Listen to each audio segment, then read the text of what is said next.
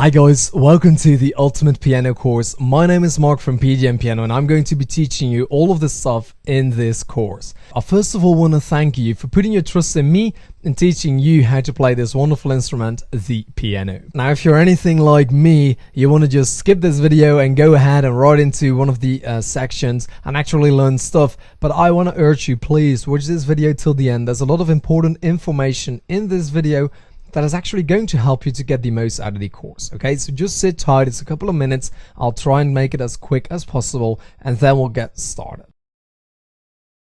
First of all, I don't know what your skill currently is. You may have never touched the piano before and that's absolutely fine, or you may have been playing for a couple of years. Therefore, I have to create the opportunity for everybody to be able to enroll in the course, and then later on we'll build up the level. So in this section, section 1, I'm going to be talking about the name of the keys on the piano, and even if you think you know them, you may still want to watch those lessons. All of my lessons always have deeper levels, okay? So even if you think it's just about keys, I might be teaching you other stuff in there as well. And if you think you know all of the keys, do you know what an F double sharp is? If you don't, maybe you should watch the lesson about double sharps and double flat. So in section 2, I'm going to be talking about scales and octaves. Then we're going to be moving on to section 3, which is chords. Chords are the real fundamental of this course. I am using chords not just as a building block, I'm actually using chords to teach you how to learn songs really quick. It took me quite some time to figure out how chords can benefit you that much, but now because I've been really absorbed by these chords and by the whole theory about it and the way you can put them together and the chord progressions and how all of these songs are built up, it is so easy for me to learn a song. It's just freaking ridiculous, okay? So that's why chords are very, very important in this course. All of these songs use chords in such a simple way that if you understand that, it's gonna be like piece of cake. Okay, so please watch this section number 3.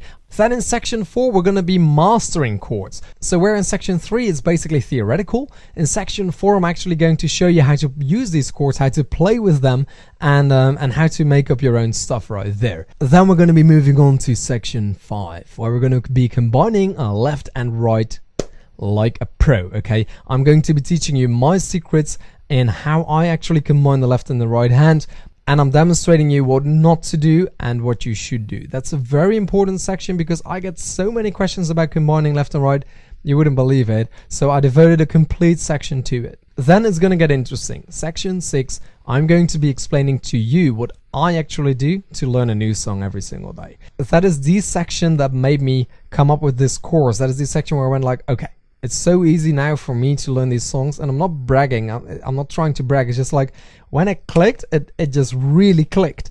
So I was like, okay, it's so easy for me to do this now, I need to tell the other people, I need to tell them, because when you understand this stuff, it's gonna make it such a blessing for you to play the piano. Then in section 7, for those of you who are interested in that, I'm going to teach you how I play by ear, because all of the lessons that I put on YouTube are not from sheet music anymore. I used to use sheet music, but now I just play by ear. I find some chords and then I play the rest by ear. So I want to teach you how to do that. Then in section 8, I want to talk a little bit about composing songs. I'm not a true composer, but I can teach you the basics right there. And if you're talented, you can pick it up, and you know, the sky's the limit. And then in section 9, for those of you who like it, you can learn how to read sheet music. I personally really don't like sheet music in a way of putting it on the piano and just playing off of that like a robot. I don't like that, but maybe you actually do like the tangibility of sheet music and it is of great help to you. So whether I like it or not shouldn't be an issue. If you like it, I'm still going to teach you how to do it. So I'm not going to make you wait any longer. Let's get this party started. Let's move on to lesson 1.3. Hi guys, welcome to lesson 1.3. Right now I just want to take a very quick moment to explain you about the secret of this course, and then we're going to be moving on to lesson 1.4, where I want to be talking to you about the white keys. Okay, so this is the last video of me just talking to you, blah blah blah blah blah. I like to talk, I don't know what it is, I just love to talk. So secrets of this course. Basically, the biggest secret of this course is that for 99% of these songs it only takes 4 steps to learn the song. Okay, step number 1 is realizing that almost any song out there consists of just 7 notes. You can play almost any song in the world with 7 notes. And I'm not talking about cheating, you know, like, you can play a song with these 4 chords, you know. I'm not talking about that. I mean, in the original way, the actual way they play it, it's usually being played with only 7 notes. So step number 1 is for you to figure out which 7 notes they are. Okay, later on we will discover that there's 12 notes on the piano, basically 12 keys at least that you can press before you basically get to the same. So what we have to do is we have to find 5 keys that we're not allowed to play and 7 keys that we are allowed to play in any given song. We call these 7 notes together a key. So it's basically a family of a couple of notes and we call that a key. And it could be a C major key, it could be an A flat key, it could be a B flat minor key. It doesn't really matter, we'll talk about that later in the scales and octave section. But for now, for you, it's important to understand there's only 4 steps into learning any song, and the first step is to figure out which key the song is in. Which 7 notes are you allowed to play and which 5 notes should you skip? Once you know that, it is good to realize that almost any song out there has what we call a chord progression. I'll be talking about that later, you don't need to remember it. But that's step number 2. A chord progression is basically showing you which sound to play when. Okay, so step number 1 is to figure out which 7 notes. Step number 2 is to figure out which sounds are we going to be using. It's usually 4 of these sounds right after each other. So you find the 7 notes and then you find the 4 sounds. That's step number 2. Then step number 3, very easy. What is it that your left hand is going to play now that you know the 7 notes you can use and the 4 sounds you have to commit to? And then after that, step 4, what does the right hand have to play? Again, now that you know what the 7 notes are, what the 4 sounds are, and what that left hand is playing. Basically because the left hand is giving you a foundation, a structure to play on, a background music if you will, so that right hand is free to do whatever it wants. So in these 4 steps you can learn almost any song out there, and that's the secret to this course. I'm going to teach you how to make it that simple right here, right now in the Ultimate Piano course. So now we're really starting. In this lesson I want to teach you all of the white keys on the piano. If you already know the names, that's absolutely fine, you can skip on to the black keys. But then if you think you already know those, I want you to pay attention to the lesson after that, because we're going to have some special names like C flat, E sharp, E double sharp, that kind of stuff. It's probably stuff that you haven't heard of before. So make sure to watch at least that lesson. For now, let's have a look at the piano. Okay, so we got the piano right here. And one of the first things we have to identify is the middle C. It's this note right here. And as you can see, it's a little bit gray and it has a little C on it. Okay, I did that to make it easy for you to find it right here. Now there's one thing I don't want you to do, and that is to get these little stickers and put them on the keys, okay, because it will just prevent you from learning all of these keys really quickly. It's basically a shortcut, and shortcuts in this case don't really work. So I don't want you to get any stickers, just follow along right here, and in a couple of minutes you'll know all of these notes, okay? So the middle C, how do we find it? If you put your fingers on the edge of the piano, and I know it's not entirely covered in the camera view, right here, this is somewhere where you should be able to see my fingers. You basically just run your fingers to the middle. You will end up on this D probably, and then you just move right here and we got the middle C. Okay, now there's 7 white notes only. Now you might think that there's way more, Mark, because I've got like 50.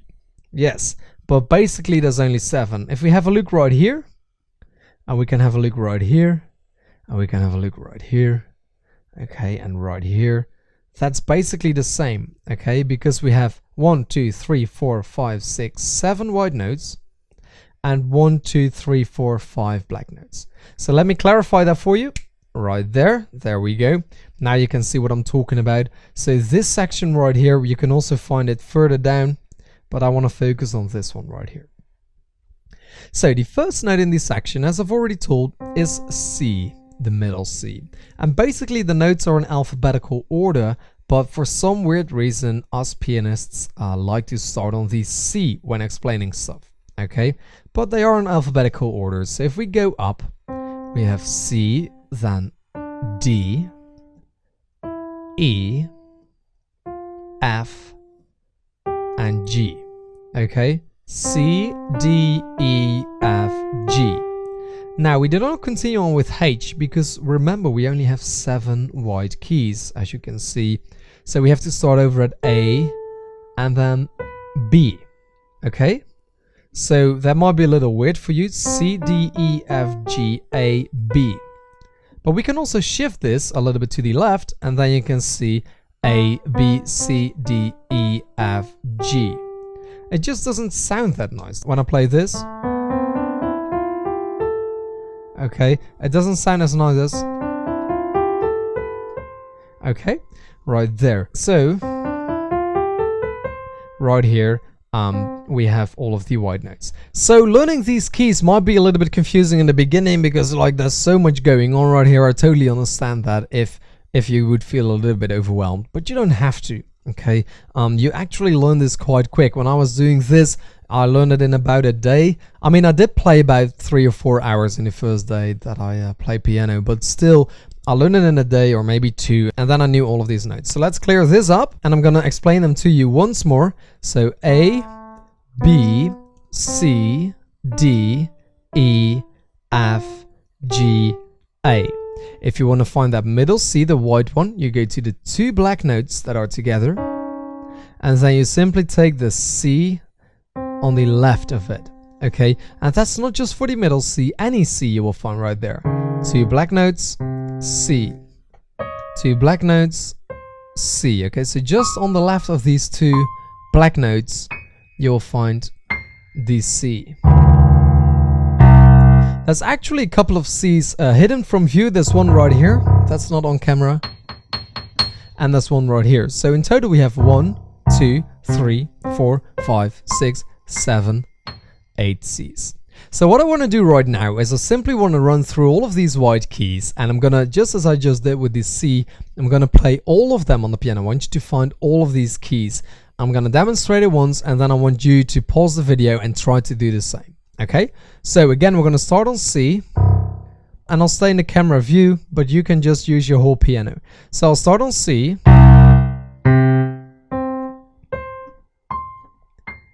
and you don't have to be that quick, okay, you can take it a little bit easier. And now I want to do G. We're not going to do D, we're going to do G. So G, if you remember, is this one. You have the 3 notes right here, and just this one right here is G. So I want you to find all the G's on the piano.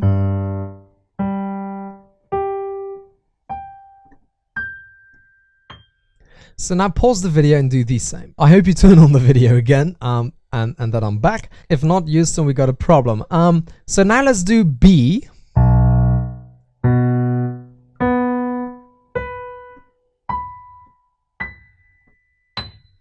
And maybe E. Let's start here.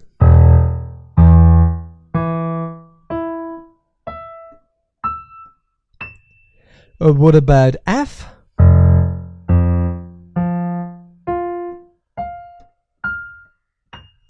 Have we done A yet? I think so. And let's do D.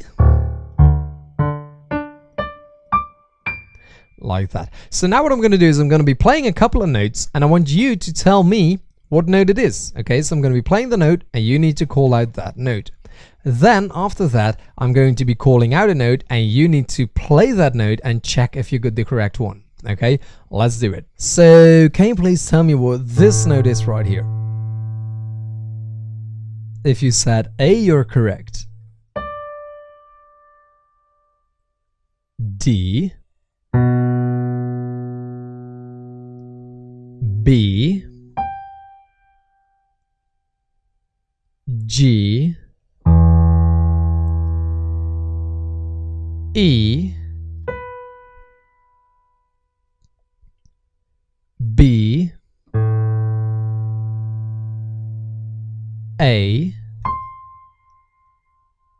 C, B, D, F, D, G, A, C, E,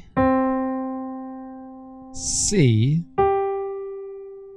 G, B, F, D, E, A, F,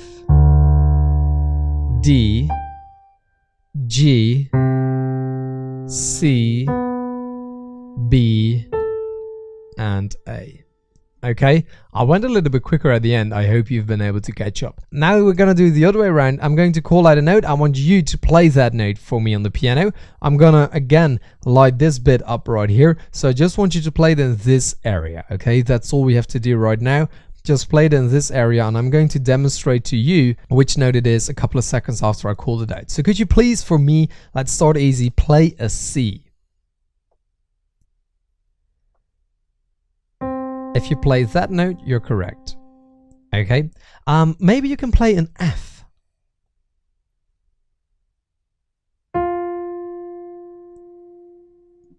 What about D?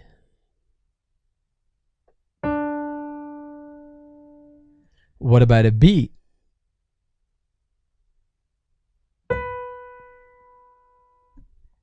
Can you play another F?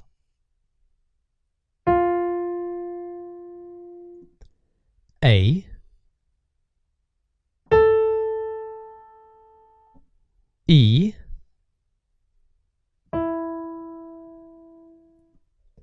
G,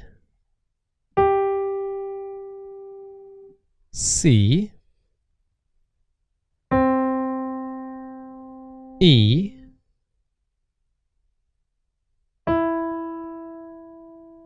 A, and let's do a D and a B together. Why not? Find the D and the B right here. Okay, so I hope you did pretty well on that. If not, please repeat it. For now, I want to be moving on to the black keys in the next lesson. Hi guys, I hope you watched the previous lesson. It's actually a requirement. In order to watch this lesson, you need to have seen the previous one, which was white keys. So right now I want to be talking to you about the black keys. And unfortunately, the black keys don't carry their own name. And every black key carries two names to make it a little bit more interesting, I guess. Okay, so whereas with the white keys, we could simply go C, D, E, F, G, A, B right there. With the black keys, it's going to be a little different. Okay, so first of all, these are the black keys. There's 5, not 7, and that means that right here there's no black key. Okay, so we go white, black, white, black, white, and then there's no black there. So between this one and this one there's no black key, and between these two there's also no black key. So you go white, black, white, black, white, white, black, white, black, white, black, white, white. Now I know this might seem very duh, you know, but it's actually really important because we only have 12 notes that we can play, and the way they're laid out on the piano is not evenly distributed. Otherwise you would have 6 blacks and 6 whites. So something interesting is about to happen here. Okay, so basically I told you the black notes have 2 names. It's very easy. A black note is always in the middle between one white and another white. Okay, and it doesn't carry its own name. It's either on the left of a white key or on the right. Okay, so if we have a look at this one right here, I want to call this black note to the right of this one. Look, it's on the right of this one. Or I can call this black note, it's on the left of this one. Okay, now hopefully you remember D and E. So this note is either on the right of a D or on the left of an E. Now that would be very annoying to say, I have to play the right of the D and a bit, so that's not how it goes, okay? If we're on a note and we have to go to the right or up, as we say, this is left, that is right, we call that down, and this up, okay? So whenever we move up the piano, we go to the right. Whenever we move down, we go to the left.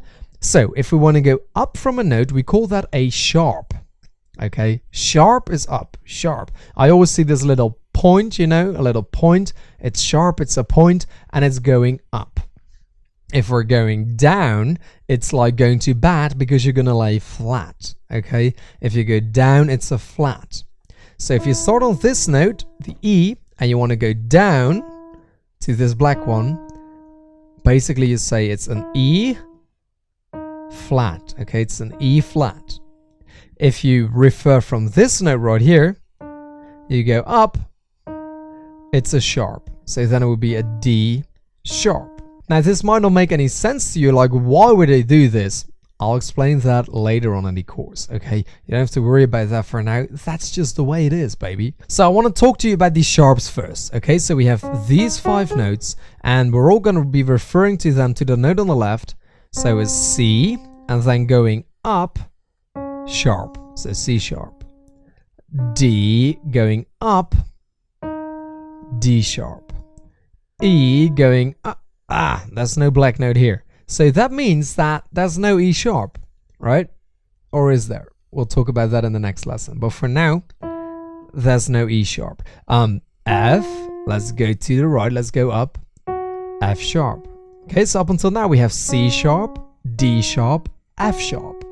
Then we have G, G sharp, A sharp, and B. There's no black note here as well, so no B sharp for today.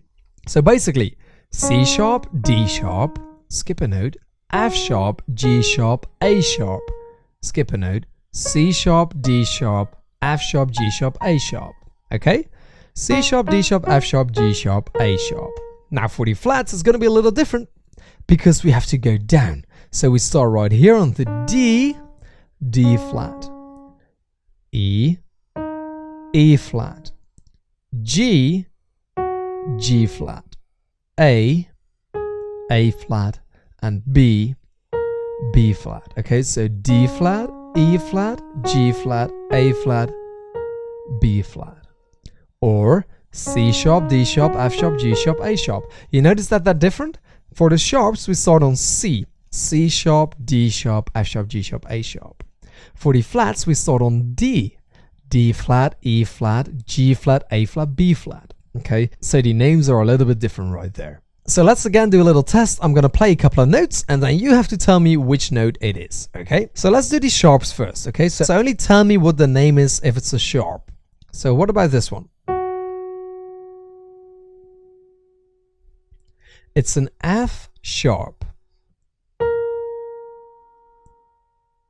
A sharp, D sharp, F sharp, C sharp, G sharp, A sharp, D sharp, C sharp, and F sharp. Now we're going to change to flats. So pay attention. I want to hear a flat name. Here we go again. Think about it. A flat, E flat, G flat, B flat, D flat, A flat, E flat, B flat. Okay, so we have the sharps and the flats. Right now we're going to do the same thing as we did before. I'm going to call out a name, and within this area you are going to play the correct note. Now I'm going to be a bit cheeky because I will call out sharps and flats at the same time. I really don't care, okay? I'm going to try and mess you up a little bit. So see if you can catch up. I'll be very impressed if you get at least half of them the first try, okay? Let's give it a go. I want you, within this area, to play for me a D sharp.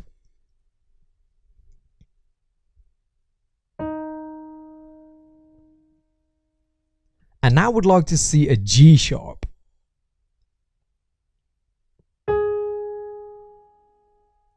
Can you please play me a D flat?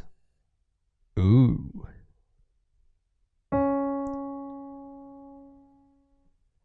F sharp? How are you going so far? I mean, if you can follow along, that's really good. That's really impressive. B flat?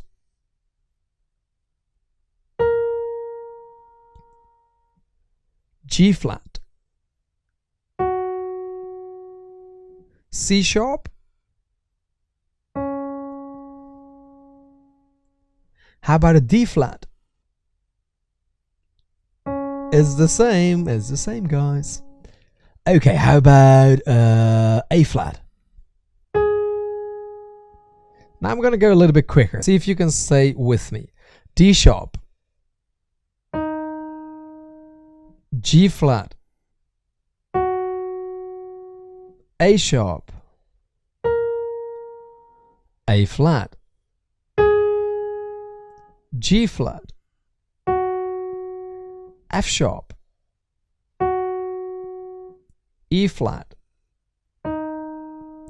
A flat, D flat, A sharp, B flat, D flat, G flat, G flat, D sharp, G sharp, and E sharp. We don't have an E sharp in the middle. Okay, so we're going to be talking about E sharp and C flat and B sharp and F flat and all that kind of stuff in the next lesson. Hi guys, I hope you enjoyed the previous two lessons, white keys and black keys. You don't really have to remember all of them for now. That will be done later, okay? But it would be cool if you at least know the white keys, C, D, E, F, G, A, B. That would be very useful if you know these white keys, okay? I understand that for the blacks, it might take you a little bit longer, but actually it isn't all that hard, okay? So now I want to discuss these four notes right here because they're a little bit weird. They're next to each other, they're both white, and basically, I didn't tell you that in the previous lesson on purpose, but basically, what a white note and a black note do when they're next to each other is it's basically half a note higher. Okay, the note is in between two notes, so it's half a note. And for some people that's confusing because from white to black it's half a note, from black to white it's half a note, from white to black it's half a note, from black to white it's half a note, and from white to white right here, and from white to white it's a whole note. Okay, so therefore you might think that from white to white it's always a whole note, and from white to black it's a half note, and then right here from black to black it's a whole note, black to black it's a whole note, black to black it's a whole note, and then white to white is a whole note, white to white is a whole note, and white to white is a whole note. So you might think that going from black to black or white to white is always going to be a whole note, and going from white to black is always going to be a half note, okay? Actually, going from white to black is indeed always half a note, okay? But sometimes going from white to white can also be half a note. Look, half a note just means the closest note to the right or to the left. Look, if I go half a note, I go to the closest note. If I go half a note, I go to the closest note. Well, the closest note here is this one. So this gap is actually the same as this gap, okay? And this gap is the same as, for instance, this gap. Okay, visually that doesn't make any sense because it seems like this gap is bigger, but actually it's not. So this is a completely different gap than this. Okay, because this is a whole note and this is a whole note, and this is a half note, and this is a half note. You don't have to remember that, but it's just a little bit of background info. So basically what we do with a sharp is we go half a note up, and with a flat we go half a note down. So if we have a look at B sharp, there's no black note to go to, so we would simply go to this one.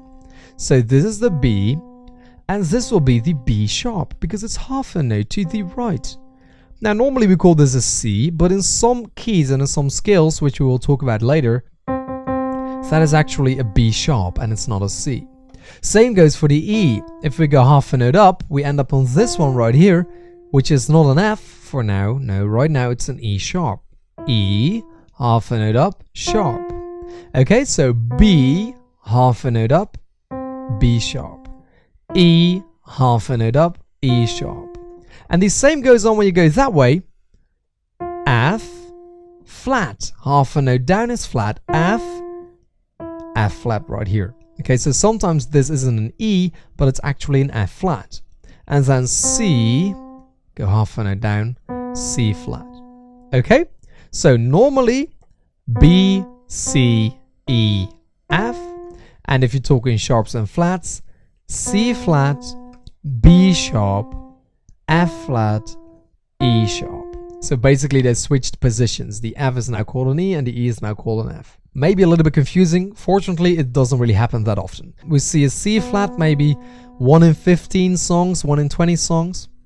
Then we see an E sharp, maybe 1 in 25, 1 in 30 songs. F flat, 1 in 100 songs. And a B sharp, maybe 1 in 200 songs, okay? So they're not that very common. C flat is probably the most common one, and then after that, E sharp. So now let's move on to the next lesson for double sharps and double flats. Hi guys, welcome to this lesson in which I'm going to explain to you about double sharps and double flats. It seems a bit like, wow, what is that? Actually, it's really easy. As I said before, a sharp just means you go half a note up, a flat just means you go half a note down, okay?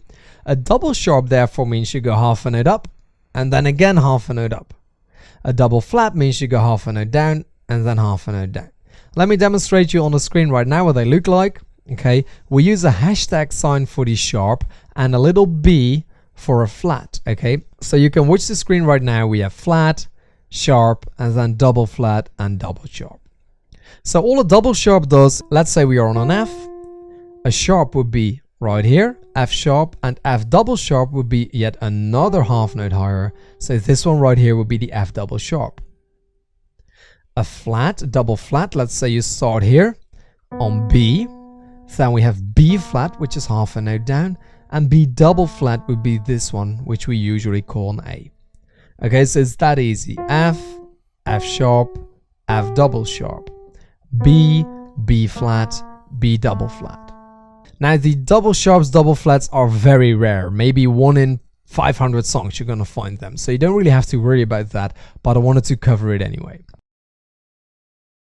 Hi, welcome to the second section or chapter, if you will, of the Ultimate Piano course. In this section, we're going to be talking about scales and octaves. What I want you to keep in mind though is that, as I said before, I designed this course specifically to teach you how to play piano in a quick way. Okay, and there's a lot of music theory that people can learn. There's like so much music theory out there, but not all of that is really useful when it comes to learning how to play songs.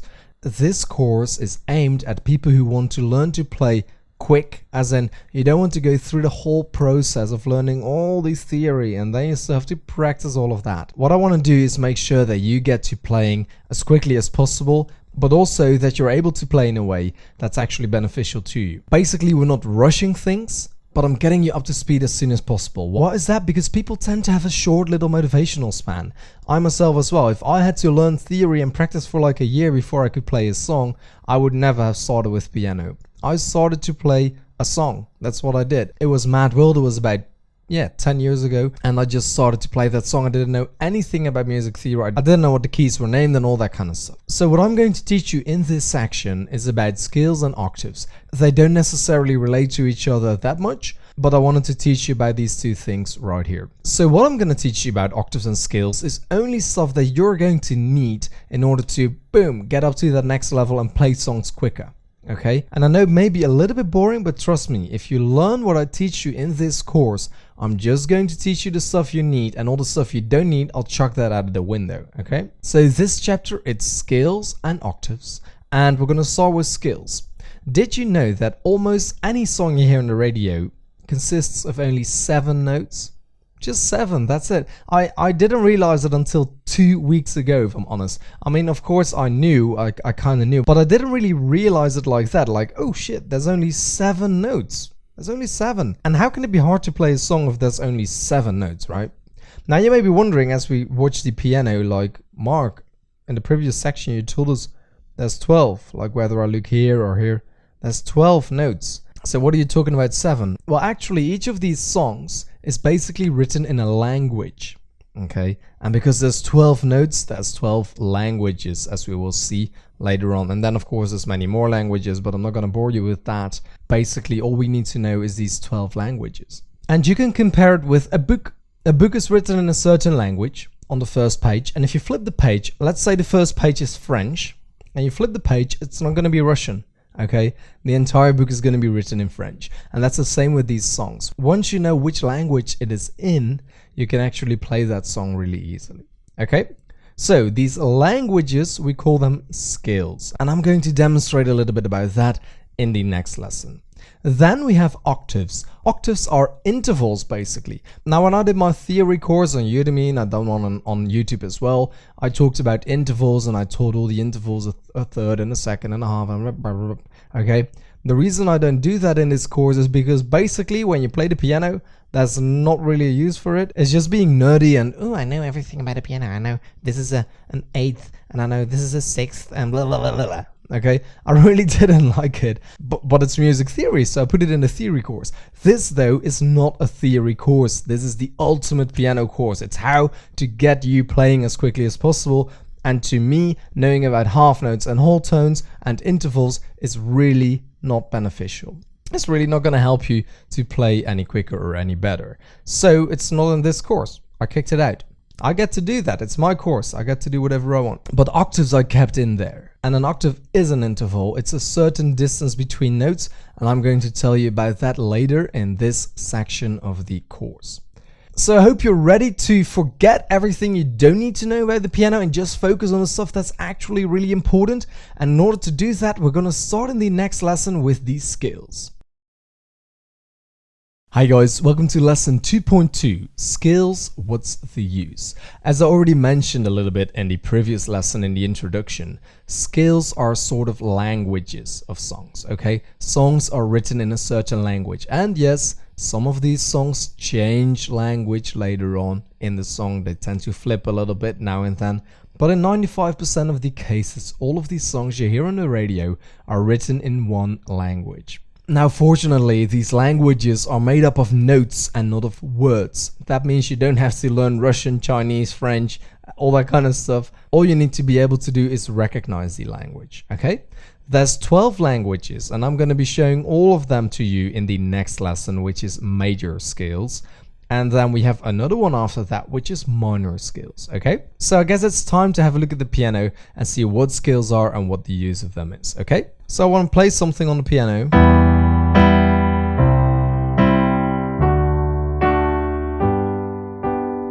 Okay, so if I play that, you may like it or you may not like it, but it sounds fine. This is a way that you could play something, okay? Now let me play something else and tell me if it sounds nice as well. So I'm going to change it up. Whew! That really didn't sound nice at all. Why is that? It's because I didn't stick to these scales. It's because I switched to another language halfway through the song and I didn't use the correct techniques to do that, okay? So let's have a look at which notes I was playing. Let's disregard the left hand because it's the same notes as in the right. So I started here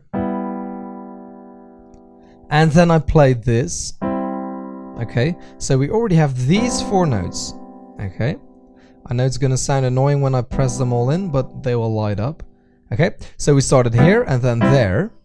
So that's these notes. And then I went to here. Okay, so we have 1, 2, 3, 4, 5, 6, 7. We already have 7 notes. And then I went to here. But as you remember, the G is also here. Okay, so we have G, A, B, C, D, E, and F sharp. And then G again.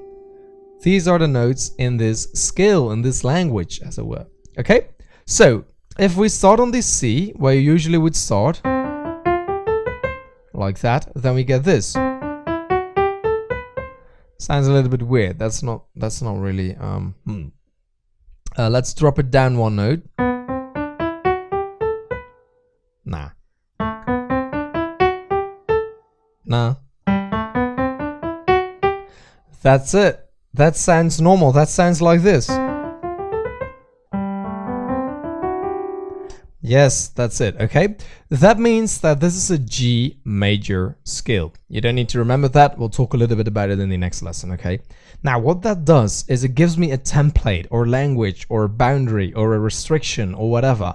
And it's basically saying, Mark, as long as you play this song, you need to stick to these 7 notes. Remember, I was talking about 7 notes in the previous lesson. 1, 2, 3, 4, 5, 6, 7. As long as I play any of these 7 notes, it's gonna be fine. Let's give that a little test.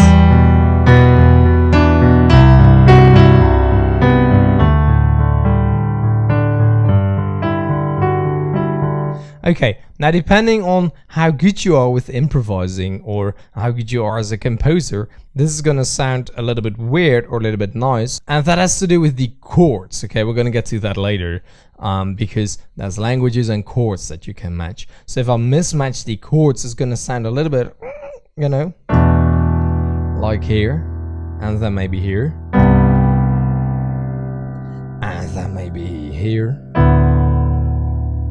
and there. Okay, so it's a little más o menos, okay, not that good. However, it's still okay, it's still in the same scale. If I would go out of this scale, you would get this. Pay attention here. That's fine, and I'm gonna go out of this scale. Woohoo! Okay, let's try another one. Okay, this is a little bit weird, but it's okay. And then maybe here. Oh, okay. So that sounds horrendous. The reason that is because these two notes are not part of this scale. So what's the use of scales? The use is to basically give you a little restriction. Now, some people don't like restrictions. I actually kind of like it. I like to know within which boundaries I must say, at least on the piano, in order to make it sound nice. Now, if you go jazz and blues and all that kind of stuff, you want to break those bounds, of course. But for the regular songs, the pop songs, the rock songs, the songs we hear on the radio, you want to stay within these notes. So all of these songs on the radio use a scale. And when you want to announce a scale, you usually say a song is in the key of blah, blah, blah. So if it's in a G major scale, right here, and that song is written in that scale, then we say it's written in the key of G. Okay? Just something to remember. You don't have to remember, but it might be nice. A key gives you the restriction. A scale gives you the restriction. If you jump out of it, it's going to sound a little bit, you know. In jazz and in blues, that's different because they do that on purpose. But when you play pop and rock like you hear on the radio, you're going to want to stay within the boundaries of the key or the scale. Okay, so sometimes they jump out of the key a little bit on purpose. But if you want to improvise and want to play a song, then it's nice to have that restriction to know, okay, as long as I stay in these notes. Or if you're trying to figure out a song when you play by ear, once you know the key, it's really easy because you know it's going to have to be one of these notes. So basically, it gives you some guidance, it gives you some restrictions if you want to make sure that it sounds nice. And that's, for me, the main use of scales and keys. Okay, so for now, let's dive into the next lesson, which is 2.3. And with that, we're going to have a look at all of the major scales. So we get that out of the way. It's a little bit boring and tedious, but let's just do it so you get an idea. And then in the one after that, we'll do minor scales. And after that, the main theory bullshit is over and we'll move on with the really nice stuff. Cool? So I advise you to watch all of the lessons anyway, even though it might be a bit tedious. If you already know all of the major and minor scales, then you can skip it, of course. But let's just get over it rather quick. Hi guys, welcome to lesson 2.3 of the Ultimate Piano course. We're going to do some major scales in this lesson. In fact, we're going to do all of them. And then we're going to move on to minor scales. And then we're going to get started on playing some stuff. Because I don't want to do too much theory in the course, as you know. I just want to teach you what's necessary and then we'll move on. So we got 12 scales to go through. So let's quickly do that and then we'll move on. Okay, so have a look at the piano. I want to start with the C major scale because it's the easiest scale to remember. Because all of the notes that are in there are wide. Okay, that is the C major scale. Now I hope you know your notes because we're going to go through it quite quickly. We have C, D, E, F, G, A, B, and C. Okay, it's always good to practice your skills, something I haven't done nearly enough, unfortunately. And we're going to be doing that. I'm going to be showing you how to do that in lesson 2.7. But for now, it's just the theory. You don't have to be able to play all of that. Okay, so C, D, E, F, G, A, B, and C for the C major scale. Now, some people like to move up scales depending on how many black keys there are in there. Okay, so the next one would then be G, because there's only one black key in there, and then there's another one with two, etc, etc. You can do that if you want to. You can write them down and then practice it in that way. But for me, playing white keys or black keys really doesn't matter anything at all. Okay, some people are really stressed. Oh, there's so many black keys in this song. I like it because it gives me some grip. You know, if I just play on the whites, for me it's harder. But if I can play here and then there, you know, at least I have some grip, you know. I can put my pointer finger in between here, so I it's easier for me to play this chord than it is this chord because there's no grip at all. I have to guess where the notes are basically if I'm not looking at the piano, whereas here I can stick my finger in it and I can feel this one, so I have a lot of grip. So for me, black keys, I absolutely love them, probably even more than white. Anyway, so I'm not going to be building it up to 1 black key, 2 black keys, 3 black keys, because it gives you the impression or the illusion that, oh my god, if there's 1, it's a little bit harder than if there's none, and then if there's 2, it's harder than if there's 1. You know, bullshit. It's just not true. It's fake news. And we're gonna be moving from C to D to E to F to G to A to B to C, and then we'll do the blacks. Okay? So enough rambling. C, D, E, F, G, A, B, and C for C major. Now let's move to D. And remember, the idea is we have 7 notes and we want to make it sound like this. Okay, so if we start on D and we move here, that sounds different. Okay, so we want something else. Something like that. That sounds a lot better. So D, E, F sharp, G, A, B, C sharp, D. Okay, listen.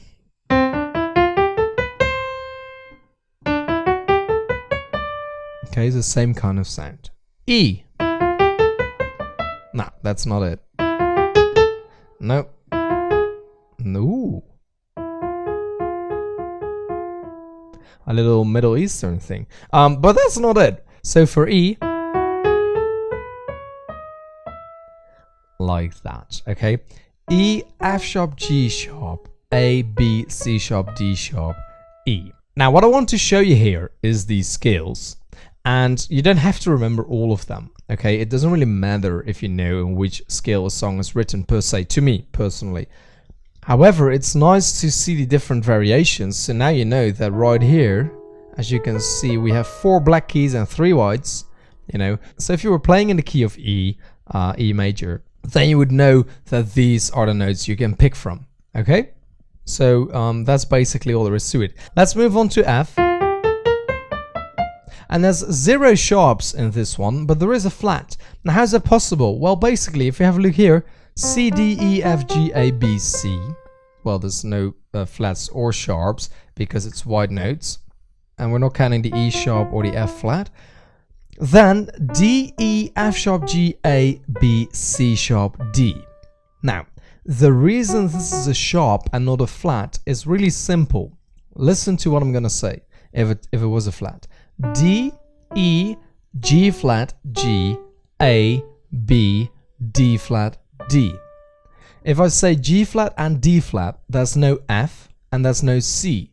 So that doesn't make any sense. That's why we sharp the C and the F instead of flatting the G and the D. Okay, so listen. D, E, F, sharp, G, A, B, C, sharp, D. So the same with the F right here. If I would make this an A sharp, then it's going to sound like this. F, G, A sharp, C. That's 2 A's and no B. Doesn't make any sense to me. So that's why we're going to flat that B. Okay? F, G, A, B flat, C, D, E, F. G, A, B, C, D, E, F sharp, G for G. Okay? A, B, C sharp, D, E, F sharp, G sharp, A. Yes? B, C sharp, D sharp, E, F sharp, G sharp, A sharp, and B. So these are all of these scales starting on a wide note. Now what I want you to do is to pause the video for a bit, start on any of the wide notes, doesn't matter which one, and I want you to figure out a sound like this. Okay, so let's pretend I don't know this scale, and I'm gonna start on the A, right here, and I'm just gonna try. Nah, that's not it. No. Ah, that's it. Okay, so I want you to do that, to try as long as you have to until you hear that familiar.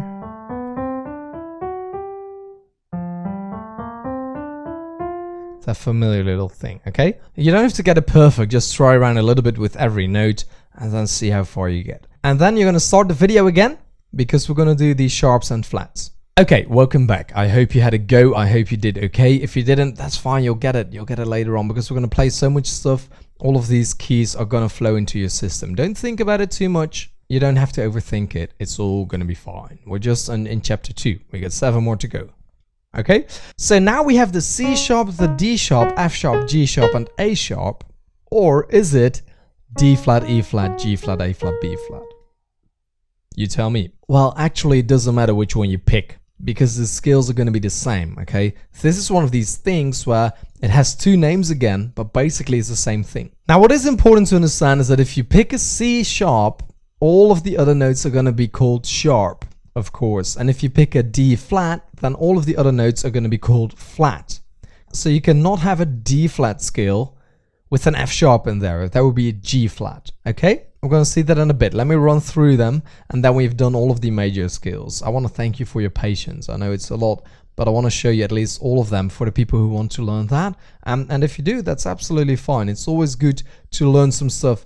If you don't, this is just a little thing to sit through. You can have some popcorn or whatever, and we'll be out of our way in a little bit. So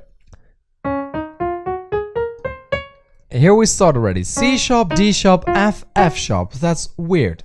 Okay, I don't like that, and it's not true as well, because as you remember from the previous section, hopefully, I hope you watched that, this can also be an E sharp, and then it makes sense. C sharp, D sharp, E sharp, F sharp, G sharp, A sharp, and then not a B, right here, C, C sharp. That also doesn't make any sense, okay? There couldn't be a C in there, and there isn't. It's actually a B sharp. Okay, so 7 sharps in this one.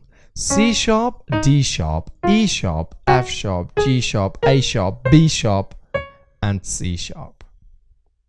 Quite easy to remember. Now, we could also do flats, and if we do flats, it's going to be a different story. D flat, E flat, F. So now there is an F. D flat, E flat, F. G flat, A flat, B flat, C, D flat. Okay, so you notice how these can change. We have 5 flats, and with the other one we have 7 sharps.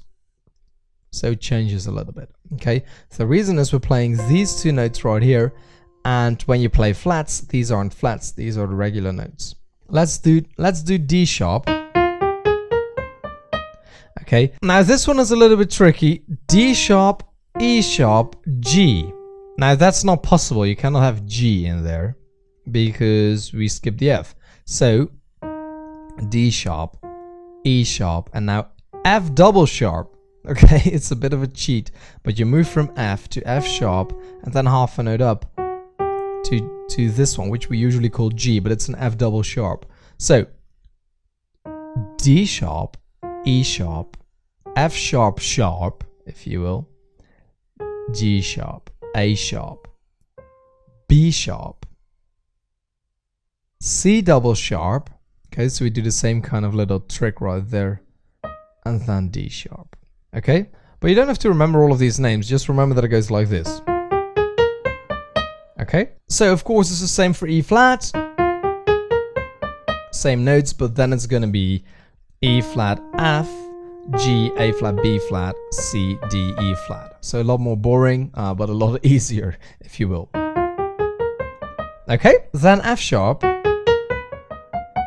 Okay, we got F sharp, G sharp, A sharp, B, C sharp, D sharp, E sharp, and F sharp. I'm gonna go through it a little bit quicker now because why not? And for the flats, we have the same G flat, A flat, B flat. Now here, okay, this is a C flat.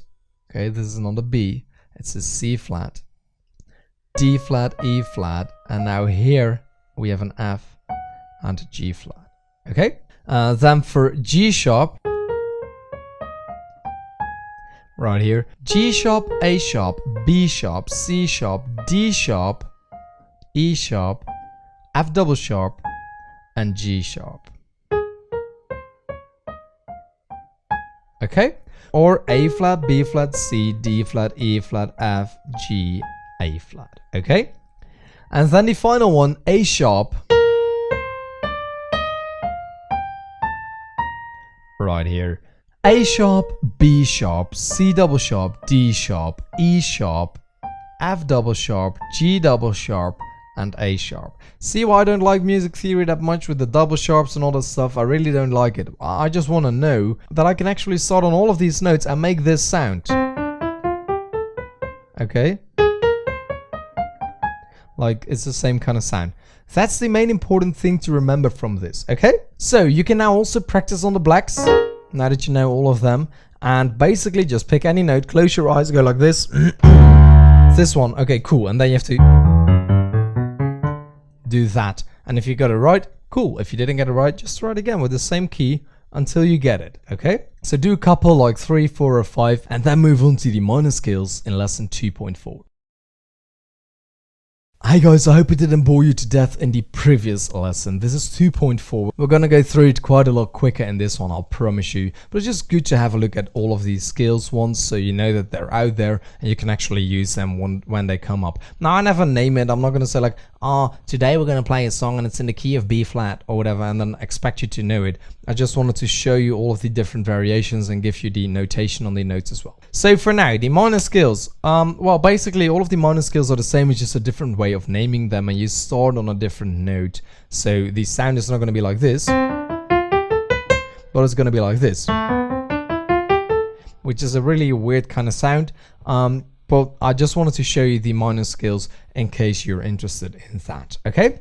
So what's important to remember is that a minor scale is exactly the same as a major scale, not A major, not the letter, but a major scale. That's a major scale that's corresponding to that minor scale, that brothers or sisters or twins or whatever way you want to call it. For instance, this scale uses the same notes as this scale, okay?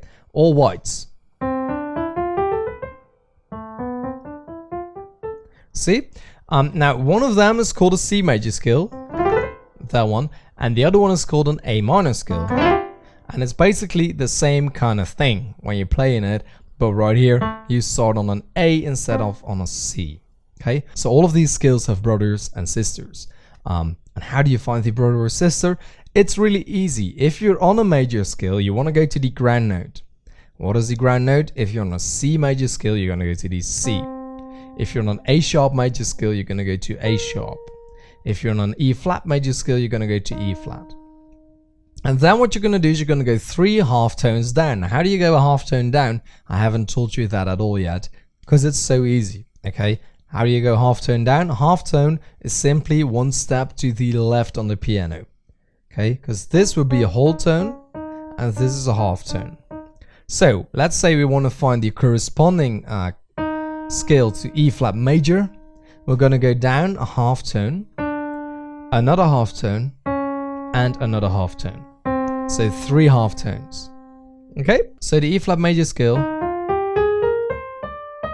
right here, and the corresponding minor scale for C minor right here. Okay, it's got all of these same notes in there, but we start on the C instead of the E flat. Okay, so here's the rule. You pick your major scale, you move down 3 half notes. So if you start on A, you move down 1, 2, 3, and you end up there, okay? You move down 3 half notes to go from major to minor, but the notes will stay the same. All of the notes are going to be staying the same. They might have a different name, but the physical notes are going to be the same. So demonstrating again, right here from C to A minor, all of them are whites, okay? White, white, white, white, white. So they're the same notes, the same 7 notes. So my challenge to you is to find all of the corresponding minor scales to the major scales, okay? So you play the major scale. So I'm going to show you one more example, okay? For D major, you play the major scale and you now know that all of these notes have to be in there. D, E, F sharp, G, A, B, C sharp, and D, okay? You're going to do the switch. So you go from major to minor. 1, 2, 3 down, okay? Now the notes are going to be the same, so I have to play the same notes. Remember, C sharp, D, E. Okay, so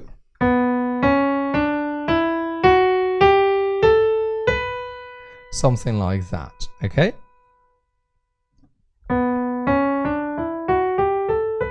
It sounds weird, so it must be right. So instead of playing D, E, F sharp, G, A, B, C sharp, D, we play the same notes, but we start on B, C sharp, D, E, F sharp, G, A, B.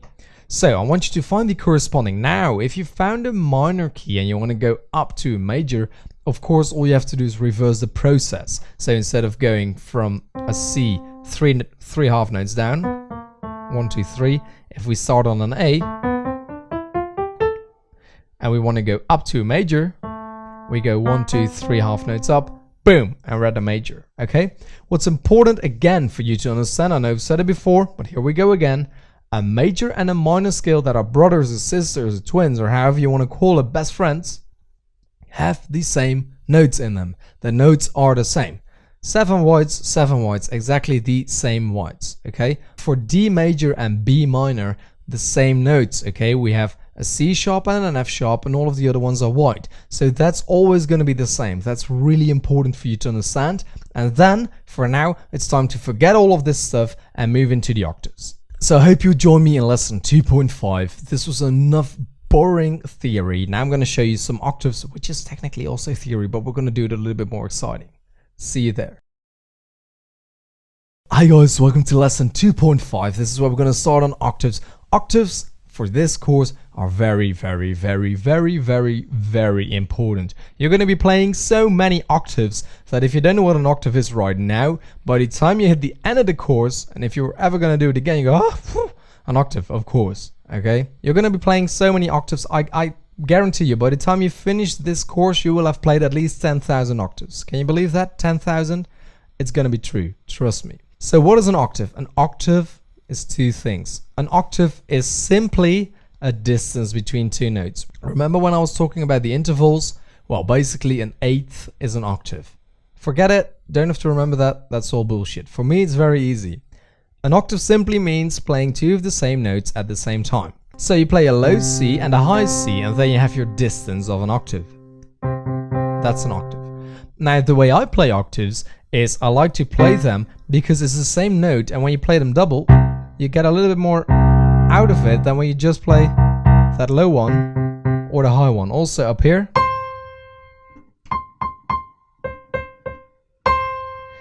you get a bit more strength, a bit more emphasis, if you will. So that's how I mainly use them. So the octave, there's of course 12 as well, because we have 12 notes. Now I'm not going to ask you to name all of them, but let's just play a couple. And usually I play the octaves in the left hand when I'm, for instance, playing chords in the right. Okay, I'm playing octaves in the left hand. Now sometimes when I want to emphasize something in the right, I might play an octave there, so we can use it everywhere. Cool? Let's start with left then. So let's play a C octave, basically play two C's, and then a D octave, an E octave, F octave, G octave, A octave, B octave, and a C octave. Okay? If you wonder how you spell octave, you can see that in the lesson description here somewhere, because apparently me being from the Netherlands, I say it the wrong way. I don't know. I cannot hear it. Octave. I think I say it fine. Octave. But anyway, it's O-C-T-A-V-E. Octave. Octave. Octave. Octave. Octave. We say octave. Can you imagine? So C, D, E, F, G, A, B, C. Now pick it up with right. Start right here. C, D, E, F, G, A, B, C. Now we can also do it on the black keys. It's actually easier because you have this little, you can grip it. Okay, and then right here. Now it might be nice to go back as well. So start here.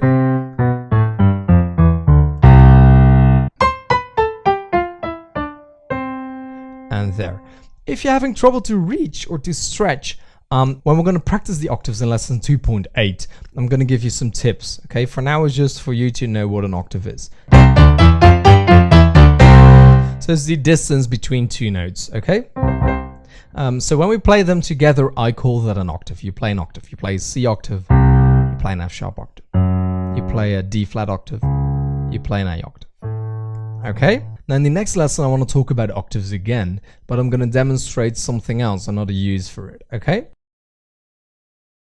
Hi guys, welcome to lesson 6, octaves to jump. Now that can mean two things. It can mean jumping with octaves like that,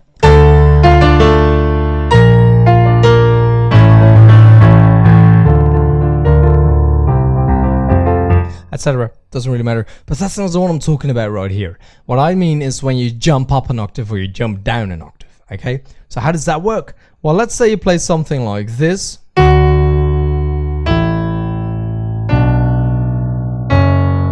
If you want to jump up an octave, it means your right hand is not going to play it here, but you're going to play it here, okay? So, but you're actually playing the same thing, but now you played an octave higher.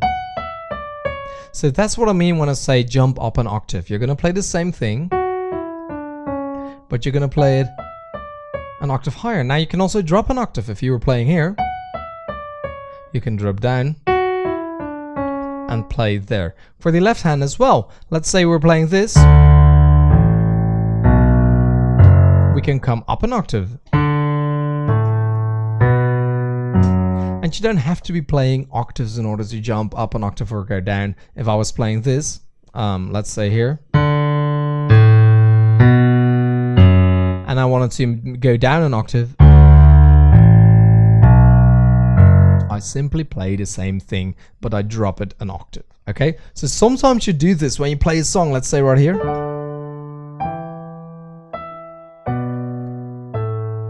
And then you want to drop it later on, it goes here. Okay, and it gets a little bit more warm. This might be a little bit more cold. Okay, so you can drop it an octave, or you can bump it up an octave if you want to go that way. So that's jumping octaves or going up and down an octave on the piano. For now, I want to move on to lesson 2.7 to start practicing our scales, and then in lesson 2.8 we're going to practice the hands a little bit for the octaves. So take a little break, have some water, go to the toilet if you need to. I definitely need to, because I've been recording for a very long time. I'm going to see you in lesson 2.7. Hi guys, welcome to lesson 2.7 of the Ultimate Piano course. Right now I want to show you how to practice your scales. And it's actually quite easy, but there's a lot of work to be done if you want to get very fluent at it. As I mentioned before, I haven't done a lot of practicing on my scales myself, and I'm a little bit sorry for it because I'm not that fluent in these skills, and I hope you are actually going to be. Because if you want to improvise and if you want to do some fun stuff with these skills, as you sometimes see on the piano, you know, when you see somebody like running their hand up and down, like coming back and up, that's basically when they're playing scales. Now there's two things that come to practicing scales. There's just running up and down the piano, but there's also getting used to playing in a certain scale. So I want to tell you all about that in this video. So let's have a look at the piano right here, and I want to start off with this C major scale, which you hopefully still remember, okay? Now the two things to practice are how to play a scale, going up and down, and the other thing to practice is how to play a scale as in playing in a song, right? The main difference here is that this is just a theoretical little thing, and it's cool if you're playing in a C major scale, you can go like you can go up and down, okay? However, playing a scale in a song, with that I mean basically not missing the wrong notes. As we already know, there's only 7 notes to be played in most of these songs. And basically, let's say we are at the G major scale right here, okay? So that means we can only play this black note, F sharp as you remember, and these white notes right here, okay? So when you're playing that song, you don't want to hit any of the other notes, and basically it's like presetting your hands to that scale. Therefore, it's always good to change scales. And when people say, oh, I usually transpose my songs, because what you can do, and I'll teach you how to do that later, is you can take a song with a lot of difficult chords, which basically is just chords with black notes in them. Some people find them difficult, and they all transpose them to white. So what that does is, let's say we have a song that's being played like this. Okay, then what they would do is they'd say, oh, there's too many black notes here, so we're gonna drop it. Basically play the same thing, but now play it a little bit lower. Okay, and what that does is you're only playing wide keys. Now, I really do not advise on this, because what it results in is you only being able to play on wide keys. And I want you to practice your skills, not just running up and down the piano as most teachers advise you. I also want you to specifically practice with different type of songs, okay? So if there's any lesson, let's say you go to pgmpiano.com, you have a look at the specific lessons that I've got up right there. If there's any lesson and say, oh, we're going to have 6 flats in this lesson, don't be scared, just try that, because it will actually teach you to play in different scales as well, okay? Or in different keys, as we might say. So a skill is something here on the piano. A key is what key the song is in. It's basically the same kind of thing, okay? So for instance, if a song would be in E major, it would have more black notes in there than if it's, for instance, in C major. So I want to advise you to practice songs in different scales, and especially the easy lessons are something that's really great to do that. So if you have a look at pgmpiano.com for any of the easy lessons, you can simply search easy right there and they'll all pop up. Try and figure out different songs. Also switch between flats and sharps. I know it doesn't really matter on the piano whether you play an F sharp or a G flat, which is the same note, but it will get you used to thinking, you know, in sharps and flats and how that whole system works, because there's kind of a little bit of a difference right there. Some people are really used to playing flats, and then when they have a song where they play sharps, they get really confused because the G flat, which they usually play, would now be an F sharp, so they're having trouble to find that note. So I want to advise you to do that. That was on how to practice your skills basically whilst playing the song. Basically practice all type of different songs and do that both in the left hand and in the right hand. That's really cool stuff you can do. So make sure to check out a couple of these specific song lessons that I've got on pgmpiano.com or even on youtube.com/pgmpiano, and we'll sort that out. Now, as to the part on the piano, which everybody's talking about how to practice your skills, basically all you have to do is run up and down. Okay, so from here and back. Okay, now the way to do that with this skill is by playing a thumb, pointer finger, middle finger, and then to pivot below, because you're going to end on the pinky. Okay, so if you have your 5 fingers right here, you want to have your thumb on this key, so like that. Okay, thumb, pointer, middle, pivot below, thumb, pointer, middle, ring, and pinky. Okay, then go back, pinky, ring, middle, pointer, thumb. Now pivot over, middle, pointer, thumb, and you're back.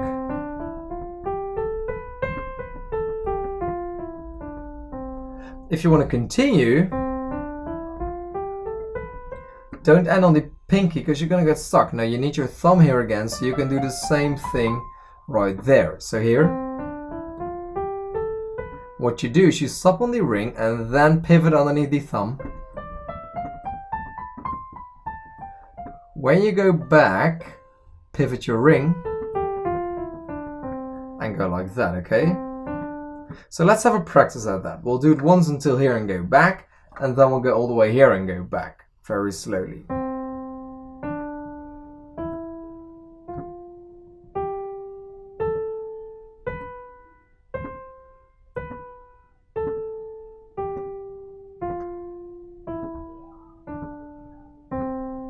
Okay, now let's go all the way here.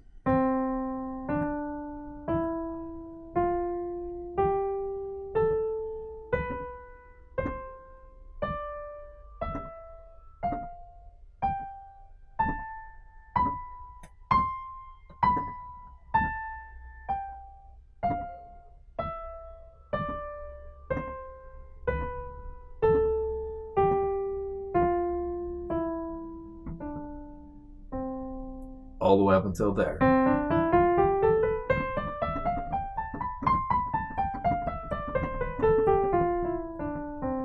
Okay, so you can practice that for a right, but you also want to practice it on left. Okay, that's going to be a little bit different because you're going to start on that pinky. The way I like to do that is like this. So pinky, so basically the way you do it, going back right here, you do it from the left side. So pinky, ring, middle, pointer, thumb, pivot over, and go back down.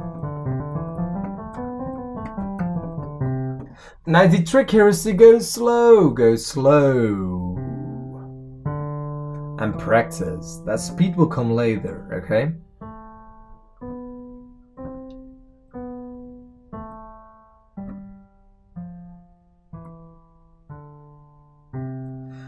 Then swap to another scale, so maybe G, and you do the same thing.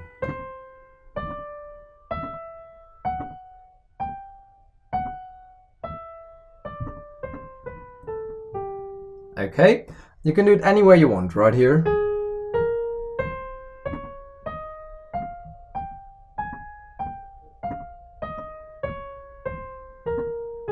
Now if you don't like that, you could also do it like this.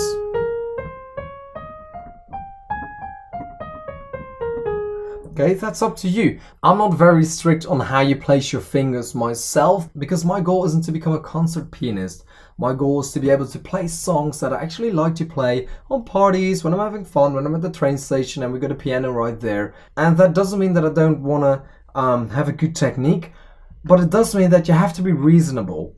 And if you want to have perfect finger placement all the time, first of all, what I like doesn't necessarily mean that you will like it.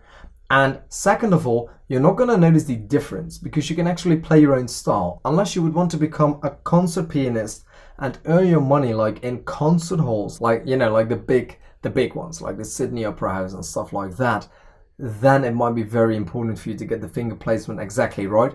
If your goal though isn't to do that, and you simply want to have fun and play, even if you would want to become a professional piano player in a bar or in a hotel, you don't need to have perfect finger placement, okay? If you can play the stuff you want to play the way you like it, I'm absolutely fine with that. I've never had any problem with my finger placement. I know it's not always like conventional, like, ooh, how you have to play it according to the official rules of finger placement, but then also my fingers are quite short, so sometimes I cheat a little bit here and there. For me, the most important thing is that it sounds good what I'm playing. I don't really care how it looks with my fingers on the piano, but that's a choice you will have to make, okay? So basically you can practice up and down, you can practice down and up, you can practice up and down and up with right and left, okay?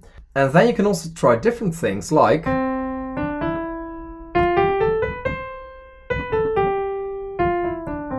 breaking it up,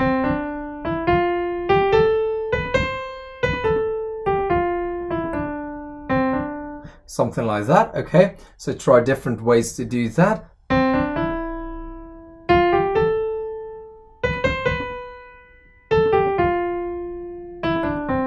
Okay, there's different ways to do that, both left and right. And then I also want you to practice something else, which I haven't really seen a lot. I want you to not always start on the ground note or on the tonic, okay? If we do the C major scale, you would usually start on the C, but I want you to start here. Okay, for the white notes only, the C major scale, that doesn't really matter, okay? Because this is always going to be the same, whether you start here. That's going to feel the same. However, when you put black notes in there, stuff is going to change, because if you were used to playing it like this, that is really going to change when you start here. You know, you're going to notice like, oh, whoopsie.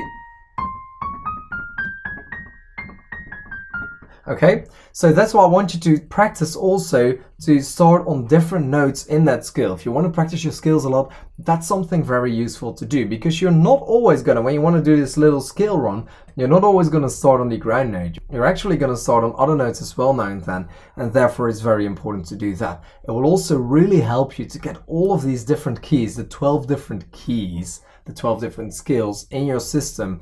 Instead of just always starting on a note, you will be able to recognize the keys a lot quicker, because you simply know which notes are going to be in that key, so you don't necessarily have to start on a certain note to get that. So I hope that makes sense to you. If you have any questions about these skills, let me know via the help button here on the website. But for now, I want to move on to lesson 2.8, Octave Practice.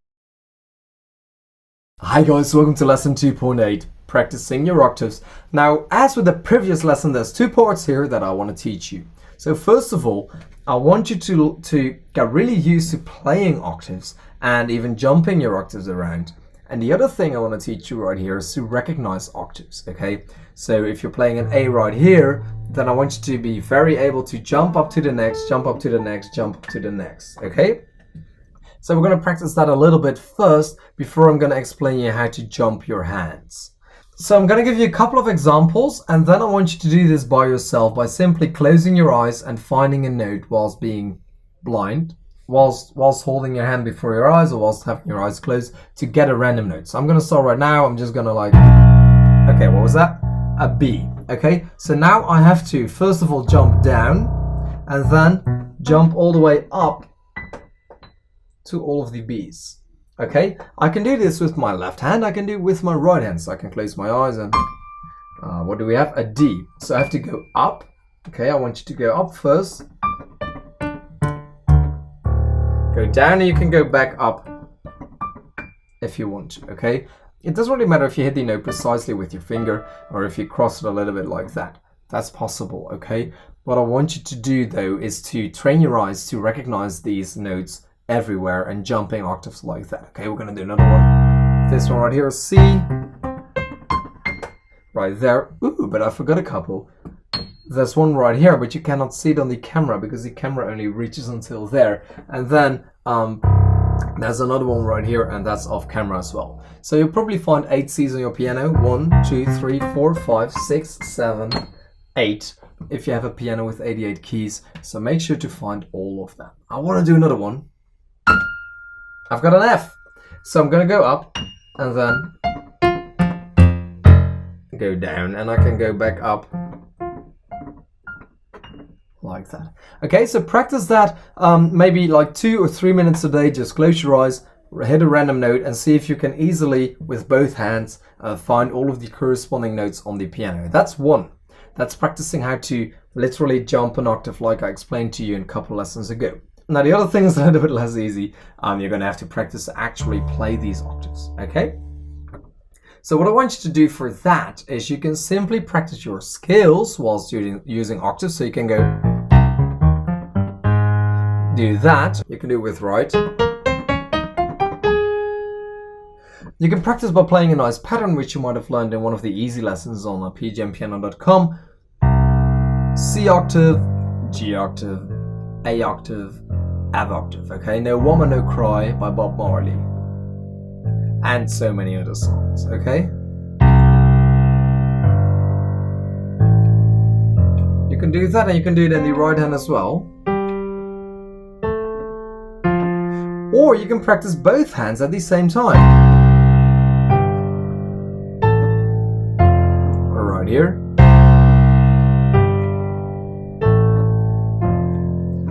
Now, I also want you to practice to click the octave, or to fling it basically. So you get, instead of playing this, you're gonna get that. Okay? The bottom one is just quicker than the top one. Okay? You can do it like that. Okay? Like that.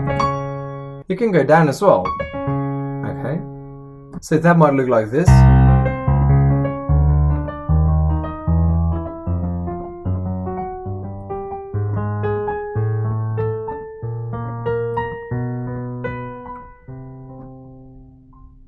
Okay, something like that. You can also go back down whilst going from the bottom.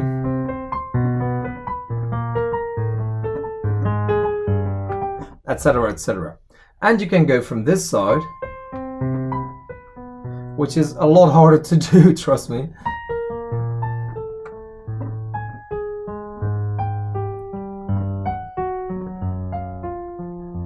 Etc.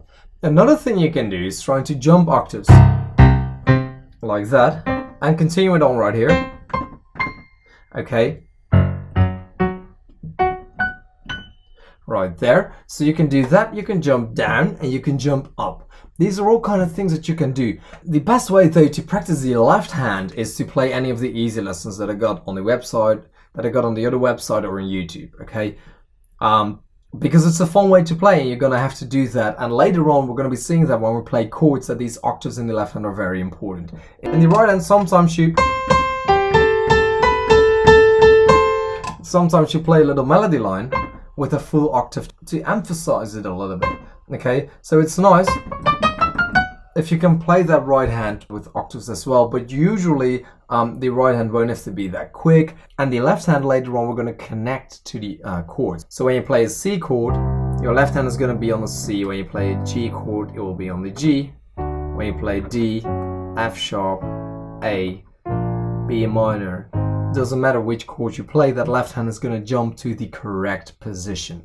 That's what we're going for in the next 2 segments of this course. So I'm very much looking forward to that. For now, I want to invite you to have a look at any of these easy lessons that I got on YouTube or on the website and practice that a little bit, because it's more fun if you practice whilst playing songs than just to do this practicing stuff. I really don't like that much, to be honest. Okay, so make sure to practice that. You can practice running your scales with octaves, but what I would definitely advise you to do every day before you play, close your eyes, pick a random note like this one, and then simply find all of these notes on the piano quickly as possible until you think that you've had all 12 notes, okay?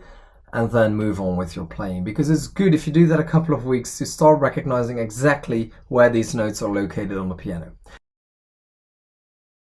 Hi and welcome to section 3, chords. Now this is the most important section of the entire Ultimate Piano course. At least if you don't watch this, it's going to be very difficult to watch the rest of the course. So I want to advise you, pay attention, watch all of the lessons in this section. Even if you already know a lot of chords, this is a very, very important section to you. So again, this is not a theory course. This is the Ultimate Piano course, the course in which I'm going to teach you how to play the piano in an easy and quick way, but also how to progress really quick. And chords are going to help you so much with that. Now, having said that, this section is mainly going to be a theory bit, because it's just important for you to get all of these chords under your belt. And then in the next section, number 4, playing chords, we're going to actually put all of this knowledge to use. Okay, so sit through this one. I've put the most important chords for you to learn in the first couple of lessons, and then there's a couple of bonus lessons later on if you find that interesting to do your Sus2, your Sus4, and your augmented and diminished chords. Okay, but basically these chords are going to be really important. So let me tell you a little thing about chords. Chords are basically a combination of keys. So you might have 3 or 4 keys together. Okay, and it's just a combination. Now you don't always have to play them as a combination, but we'll see that later on as well. Okay, what is important for you to understand is that chords are basically ingredients. I like to use them as ingredients.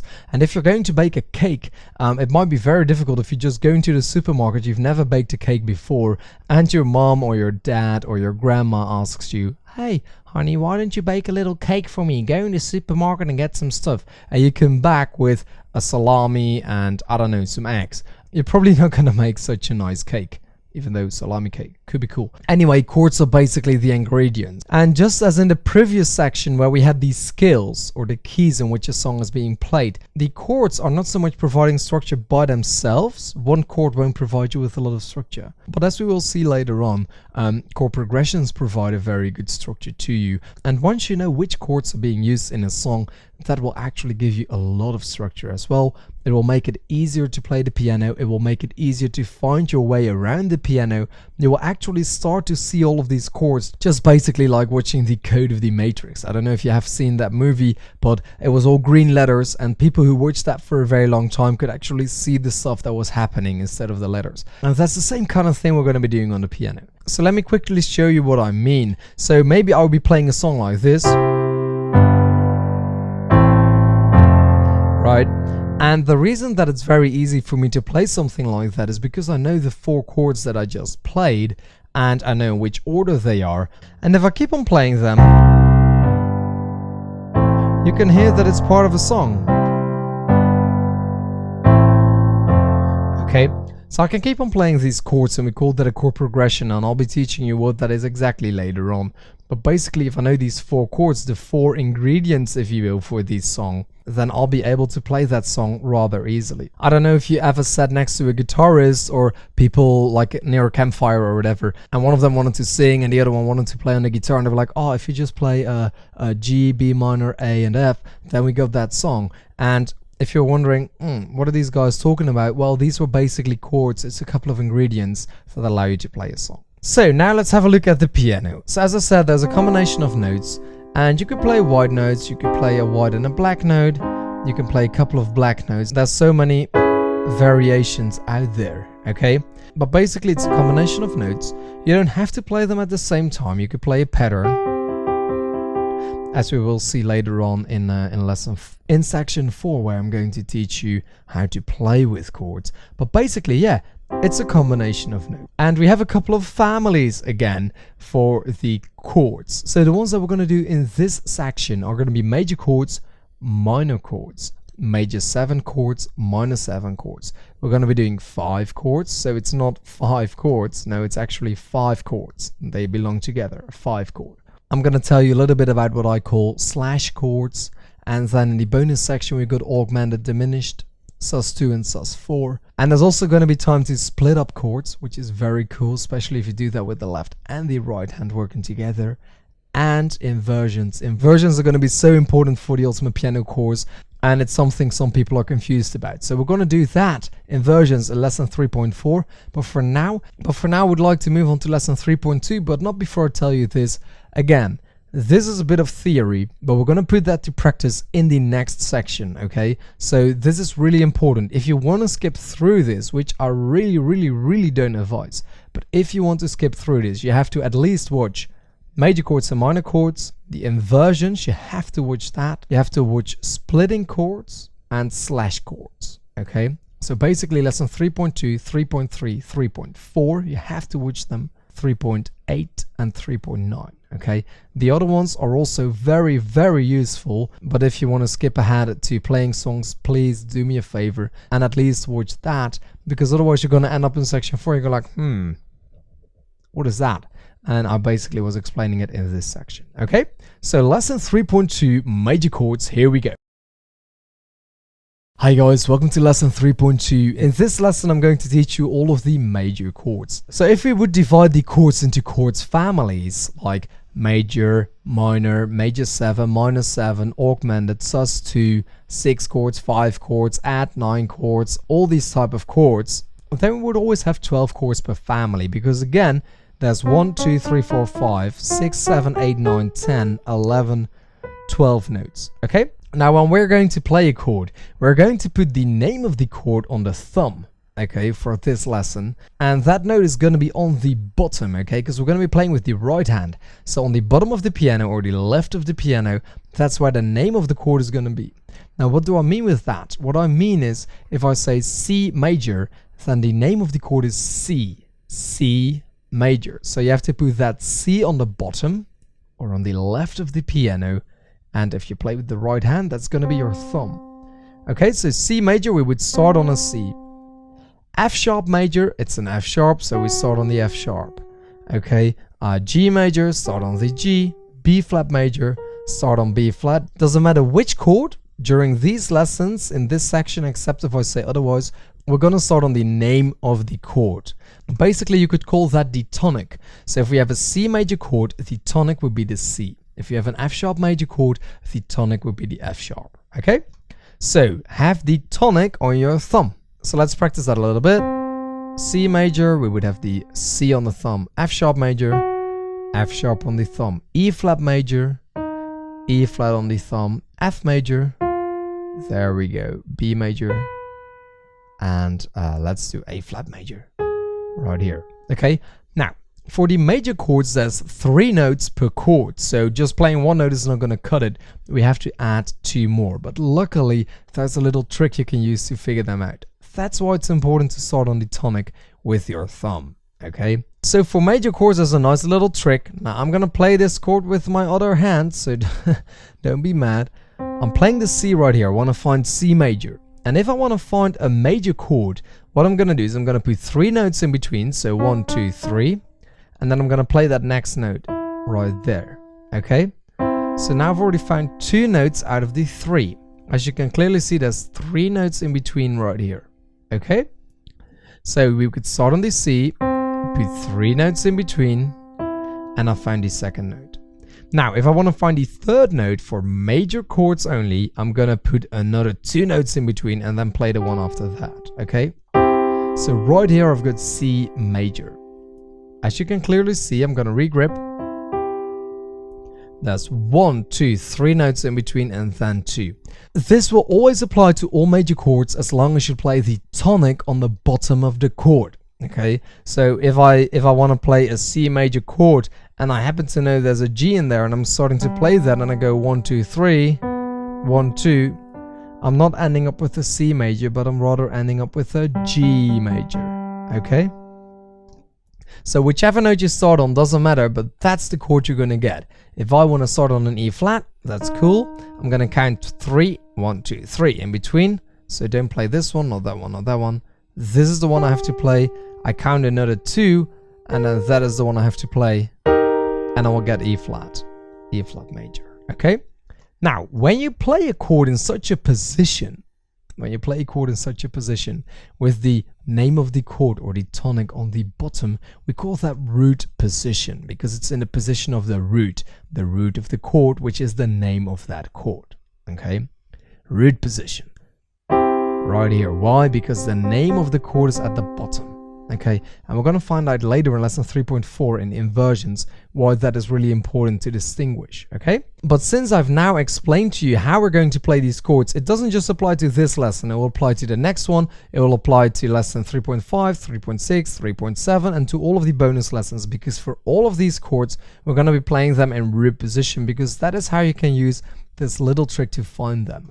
So now that you know the little trick for major chords, I hope you remember it, 3 in between and 2 in between. We're going to find all the major chords starting with a C major. Okay, so right here, 1, 2, 3 in between, 1, 2 in between, we got C major right here. Now let's find D major, so we can simply scoop over. Ooh, that sounds a little weird. Why is that weird? Let's figure out if I got it right.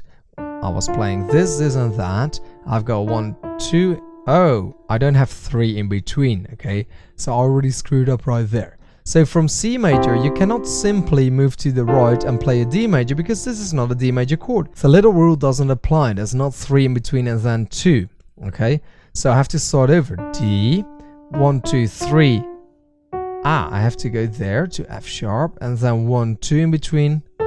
Here we go. D major. Okay, so C major, D major. I'm gonna do E major and then I want you to figure out F major by yourself, okay? E major right here, look, 3 in between and then 2. Now what I want you to do is to find F major. So play the F, go up 3 notes and play the one after that, and then another 2 notes and play the one after that. Okay, I hope you found it. So 3 notes up and then the note after that will be this one, and then 2 notes up and the note after that will be this one. Okay, let's do G major, 3 in between and then 2. A major, 1, 2, 3 in between and then 2. B major, 1, 2, 3 in between and then 2, the white ones right here, and then we're back to C major. Okay, so let's play all of them once. C, D, E, F, G, A, B, and C. Okay, let me do that a little bit slower for you in case you were trying to play along. So let's go slow. C. Now play D. And now E. F. G. A. And B. Now let's go up to the black notes, and this is a little bit interesting because, as you hopefully remember, we've got 2 names for all of the black notes. We've got the C sharp, which is also the D flat. We've got A sharp, which is also B flat. Now luckily for the chords, this doesn't matter. Okay, so C sharp major will also be a D flat major. It's exactly the same chord. Okay, so let's again go over these notes: C sharp and D flat, D sharp and E flat, F sharp and G flat, G sharp and A flat, A sharp and B flat. So now the same rule applies, fortunately, because to every major chord this rule will apply. Put 3 in between, put 2 in between, and you get the chord. So I can simply play C sharp, 1, 2, 3 in between, play the next note, and 1, 2 in between, play the next note right here. Okay, C sharp major or D flat major. That is the same chord. Okay, then it would be D flat, F, and A flat. Okay, C sharp, we've got C sharp, E sharp, and G sharp. Now D sharp, 1, 2, 3 in between, play the note, 1, 2 in between, and play the note, which is D sharp, F double sharp, A sharp. Okay, or it could be E flat, G, B flat. Okay, and then for F sharp major right here, F sharp, A sharp, C sharp. Look, 3 in between and 2 in between. Again, this could also be G flat major. Right here, A flat major or G sharp major. 1, 2, 3 in between, 1, 2 in between. And the last one, A sharp or B flat major. 1, 2, 3 and 1, 2. So let's go over them one more time, the very last time, before moving on to the minor chords in lesson 3.3. So here we go. C major, D, E, F, G, A, and B. And then C sharp, D sharp, F sharp, G sharp, and A sharp, or D flat, E flat, G flat, A flat, and B flat major. These were all of the major chords. So for now, let's head on to lesson 3.3 minor chords. Hi guys, welcome to lesson 3.3. I hope you enjoyed the previous lesson where we were learning the major chords. In this lesson, I'm going to teach you how to play all of the minor chords. Remember, from the previous lesson, there's going to be 12 chords because there's 12 notes on the piano. And again, all of these chords are going to have the same kind of layout, the same kind of little trick in order to find these chords, as long as we play them in root position, which, as you hopefully remember, is with that tonic note at the bottom of the piano. Okay, so if you've got no idea what I'm talking about, please have a look at the previous lesson to make sure you get all of that in. And now we're going to be doing the minor chords. I want to go through this rather quickly because I want to get you onto section 4 where we're actually going to be starting to play the piano, because that's the fun stuff. This is just a little, little knowledge that unfortunately is required for you to do the rest, but let's get through this as soon as possible. So I want to play the minor chords. Now, for the major chords, we had the pattern 3 in between and then 2 in between. For minor, we're going to reverse that. It's going to be 2 in between and 3 in between. And as you can hear already, the minor chords are a little bit less joyous. Let's say this one is quite hopeful, joy, this one is a little bit more sad. And we get that with minor chords now and then, okay? So basically, we want to start on the name of the chord again on the tonic and count down 2 notes and then play the next one. So we have these 2, and then 3 notes and play the next one. So we're right here, okay? C minor. Now we can also do that for D, and it will be here. So now you play all wide notes for D, 2 in between and then 3. E, 2 in between and 3. F, oh, that sounds quite hopeful. Let's see, 1, 2, 3, 1, 2. Whoops, I made a little mistake, or did I do it on purpose? Right here, that's the F minor chord, 2 and then 3, okay? G minor right here, 2 and 3 in between, and then, no, that's too joyful. Here we go, 2 in between and 3, okay? Finally, B minor, 2 in between and 3. So let's do them slowly and play along with me. C minor, D minor, E minor, F minor, G minor, A minor, and B minor. Okay? Now, of course, we also have them for the black keys, C sharp / D flat, etc, etc, etc. So let's do the sharps. C sharp minor, look, 2 in between and 3 in between. D sharp minor, 2 in between and 1, 2, 3 in between. F sharp minor, 2 in between and 3 in between. G sharp minor, 2 in between and 3 in between. And right here, A sharp minor, 2 in between and 3 in between. Or we could have D flat minor, E flat minor, G flat minor, A flat minor, and B flat minor. Okay? So let's one more time run through all of these chords, and then we're going to continue on with lesson 3.4, where it's going to get very interesting with the inversions. I'm sure you're going to want to see that, because that is going to be so good. Here we go. So let's do black and white through each other and go very slow so you can play along with me, and actually do that, okay? Play along with me right here. C minor, C sharp minor, D minor, D sharp minor, E minor, F minor, here we go, F sharp minor, G minor, G sharp minor, A minor, A sharp minor, and B minor, and we're back to C minor again. So these are all of the minor chords. Now we're going to have a look at inversions, and that's very important. So make sure to watch the next lesson, lesson 3.4, to learn all about inversions. Hi guys, welcome to lesson 3.4 of the Ultimate Piano course. Right now I'm going to teach you all about inversions, and this is so good, and this is just really important when you want to compose songs, when you want to play by ear, if you want to read sheet music and use a combination of chord and the sheet music, when you want to learn how I actually learn a new song every single day, when you're trying to figure out why my chord slides above the piano that I have on YouTube or on pjmpiano.com don't always match with what I'm playing on the piano. This is why. This is inversions, okay? Very important. Remember how I said in lesson 3.2 that this is the root position of a chord with the tonic at the bottom. Now you may be wondering, why do we have to put the note there?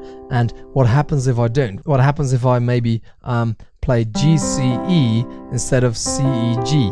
Would it still be a C major chord? Will the chord change? Or is it just a different way of playing that same chord? Well, actually, fortunately, it's very easy to explain. Basically, a chord consists out of 3 notes, in this case, a major chord. And we only care about which notes are in there, okay? So whereas with a recipe, sometimes you have to put in the butter first and then the sugar or whatever. Here, this is more like a cocktail drink, basically. If you get a little bit of lime, a little bit of mint, and a little bit of rum, you're gonna get your mojito, okay? Doesn't matter if you put the lime in first and then the rum or whatever. As long as all of the ingredients are there, we're gonna get that drink. Now, I'm sure I'm gonna get a lot of emails by bartenders who say like, oh my God, Mark, you cannot put all of that together and just shake it. That's not how it goes. I don't know, man, I'm not a bartender. That's just how I think of it, okay? Basically, it doesn't matter in which order you put these notes. It doesn't even matter where you play them on the piano. You could play a C right here, you could play a G right here, and you could play your E right here, and we still have our C major chord, okay? But for now, we're mainly going to be looking at root position, first inversion, and second inversion. So we're not going to be splitting the chords yet. We'll be doing that in lesson 3.8. For now, we're just going to look at the 3 different inversions you can make with a 3-note chord. Okay? So, C major in root position, because the C is at the bottom or at the left of the piano. Now, when I want to do a first inversion, all that basically means is I'm going to release that C, and I'm going to add it to the top. Okay? So I get E, G, C. So I went from C, E, G to E, G, C. As I've said just now, it doesn't matter in which order you play these notes, as long as you just play the notes from the chord. So whether I play C, E, G or E, G, C, doesn't make a difference in how we're going to call that chord. It doesn't make a difference in how it sounds, except for the fact that this C is an octave higher than this one. So it will sound a little bit higher, okay? But it will still sound like a C chord, C major chord. So if I play this, that is still the sound of C major, okay? I would have to go here to go to minor, okay? So C major in root position, and then if we move the C we get into what we call first inversion. Okay, so move the C up to the right, we get into first inversion. We can also release the E and add it to the top, and we have G, C, E. That is still a C major chord, but now it's in the second inversion. Okay, so root position, put the C on the top, first inversion, put the E on the top, second inversion, and now we can of course release the G and put that on the top, and we're gonna have our third inversion basically. But because there's only 3 notes, we're back in the root position. Look, C is back at the bottom, so we're back in root position. So for all of the major and the minor chords, we only have 2 inversions, the first and the second, because after that second inversion, if you're going to do the same trick, you're going to end up in root position again. So root position, first inversion, second inversion, root position. I would like to do this with all of the major chords only for now, because the same principle will apply for minor. I'll just show you one right here. Okay, but basically the same principle applies. But before I'm going to show you all of these chords in all of their inversions, let me quickly show you what happens when you take a 4-note chord. Okay, you can of course use inversions there as well. All you have to do is release the bottom one, add it to the top. Okay, so right here will be the first inversion. Release the bottom one and add it to the top. Okay, and release the bottom one and add it to the top. And then release the bottom one and add it to the top. Now because we have 4 notes, there's actually going to be 3 inversions. So root position right here, then first inversion, second inversion, third inversion, and root position again. Okay, so just so you realize that if you have 4 notes in a chord, you can actually have multiple inversions. You can have a first, a second, and a third inversion. But for now, let's play through all of the inversions of the major chords. We're going to do that slow. We're going to do the white ones first and then the black ones. Okay, so let's start on C major, and I want to see the first inversion. So play that for me. Now the second inversion and the root position again. Okay, I'll go a little bit slower. Now remember, we're playing major chords, not minor chords. So D major, release the D and add it to the top. Right there is where it's gonna be. Okay, so from here to here, release F sharp and add it to the top. And now release A and add it to the top. Okay, so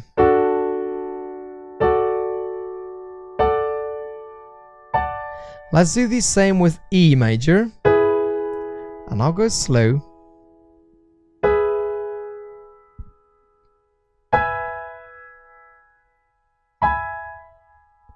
F major.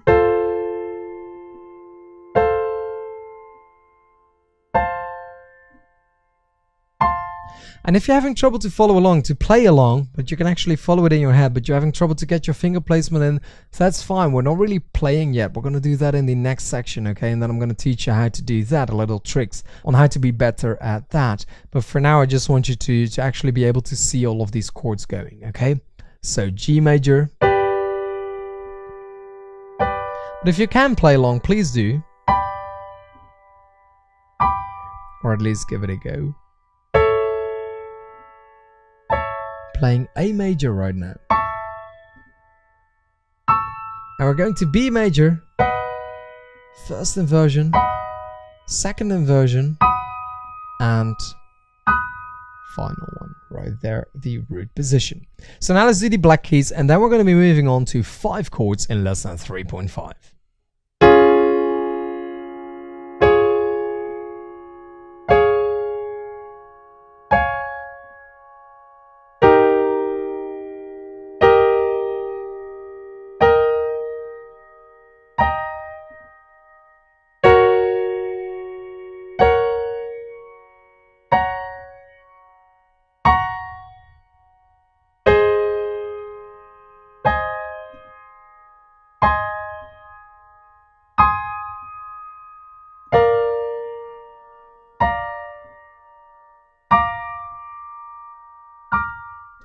There we go. Now let's move on to lesson 3.5. If you want to watch this back to do it again, that's absolutely fine. But keep in mind, all we're doing is we're placing that bottom note, we're releasing it and adding it to the top, releasing it and adding it to the top, releasing it, adding it to the top, and we just keep on doing that. So you can practice that in your own time if you want to, but I would like to head over to lesson 3.5 for the 5 chords.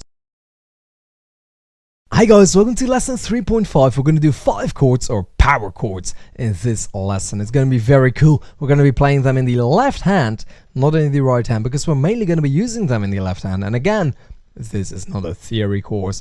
This is a course on how to learn to play the piano. So I want to put it in the left hand because that's going to be the most use to you. So basically a 5 chord is something like this. And we're going to again start on the tonic. Okay, so this would be a root position 5 chord. Yes. And a first inversion, we could have that right here. We don't really do first inversions a lot with 5 chords. Mainly we're just playing it in that root position, okay? So we're going to be doing the 12 chords. C5, D5, E5, F5, G5, A5, B5, and then of course your C sharp 5, D sharp 5, etc, etc, etc. And also including the flats, okay? So as with all of the other ones, the C sharp and the D flat, the D sharp and the E flat, etc, etc, are all going to be the same chord. C sharp 5, D flat 5. For instance, this one, G sharp 5, A flat 5, okay? It's all going to be the same notes, it's just the name that differs. But for now, I want to show you what a C5 chord is and why it's called a C5 chord. Basically, that has to do with intervals. The G, when measured from the C, would be called a 5th. I'm not going to explain you why, because it's really boring and it's not really lots of use to it, but that's why we call it a 5 chord, okay? And then the next note will be a C again, because in all of our 5 chords, we're basically playing an octave and then playing that note that's in the middle. Now, how do you know if it's this note or this note? That's a very good question. Basically, we have yet another pattern. So first of all, we're going to put 6 notes in between, 1, 2, 3, 4, 5, 6, and then we're going to put 4 notes in between, 1, 2, 3, 4, in order to get our 5 chord. Okay, our 5 chord is stretching 13 notes. From here all the way up until there, it's 13 notes. We're playing 3 of them, so there's 10 notes left that we have to basically not play, and there's going to be 6 and then 4. And we're going to do that for all of them. I'm going to be playing it here because that feels nice. So a middle C right here, we're going to go down quite a bit. And let's play C5 right here. Now I want to play D5, so let's put 1, 2, 3, 4, 5, 6 in between. I have to play that one. 1, 2, 3, 4, I have to play that one. Okay. For E, I have to play 1, 2, 3, 4, 5, 6 in between. 1, 2, 3, 4, and E. Okay, for F, 1, 2, 3, 4, 5, 6, and then this is also going to be an F because it's always the same.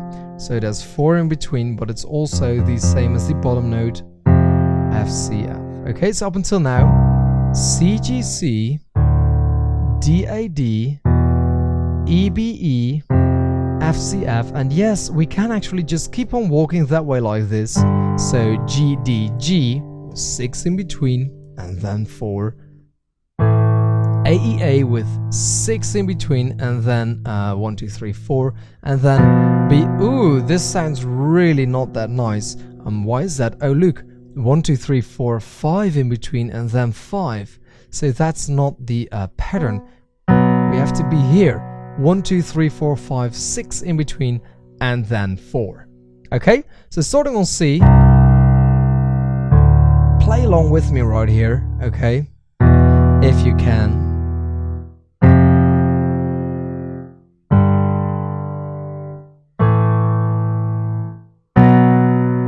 And let's move up to C, okay?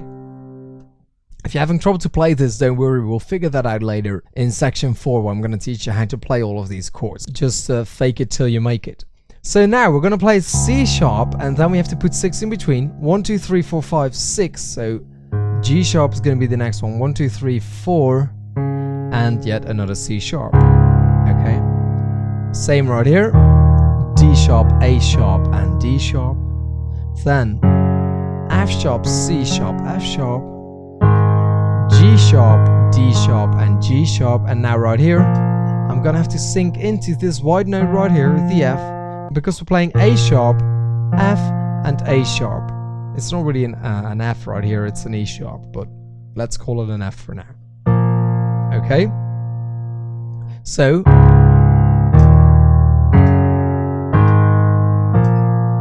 let's just do the black notes for now and play along with me. So here, the next one, and of course these are also the flats. Okay, so this would be a G flat, A flat 5, and a B flat 5. Okay, and then it would be B flat, F, B flat. Okay, so let's do all of them, starting on a white and go like this. Okay, right here, starting here, play along with me.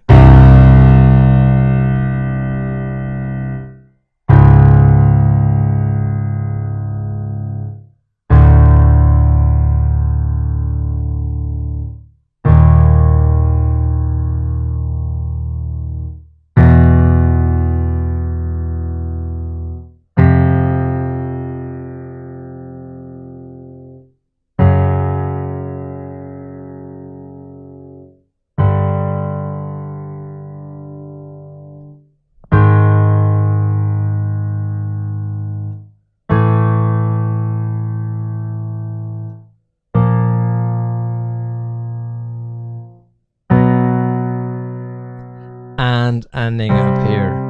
Okay, C, G, C. So these are the 5 chords. Now I want to head on to lesson 3.6 to do the major 7 chords. Hi guys, welcome to lesson 3.6. We're going to quickly go through these, the major 7 and the minor 7, because I don't want to spend too much time on them. If you need them, you're going to find them later on in the lessons on youtube.com or on pgmpiano.com. if they're gonna be there. Okay, if you're gonna need them in a lesson, I'll mention them then as well. So I just want to teach you the pattern, show you a couple of examples, and then I want you to actually go and find all the other ones yourself. Okay, so you could take a piece of paper and write the numbers 1 to 12, or you could write C, C sharp, etc, etc, etc, and I want you to write all of these chords out as a little bit of a practice thing. Okay, so for the major 7 chords, we're gonna start with any major chord. Okay, and we're simply going to add a 7th. And where are you going to find that? Well, it's really easy. We have 3 in between and then 2.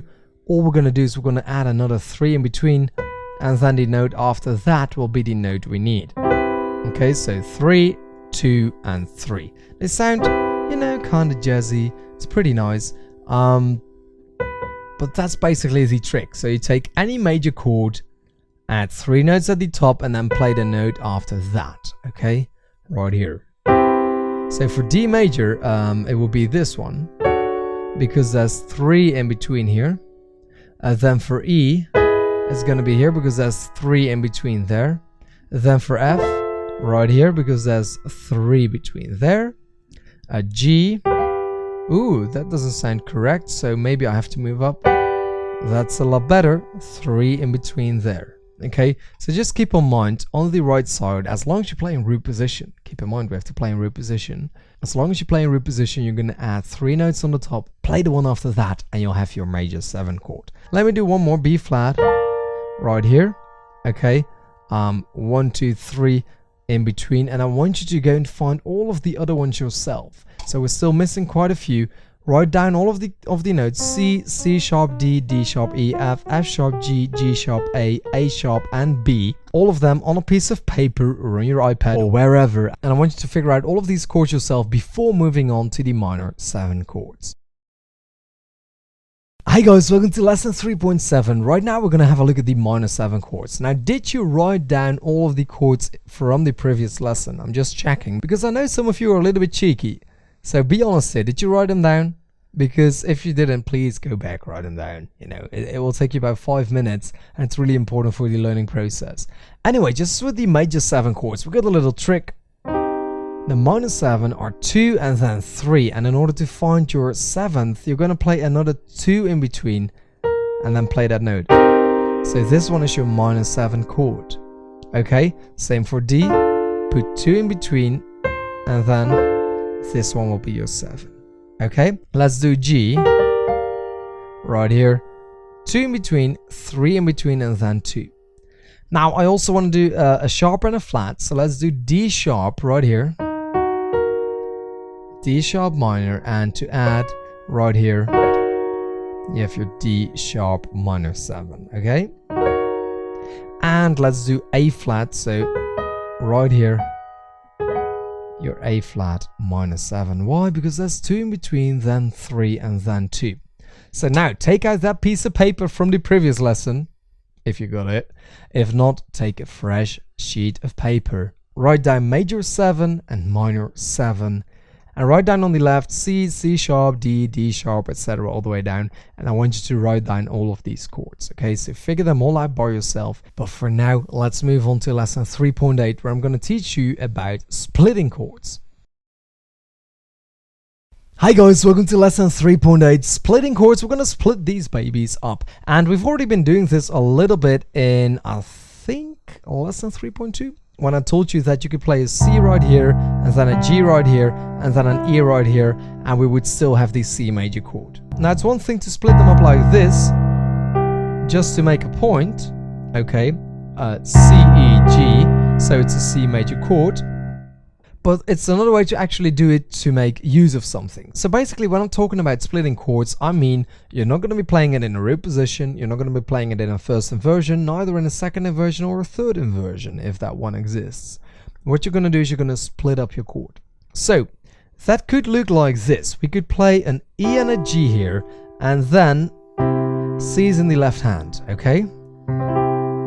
Like this. What I'm doing is I'm playing C's in the left hand, and E and G in the right hand. So when you're splitting a chord, you're usually splitting it between hands. You could also play E and C here, and a G octave in the left hand. Now this is not really a C major chord anymore, but rather a C major / G, and we're going to learn more about that in the next lesson. But if I would play this, that would still definitely be a C major chord. Okay, so these are just a couple of examples. Now it's very useful when you want to play a major 7, for instance, but you don't want to play the entire chord in the right hand. So basically the left hand is going to steal a note, and usually that will be the ground note of the chord, or the tonic. So if we have our C major 7, what I could do is I could play the C's in the left hand and then play the rest right here. Okay, or I could even play it like that, and it will sound like a C major 7. I could even then play this one in an inversion and get the C major 7 here, or even here. Okay, and why is that? Because we still have the same notes, C, E, G, and B. Okay, C, E, G, B. Right here. A very cool way to play a C major 7 chord, okay? So I want you to keep this in mind. This was just a little example that you can split your chords and play them in the left hand, play them in the right. But be careful, because if you do it the wrong way, you're going to get a little bit of a different chord, as we will see in the next lesson, slash chords. Hi guys, welcome to lesson 3.9. Right now we're going to be talking about slash chords. In the previous lesson I showed you that you can split a chord, and I went through it rather quick. I did that on purpose. I don't want to spend too much time on it, because we're going to be seeing that later on as well when we're playing these songs. So then we'll do a lot more with that. And right now I just want to introduce you to the slash you can sometimes see behind a chord. So when I say slash chord, it's actually written down like that. Let me show you an example above the piano right now. You can see A flat / E flat. That is actually how you write them down. So an A flat / an E flat basically means you're going to play your A flat chord, or let's say you would play it here, A flat, C, E flat, and then you're going to repeat that E flat in the left hand. Okay? So you get this type of chord. Now while I'm playing an octave in the left hand, I'll show you that in section 4, so don't worry about that for now. I could also play a single note in the left hand, but basically what it's doing is it's putting emphasis on that E flat rather than on the A flat, which is the tonic. Okay, so this sounds a little bit different than this, or you could even do it with a C like here. Okay, so any chord with a slash, that means that we're going to put the emphasis on the note behind the slash. There could be another note, so a note that isn't part of the chord, so maybe like this. Okay, but that doesn't really happen a lot, because the B flat isn't part of the A flat chord. You could see it right there, but it's not happening that often. Okay, you could for instance see E minor / C, okay, which is just a mistake. It just means that you're putting a bit more emphasis on the C, but basically you're playing a C major 7 chord, okay? So sometimes you see it written down like that, but basically what I want you to know is that if you ever see a slash behind a chord, it means we're going to put a little bit more emphasis on that note, and how exactly you're going to do that you're going to learn in section 4. So don't worry about that for now. I just wanted to introduce you to the concept of splitting chords in the previous lesson and slash chords in this lesson. Hi guys, welcome to lesson 3.11. This is a bonus lesson, so you don't have to watch it in order to learn the rest of the ultimate piano chords, but I think it would be very nice because these are the Sus2 chords, and in the next lesson you're going to see Sus4 chords, and they do appear rather often, okay, rather often. Especially the last couple of years I've seen more and more of them in pop songs turning up, so it might be interesting for you to learn that. And the rule for these chords is going to be 1 note in between and then 4, okay? So 1 note in between and then 4. So you start on C, you skip 1 note, you skip 4 notes, and you're gonna have your C Sus2 chord. So of course there's 12, we're gonna do them all right now. I don't want to spend too much time on them. So C Sus2, D major, we're gonna drop that down to right here. So just 1 in between and then 4. Okay, now right here, this wouldn't constitute because there's nothing in between. So you have to go a little bit higher, 1 in between, and then 4. So right here, then here, 1 in between and 4, 1 in between and 4, 1 in between and 4, and now we're gonna get a nice one as well. Right here, 1 in between and then 4, and then we're back to C. Okay, so let's do it slowly and play along with me.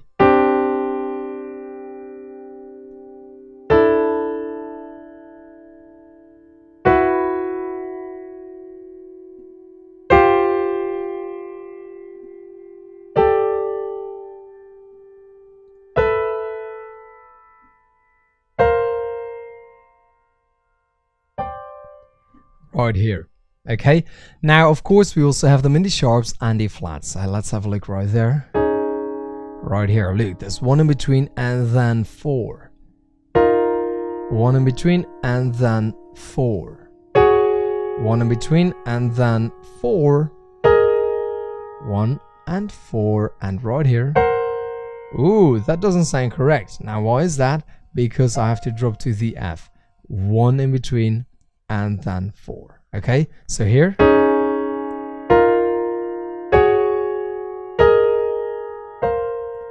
like that. And these are all of these Sus2 chords. So keep in mind you're going to put 1 in between and then 4, and you'll get your Sus2 chords. Now let's move on to lesson 3.12, where I'm going to show you how to play these Sus4 chords. Hi guys, welcome to lesson 3.12. I hope you saw the previous lesson, the Sus2 chords. They're quite fun to play. Now we're going to do these Sus4 chords. A Sus4 chord is basically the opposite of a Sus2 chord.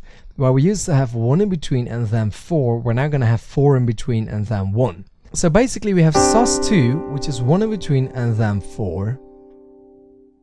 Then we have minor, which is 2 in between and then 3. Then we have major, which is 3 in between and then 2, and now we have Sus4, which is 4 in between and then 1. Okay, so Sus4 right here for C, C Sus4. Let's move on to D. Look, 4 in between and then 1. Let's do G right here, 4 in between and 1, and let's do A flat right here, 1, 2, 3, 4 in between and then 1. And let's do D sharp, 1, 2, 3, 4 in between and then 1. So I want you to get that pad out again, or that piece of paper, that iPad, or your arm, or wherever you put those chords on, and I want you to write down all of these Sus2 chords as well as all of these Sus4 chords, okay? Now this might be a good moment to explain you about the add chords. Sometimes instead of Sus you see add. A Sus means replace, and add means to add. Okay, ADD, to add another note. So if we have a Sus2 right here, if we have an add 2, the chord would just be your major chord, and you added that note in, so you're playing 4 notes right now. Okay, same for the Sus4. If you have an add 4, you're gonna add that in and play it right there. Okay, makes sense? So it's not really that interesting. We see them very, very rarely. But if you ever see add, then you now know that you're gonna basically add that note. Okay, so now I want to have a look at the last two bonus lessons. Lesson 3.13 for the augmented chords and 3.14 for the diminished chords. Let's head over there right now. Hi guys, welcome to lesson 3.13. Now I'm going to teach you about the augmented chords. They're not used that much. They're used a lot in classical music and stuff like that, but in regular pop music, you don't see it used that very often. But they are useful to transpose from one key to the other one, so I'm going to include them in this bonus section. But basically, if you're kind of tired with all of these chords, you can just head on to section 4, and we're going to be playing, well, we're going to be actually playing songs, which is a lot more fun. Even though this is also very useful to learn. So that's up to you. I'm going to demonstrate to you the pattern for the augmented chords. So yet again, there's going to be 12. We're going to start on C. And as with the C major, we're going to put 3 in between. But now instead of putting 2 in between, we're going to put another 3 in between. So right here, ooh, we got our augmented chord. Now they don't sound that nice. Did I tell that yet? They're not really that nice in a sound. Right, here's another one, 1, 2, 3, and then 1, 2, 3 for D augmented. Let's pick A, so not here, but here. 1, 2, 3, 1, 2, 3. Let's try F sharp. 1, 2, 3, 1, 2, 3. They're really sounding not that nice, are they? But basically, you could keep on counting, and then exit right here. Here and then here. Okay, so there's 3 notes in between, 3, 3, 3, 3, 3, and you always end up on your augmented chords. So what I want you to do is get that little pad out again, that little paper, and write down all of the augmented chords. Let me show you one more for B flat, 1, 2, 3 in between, and then 1, 2, 3 in between. Right here, B flat augmented. Okay, so 3 and 3. Now let's move on to diminished chords. Hi guys, welcome to lesson 3.14. I'm going to teach you how to play diminished chords. As in the previous lesson, the augmented chords were a little bit weird. We had 3 and 3. And for the diminished chords, we're going to have 2 and 2 in between. So starting on a C, put 2 in between, and then 2 in between. Ooh, they also don't sound very nice. 2 and 2. I could do that from a G. 2 and 2. And I could do that from a D, for instance, right here, 2 and 2. Let's try from an A flat, 2 and 2. They really sound awful, don't they? But they're actually very useful now and then to transpose from one key to another. So again, for augmented, it's 3 and 3, and for diminished, it's going to be 2 and 2 in between. So what I want you to do is grab that piece of paper. These were the last chords we're actually learning like this, and then if there's other chords coming up later, I'll tell you that in section 4. This was the very last lesson of this section. So I hope you enjoyed this section. I hope you learned a lot of chords, and I would definitely advise you to, whenever you're going to play the piano, take 1 or 2 minutes, hit a random note like this one right here, and figure out a couple of chords. Okay, figure out the major, figure out the minor, figure out the Sus2 and the Sus4, and you can figure out the augmented right here and the diminished right here. You know, just figure out a couple of these chords for 1 or 2 notes every time when you play, so you get used to playing these chords, get used to the finger grip. You can do it in your left hand, you can do it in your right hand, whatever you want, but it's important to actually keep on playing these chords now and then. Now, the most fun way to learn how to play these chords is in the easy lessons, either on YouTube or on pgmpiano.com, because you can actually put them to use. Or in the next section, section 4, where we're going to be playing with chords, and I'm going to teach you how to use chords to your advantage to learn songs very quick. So let's head over to section 4 right now. Hi guys, welcome to lesson 4.1 of the Ultimate Piano course. Right now it's time to get down and dirty, because we're going to take the knowledge of the chords from the previous section and apply it to this one in order to actually be able to make some music. Now, if you haven't seen all the lessons in the previous section yet, I want to advise you to go back, have a look right there, and then come back here Otherwise, some of the stuff may not gonna make sense to you. Now, this is probably the most important section of the entire course. If you grasp this section, it's definitely worth the price for the whole course, because chords are gonna allow you to play almost every song in an instant, okay? So in this lesson, I'm going to introduce you to playing chords. In the next one, we're going to talk about chord progressions, one of my favorite lessons of the entire course. Then in lesson 4.3, we'll do left-hand chords, and lesson 4.4, we'll do right-hand chords. Then in lesson 4.5, I'm going to show you what my basic setup is of when I'm actually playing chords, when I'm playing chords in the left hand and the right hand, what I actually do to play my easy lessons, as you can find them on YouTube. And then I want to demonstrate some left hand patterns, some right hand patterns. And in 4.8, we're going to combine left and right. Then in lesson 4.9, we're going to play a couple of songs. And in lesson 4.10, I want to talk about a standard chord grip. That's also going to be very important if you want to pick up on these chords quick. And then in lesson 4.11, I'm going to test you to see how much you actually learned in this section and whether you should go back or not. Okay, so basically, if you watch the previous section, you now know what a chord is, but you probably don't really know what you can do with them. So I want to demonstrate a little bit about that. Okay, as I've told you before, most of these songs are built up out of 7 notes. And also, most of the popular songs are built up out of 4 chords. Now, sometimes there's a couple more, 4, 5, 6, 7, 8.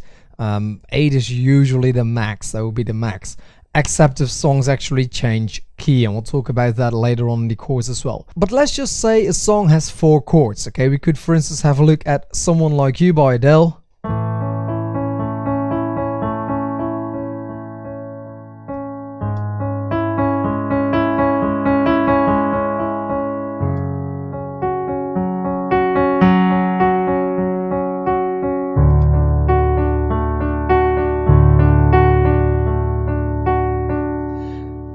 These 4 chords are basically repeating over and over and over again, and you get the entire song for Someone Like You by Adele. That means that if you know these 4 chords, which are A major, C sharp minor, F sharp 5, and D, that you know how to play the entire song. So if from the previous section you still remember these 4 chords, I could tell you, hey, how about if you play A, C sharp minor, F sharp 5, and then a D chord, D major chord. What would you get? And then you could simply step behind your piano and, in root position at least, play these chords. And it wouldn't really sound like Adele yet, but at least you would have the chords right. Now, later on, when I'm going to teach you how to learn a new song every single day and all that kind of stuff, we're going to use these inversions that we did in the previous lesson. So then you would simply keep this one the same, and then you might invert this one from here to here, okay? Because you want to stay close. That happens a lot in songs, that you want to stay close to where you first play, then to here and here, okay? And then all of a sudden it sounds quite a lot like Someone Like You by Adele. Then if you apply the pattern,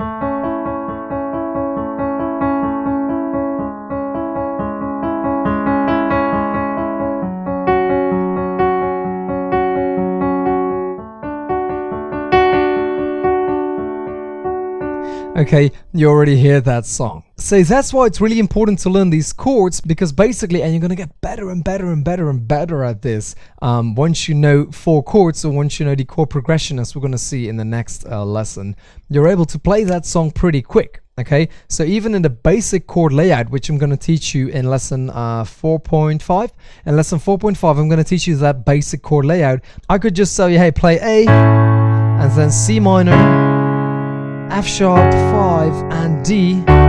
So even in the basic layout, you will be able to play that song for some people to sing along to, and then later when you're going to apply these patterns that I'm going to teach you in lesson 4.6 and 4.7, you'll be able to make it even a bit more cool. You would actually be able to play the original version, the original intro of Adele's Someone Like You, just because you know the chords and you have a little bit of experience with these patterns. So that's what I want to prepare you for in this section, in practicing chords and playing chords.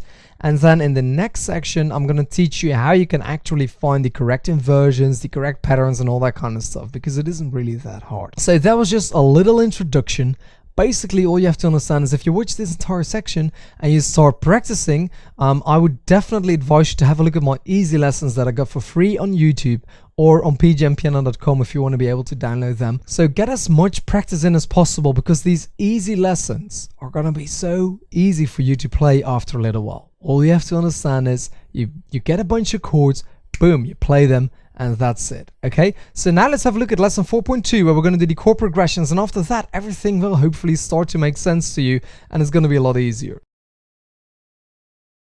Hi guys, welcome to lesson 4.2 in the Ultimate Piano course. Right now I want to teach you about chord progressions. The very most important thing about this entire course is to understand chord progressions. So I'm going to spend a little bit of time here. You might think, I already get it, so I want to move on. That's absolutely fine. If you get it, move on to the next lesson. But this is the single most important thing. If you don't understand this, you're not going to be able to compose songs. You're not going to be able to play by ear. You're not going to be able to play a new song every single day as I do. This is the most important lesson of the entire course. Okay, so watch it till the end. Even if you think you already know it, watch it till the end. And if you get bored, yes, you can move on to the next one, but keep in mind, this is the most important lesson. So what is a chord progression? Now, in pop music, these chord progressions are basically describing which chords are being played when. Whoever wrote Someone Like You by Adele, he wanted to have the same chords every single time. So he started out with an A, then a C sharp minor, then an F sharp 5, and then a D, and then he would go back again, etc, etc, etc, for the entire song. It would never change. Okay, so a chord progression is demonstrating what chord to play when, and usually these chord progressions are rotating. In most cases in popular music right now, you're playing the verse in one chord progression and then the chorus in another chord progression. Okay, and if you don't know what a verse and a chorus is, we'll get that later on. But basically you would play a piece of the song like this, and then a piece of the song like that, and then you would go back to this and go back to that and go back to this and go back to that. Some songs have the same chord progression for the entire song, and some songs are a little bit more, I would say, cool, you know, a little bit more unique, and they have 4 or 5 or 6 chord progressions. And these songs will be a little bit harder to learn because you have to remember all of these progressions. So how does a progression look like? Like I said, with Someone Like You by Adele, you start out on an A, then you go to C sharp minor, F sharp 5, and D. Okay? Now if you keep on playing this, you get that song, okay? Of course with a pattern in the right hand, but that doesn't matter because the chord is going to be the same. Like that, okay? Now there's a couple of things that a chord progression needs to describe if you want to do it correctly, if you want to do it the way we're going to do in section 5. Okay, 1. Which chords are being played? 2. How many counts do you play each chord? 3. Which inversion are the chords in? And 4. If there's something that's different than the usual stuff, okay, maybe the left hand plays something else, you would want to have that in there as well. Okay, so that's the kind of stuff I want to see in a chord progression. If you give that to me, I will be able to play that. Okay, if you give me 4 chords, for instance, and then you say you have to play the first 2 counts and the last 2 4 counts, and then you would say, okay, this is going to be in that inversion, this is going to be in that inversion, this is going to be in that inversion, that's going to be in that inversion, and in the left hand, the last chord, you have to play a power chord instead of an octave. Okay, that would be enough information. I could play this song. Now you don't always have that information, so in the next couple of sections I'm going to demonstrate to you how you can actually figure all of that stuff out by yourself, and with some experience you'll get better at that. Okay, you'll play them in the root position and go like, I don't like this, I kind of and you tweak it a little bit, and then you'll be able to figure that out. But basically that chord progression is an instruction on how to play this song. Okay, so let me give you the chord progression for the first part of Someone Like You by Adele. Okay, and you can play along with me, you can learn this song in the meantime whilst we're doing this, why not? So you play A, C sharp and E for A, and you have to play it 4 counts, okay? And then G sharp, C sharp, E for 4 counts, F sharp, C sharp, F sharp for 4 counts, and A, D, F sharp for 4 counts. Okay, so I already know the chords and the amount of counts. So 1, 2, 3, 4, and 1, 2, 3, 4, 1, 2, 3, 4, the things that you could also add in your progression, but it doesn't really belong to the progression, is the pattern in the right hand, okay? The progression is really what is being played when and how many times, okay? So which chords, how many times. That's basically the progression, and then the rest is all dress up. The rest is all tweaking it, making it nicer. So this is the main progression. Play A, C sharp minor, F sharp 5, and D for 4 counts a pop. That is the progression for someone like you, Bidell. Now, if you want to tweak that, you would say, okay, but in the right hand, you need to play this pattern, 3, 4, and then move to the next one, 2, 3, 4, 1, 2, 3, 4, and 1, 2, 3, 4.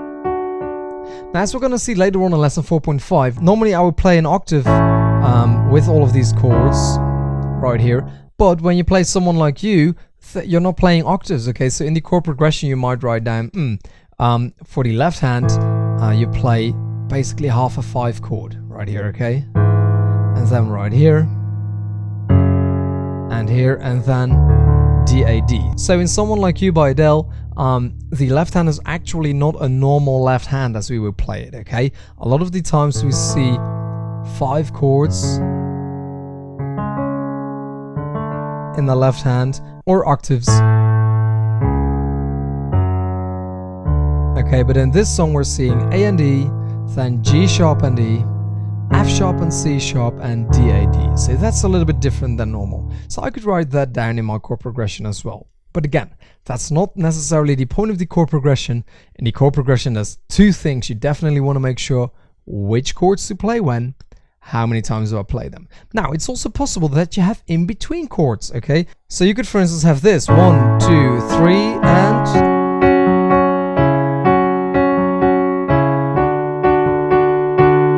something like that, okay? That's also possible. So 1, 2, 3, 1, 1, 2, 3, 1, 1, 2, 3, 1, 1, 2, 3, 1. Whatever, okay? Something like that. That's also possible. Chord progressions can be all kind of stuff, but usually in about 95% of these situations, you'll have 4 chords in every chord progression, okay?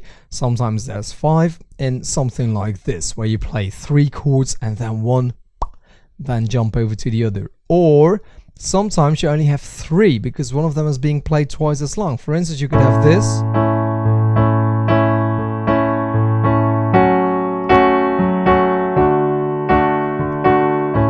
Okay, so you play the A twice as long as the other ones.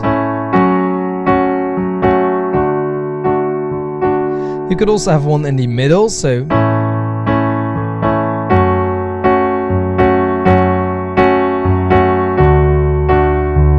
a nice example of that is Clocks with Coldplay right here.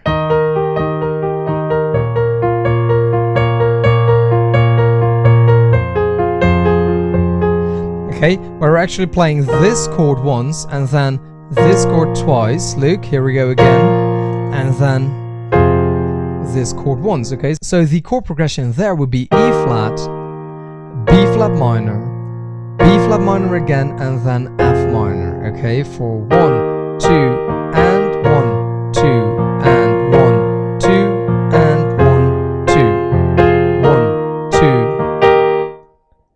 Okay, so 2 counts per chord. Another one is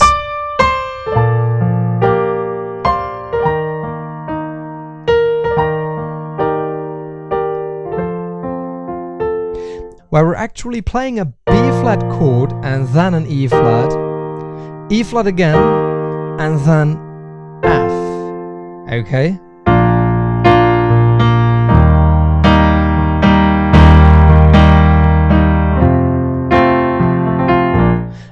Like that. So that's an example of a chord progression with 3 chords where the middle chord is being played twice as long. We've also got a lot of other examples where the first one is being played twice as long or the last one. It's all possible, but usually there's going to be 8 or 16 counts divided in groups of 4. 4 times 4 is 16, or 2 times 4, so groups of 2 for all of the chords. 2 times 4 is 8. So 8 or 16 counts. That's what we're usually going to see. But for now, I think that's enough stuff about the chord progressions. I hope you've learned to play Someone Like You by Adele, even though I went over it really quick. I wouldn't normally do that if I wanted to teach you this song, but basically I just wanted to show you how to do the chord progression. So for now, I want to have a look at lesson 4.3 to check out the right hand chords. Okay, let's have a look right there. Hi guys, welcome to lesson 4.3. I know the previous lesson was a lot of information, but we're going to spend the rest of the entire course to work that out. Okay, so there's going to be a lot of stuff about chord progressions, and I'm sure you're going to get that. If for some reason you don't understand it or you have some questions, below the video there's always a little button where you can ask for help. So just click there, submit a ticket, and I will respond right there. Okay. But for now, I want to have a look at the right hand for the chords. So we're playing our chords in our left hand or in our right hand when we're just playing chords in a normal way, by playing chords, okay? And what I like to do is I like to play them in my right hand quite a lot. It's not just me, there's a lot of people who play chords in their right hand. And there's stuff like this. Pirates of the Caribbean, where you're basically playing a bunch of chords. Look. Chord, chord, chord, and another chord. Okay, so sometimes the right hand is playing chords like that, with little notes in between. And when I do my easy lessons, usually the right hand is just playing those chords. Okay, so you could, for instance, have this as a song. So I could, for instance, play these chords for 2 counts per chord to get a song, okay?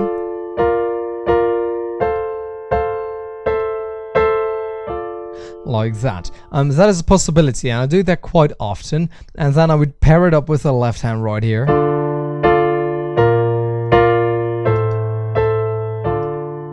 But how I do that, I'll tell you that in lesson 4.5, okay? But for now, it's important to understand that you can play these chords as a block. Right here. You can also apply a little pattern, and we'll see that later in lesson 4.6.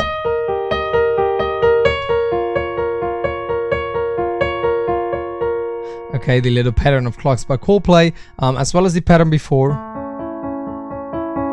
of Someone Like You by Adele, and we got multiple patterns for that. Okay, but what I want you to understand is that in both these cases, the right hand is just playing a chord. So whether we're playing these chords right here, or whether we're playing these chords,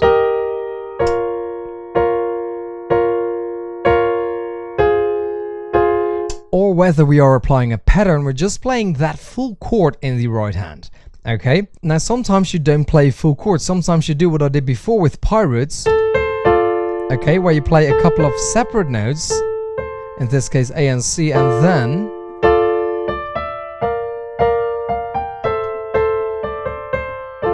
okay, where you play separate notes in between the chord. Now you can do that in a song like this, Pirates of the Caribbean. There's other songs where it's being done. There's songs where you're playing a chord. Like that, okay. So you break the chord.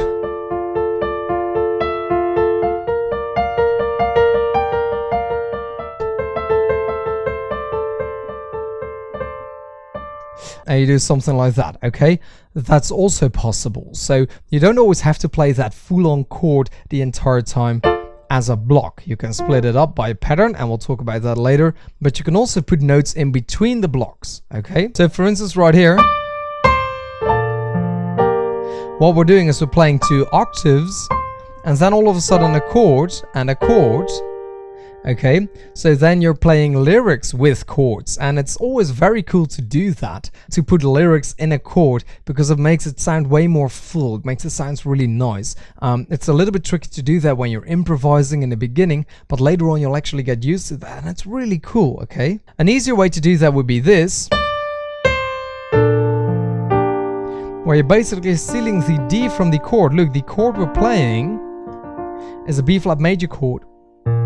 I'm playing B flat F and B flat right here. The D hasn't been played yet, so why not play that in the right hand, okay? So maybe right here. like this. We could do that, okay? And then we're using these chords in a completely different way than what we have been doing before, where we're just playing them as a block. Okay, so sometimes I just want to provide some background music for someone to sing to right here. Let's see, what do we got?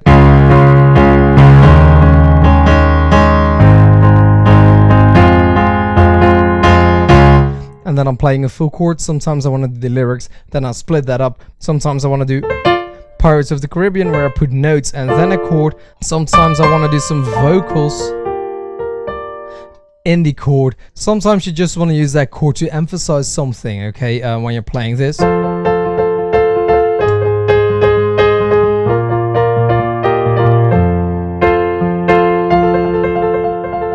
You could do something like that there, right?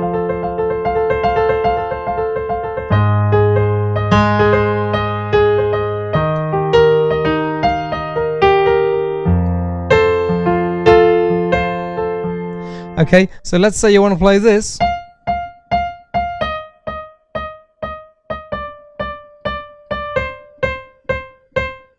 Why not use the chord?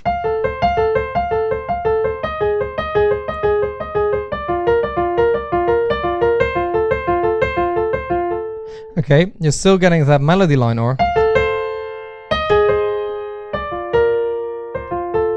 So you can use the chord in the right hand in a lot of different ways. Now I want to have a look at chords in the left hand. I'm gonna keep it a little bit shorter right there, because basically all of the stuff we've been doing in the right, we can also do in the left. But in the left, I'm usually doing some other stuff. So let's have a look at lesson 4.4, left hand chords.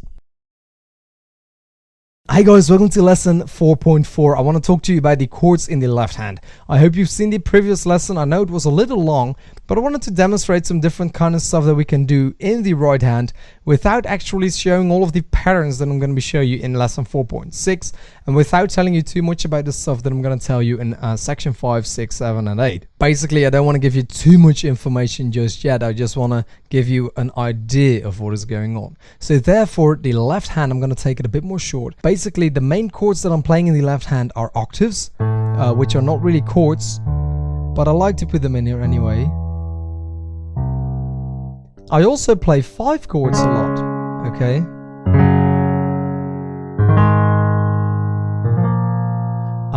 Five chords, as you already know, with a little note in between,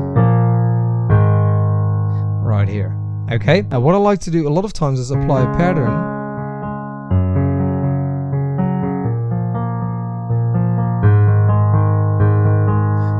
to match with the right hand, okay? But I'm going to tell you the patterns later on. So in the left hand, mainly octaves and sometimes 5 chords, okay? Very rarely do I play something like with someone like you, like by Adele. I play a little, this isn't really a chord, but basically it's an interval. But I guess you could call it a chord if you combine it with the note in the right, okay?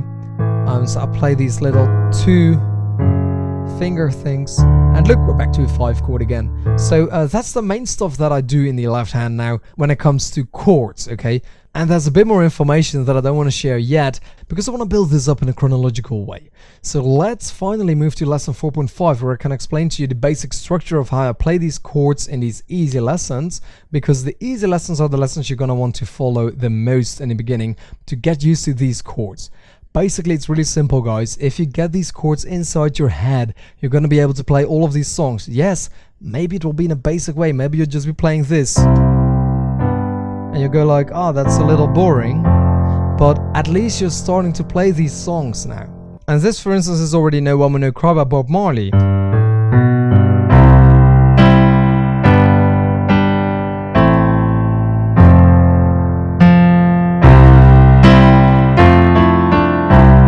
Okay, so if you know these basic chords right here, C, G, A minor and F, and then right here again, C, F, and just walk down, you already know how to play No Woman No Cry by Bob Marley. It can go that quick later on, okay? So take my advice. I know in the beginning it might be a little bit struggly, but have a look at the easy lessons on YouTube. I've got about 100 modern ones and 150 of the older ones, okay? So make sure to check that out. They're on youtube.com/pgmpiano. But for now, I want to have a look at lesson 4.5.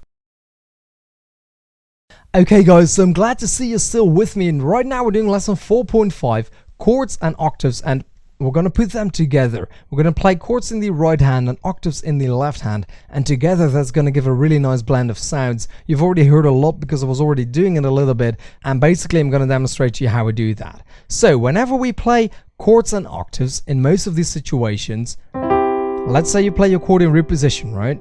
You got the tonic, the name of the chord, the ground note basically on the bottom. Okay, so that is the way we're going to do a couple of chords right now. So let's do something fun. Let's start on a C, then go to F, G, F, and back to C. Okay? Right here. And we're going to match that with left as well. So I want you to play C, E, and G, F, A, C, G, B, D, F, A, C, and C, E, G. Now in the left hand, we're going to match the ground note or the tonic of the chord. So since we're playing C, we're going to play a C octave in the left hand, okay? Then as we move up to F, I want you to play an F octave, and then for G, you're going to play a G and an F, okay? So now I know this might be a little bit tricky in the beginning from, you know, this kind of perspective where you have to do two things at the same time, but this is something you want to learn a lot because this is really important. So we're going to go very slow and I'm going to teach you a couple of tricks to do that, okay? So first of all, the right hand, as you can see, isn't even changing posture because C, E, G, there's two wide notes in between. We're moving it over to F, so there's also two wide notes in between right here, and then G, there's two wide notes in between. So you can just keep that in the same grip. All you have to do is place it in the right position. So you're just going to keep that in the same grip basically. All you have to do is place it in the right position on the piano, okay? So you can lift it up and basically play that. Now let's do that slowly, okay? So start here, lift off, scooch over, play again. And right here. Okay, now for left we're going to do octaves. Okay, so hopefully you remember how to play octaves.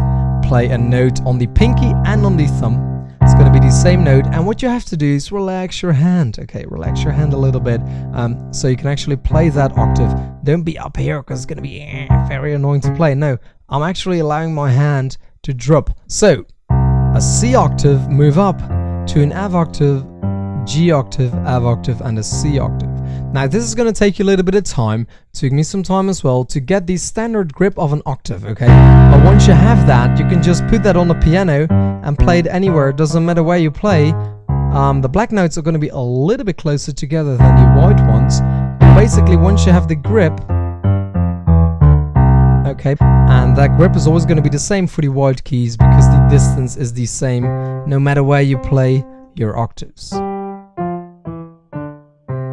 Okay, so we're simply going to match them, play the same octave as the note of the right hand. Right here. Okay, we're going to do that with a whole bunch of other chords. We could include chords with black notes. Right here. Okay, play F, A, C. We're going to apply a little inversion. F, B flat, D. G, C, E, F, B flat, D, and F, A, C. Ooh, I went a little bit quick there, so let's do it again. F, A, C, F, B flat, D, G, C, E, back to F, B flat, D, and F, A, C, okay? Like that, okay? Left hand is now going to play the name of the chord, F. Okay, now again an F is at the bottom, but this is not the root position of the chord, so I have to put that in root first. B flat, D, F, because it's a B flat major chord, so the left hand has to play a B flat octave. Okay, then C was in G, C, E, so that also wasn't in root position, so C, E, G with a C octave.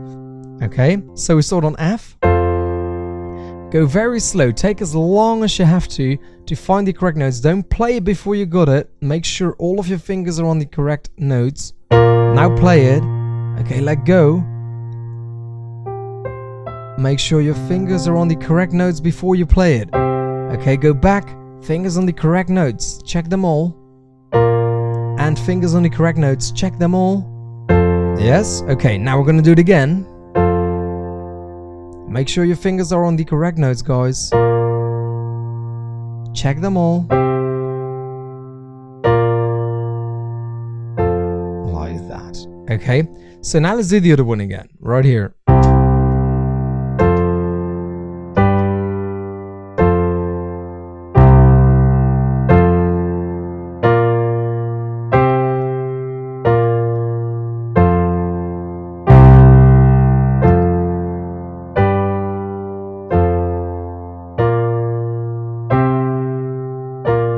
Ooh, very confusing like this, okay? So you can toy around with that a little bit. Basically what I want you to learn is to match the left hand up with the right hand, and I'm going to be talking about that in, let's see, 4.8. I'm going to be talking about that in lesson 4.8, that we actually want to link them together like they belong together, okay? Now sometimes you don't play the octave that corresponds to the name of the chord. For instance, this song Viva la Vida by Coldplay. If we have a look at the chords, we got D flat right here, D flat major, and then A flat sus4. I hope you saw these sus4 videos. A flat sus4, a regular A flat, and then an F major chord. Look right here, F major. Okay, so D flat, A flat sus4, A flat, and F major. Is it major? No, it's minor. It's F minor. Okay. So don't worry if you can't find out these chords really quick. We'll get to that later, okay? In section 5, 6, 7, and 8, we'll do a lot of that. But for now, what I want you to realize is we've got D flat, okay? So the note would be D flat right here. Then we've got A flat sus4, so the note would be A flat. A regular A flat, so the note again would be an A flat. And then F minor, so the note would be an F, okay? But if we look at the left hand, we've got D flat, so that's correct, but now we're playing an E flat. We're not playing an A flat octave. Otherwise it would sound like this, and then right here and here. Now listen to the difference. Or this. That sounds a lot more like Viva la Vida. Why is that? Because the second chord is an A flat sus4 slash E flat, okay? So there's an E flat behind. Remember when I said these slash chords in the previous section? When there's a slash, the note that's behind that slash is the one that we want to emphasize. And when we play the chords in the easy lessons or in lessons like this, and we want to match up the right and the left hand like this, or here,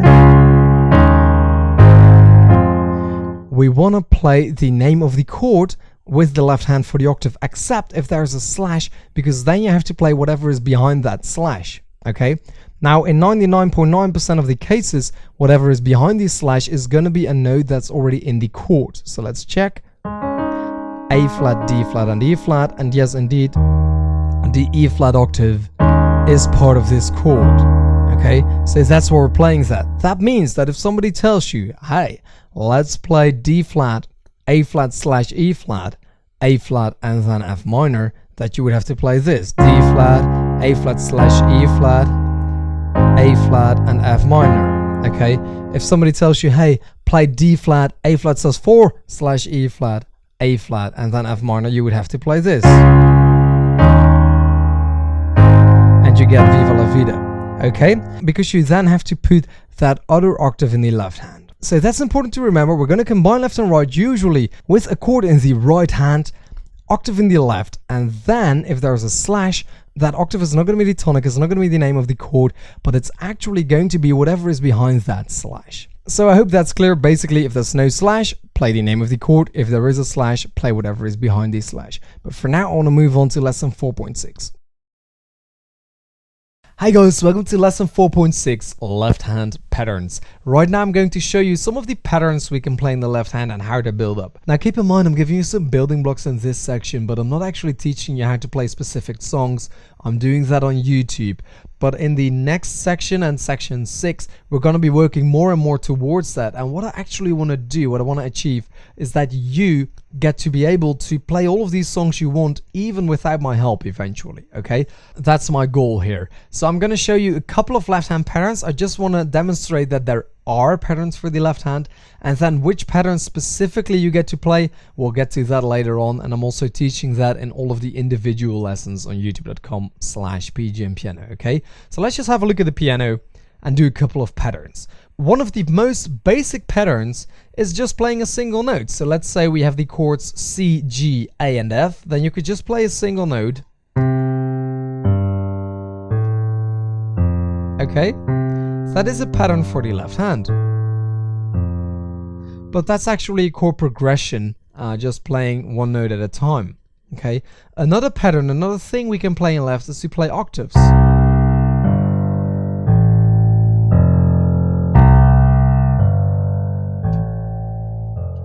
Okay, there's also stuff where you go back and forth. Okay, or the other way. Like that, okay?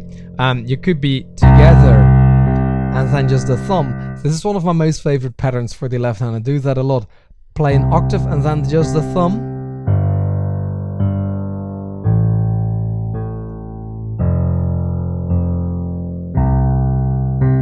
Okay, give that a little go.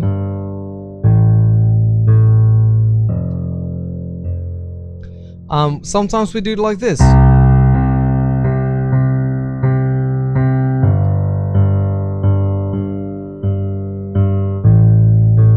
Kind of sounds like With or Without You.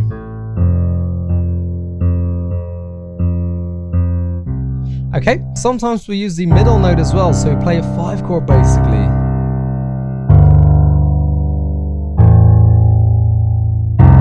Let's take it a little higher.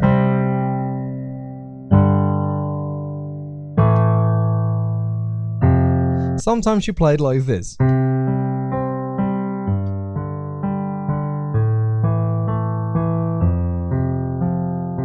Where you play the bottom note of the chord of the 5 chord, the middle note, the top one, and the middle one again, and then you do the same.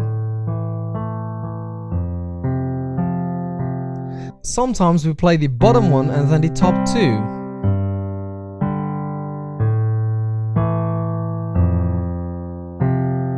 Sometimes we play the bottom one, the top 2, for 3 times. We do that quite a lot as well.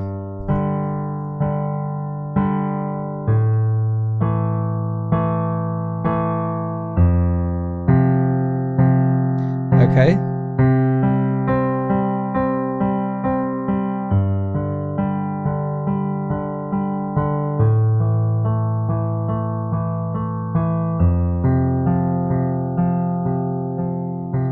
This happens as well, where you play the bottom one and then you go back and forth between the top 2.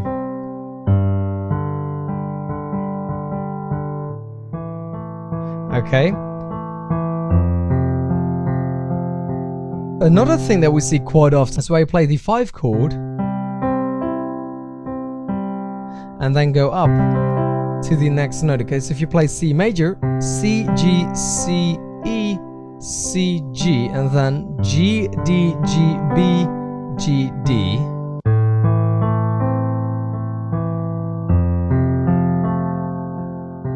Okay, like that. And there's of course a lot of variations.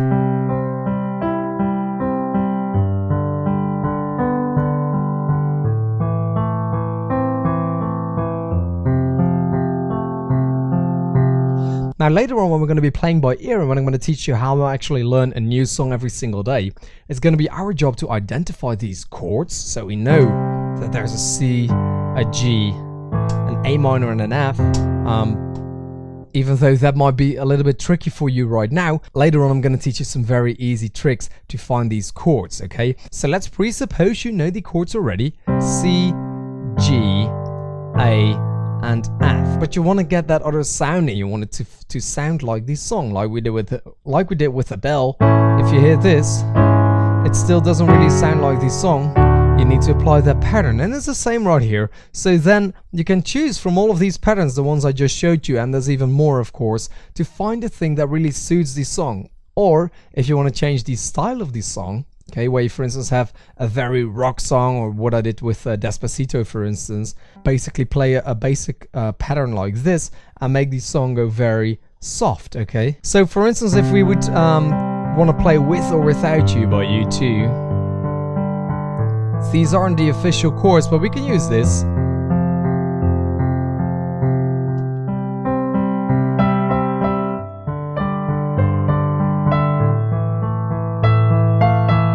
Okay, so you can use the patterns in the left hand to pick something that sounds like a song. One of the patterns that I also really like nowadays is to play an octave and then play the 5 chord twice.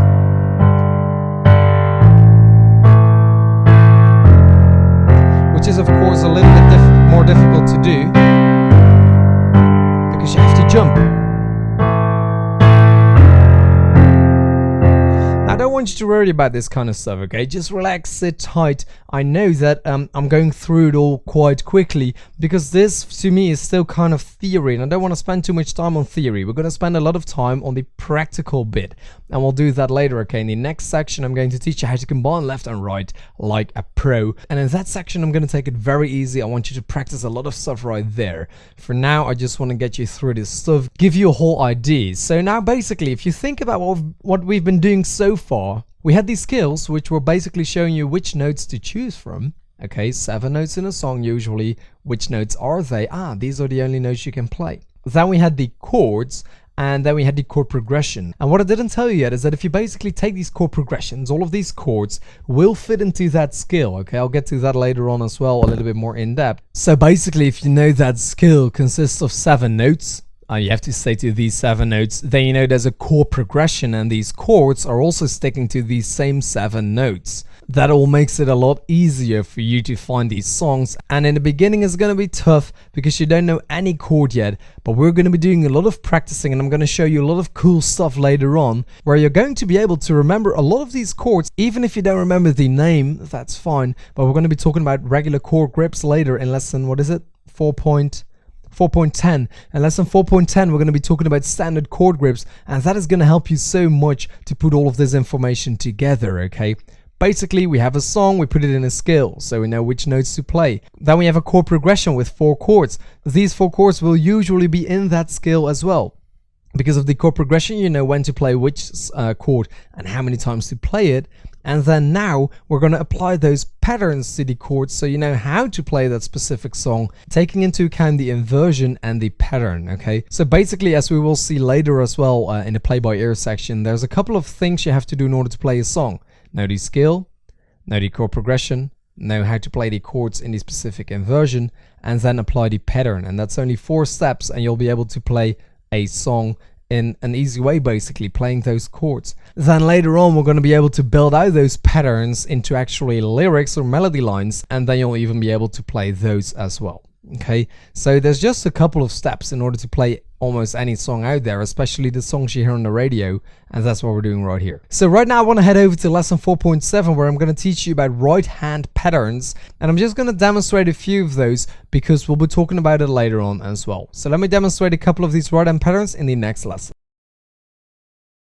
Hi guys, welcome to lesson 4.7. Right now we're going to be doing right hand patterns. Now these are not limited, okay? I'm just showing you a couple of examples so you get an idea of what we can do in the right hand, but later on I'm going to share you more and more and more.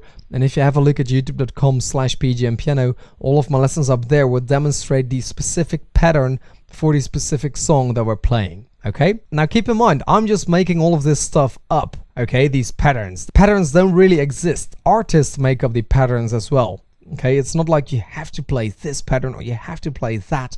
We can improvise a little bit right there. But if you want to play a song exactly the way the artist is playing it, then all you have to do is mimic their pattern. But they could have also gone with another pattern, okay? They just chose a specific pattern, and that's why this song sounds like that. So I want you to take it a little bit easy on yourself. The most important thing is to play the correct chord at the correct time, yes, in the correct inversion if possible, and then you basically have the song. The artist or the musician or the singer-songwriter or whoever is playing it, then picked a pattern to make that song sound really cool, okay? And we are of course going to play those patterns as well, but just keep in mind that that is the part that they literally made up. They went like, ah, this sounds kind of cool, I'll do this, okay? But anyway, let's have a look at the right hand. Let's say we have a chord, a C chord. Let's do the same chord progression as I showed in the left. So C, G, A minor and F, okay? We can just play those chords in a block like this,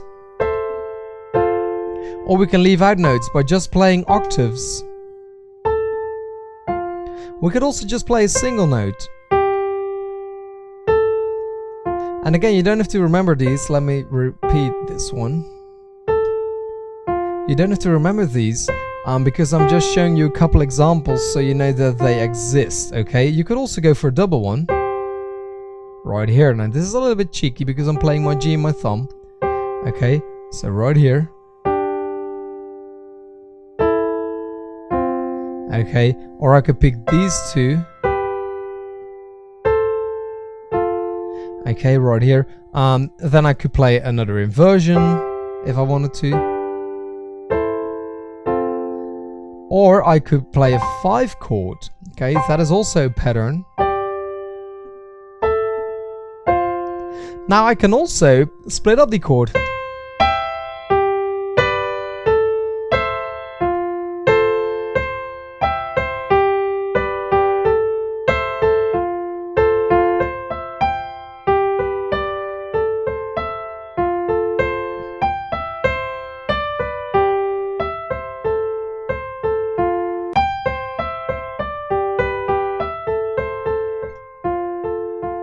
Okay, there's so many things you can do.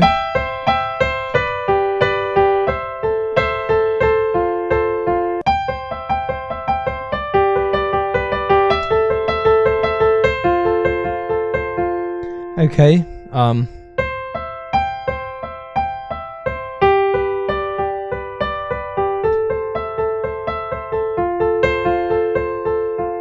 like with someone like you by Adele.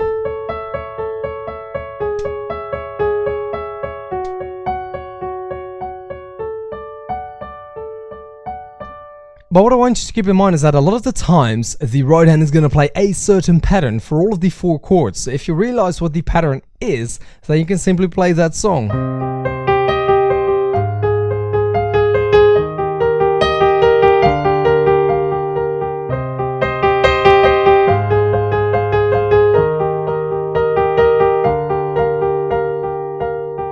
Okay, you get Apologize by One Republic just by playing these chords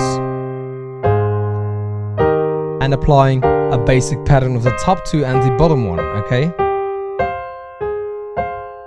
Etc. Now sometimes the right hand is playing the chords with little notes in between. Okay, that's also possible. It's all right hand patterns. There's so much stuff going on. So I'm going to be teaching you how to do many of these chord patterns in the lessons on YouTube for the specific song, so you always have the exact pattern that you want to play for that specific song. But I'm also going to teach you a lot of them in the rest of the lessons right here in the Ultimate Piano course, because I'm going to be demonstrating you quite a lot of stuff here. We're going to be practicing how to play stuff, and then I'll put in different chords because I like to practice along with actual songs. So I'm going to teach you quite a lot of songs in this course as well, and I'll just pick them. Whatever song I find useful at the moment, I'll teach you how to play that song, and we're going to be applying the left hand and the right hand pattern that is useful to that song. So now we're going to be moving on to lesson 4.8.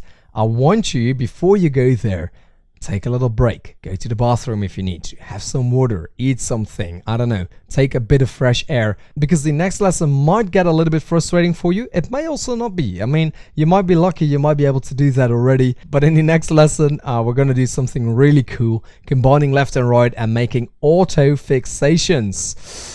It's a term I thought of by myself, so don't worry about it. You could also call it auto match, matching, hooking up left and right. However you want to call it, I don't care. I made the term up, but the thing we're going to do is actually something really important. And if you're going to learn that now, you're going to thank me for it so much later, because this is the thing that will make you be able to walk up to any piano and ask somebody, hey, name out any song, doesn't matter which one, and I'll play it for you right now. So make sure to check that out. We're going to take it through a couple of levels. In the next lesson, we're going to do the first level, which is combining the left and the right hand on the patterns, and then later on I'll teach you how to find the correct chords in a cheeky way, and then later in the section playing by ear you're gonna have to be a bit more advanced in order to do that. Then you're gonna be able to play pretty much anything right off the bat. So I want to thank you so much for watching this. Take your little break, okay? Take a little break and then add on to lesson 4.0. Hi guys, welcome to lesson 4.8 of the Ultimate Piano course. In this lesson I want to talk to you yet again about combining that left and the right hand when we're playing chords. When we're playing chords in the right hand, it's going to be a little bit different than when we play a lyric, okay? Let me show you what I mean with that by showing you the difference right now. So let's say we're playing a simplified version of Hit the Road Jack.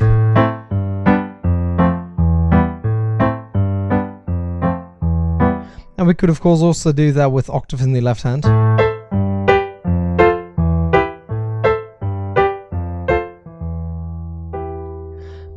Right now we're playing the chord and octave configuration, which you see in all of my easy lessons, okay? Which is the octave in the left hand and a chord in the right hand, okay? Now that chord doesn't have to be in root position as they are right now, okay? It could also be different, for instance right here.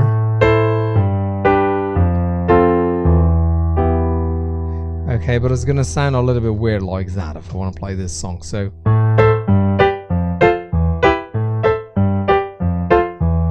if you play the lyrics, it's more going to be something like this.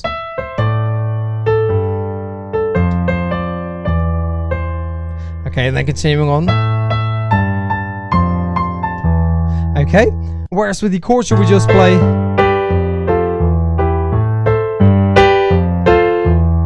this, allowing you to sing to it yourself. Okay, so that's the difference that I make with easy lessons and vocal lessons. If I do a vocal lesson on YouTube, you will have the lyrics in your right hand. You have the vocal line in the right hand. But for now I want to stick to the chords, and then in the next section, section 5, we're going to be doing a lot of lyric work in the right hand, and also a little bit more chords, because basically we're going to play a lot of songs right there, okay? So for now what I want you to understand is that it would be very handy if you change your right hand, that your left hand actually jumps to the correct chord automatically.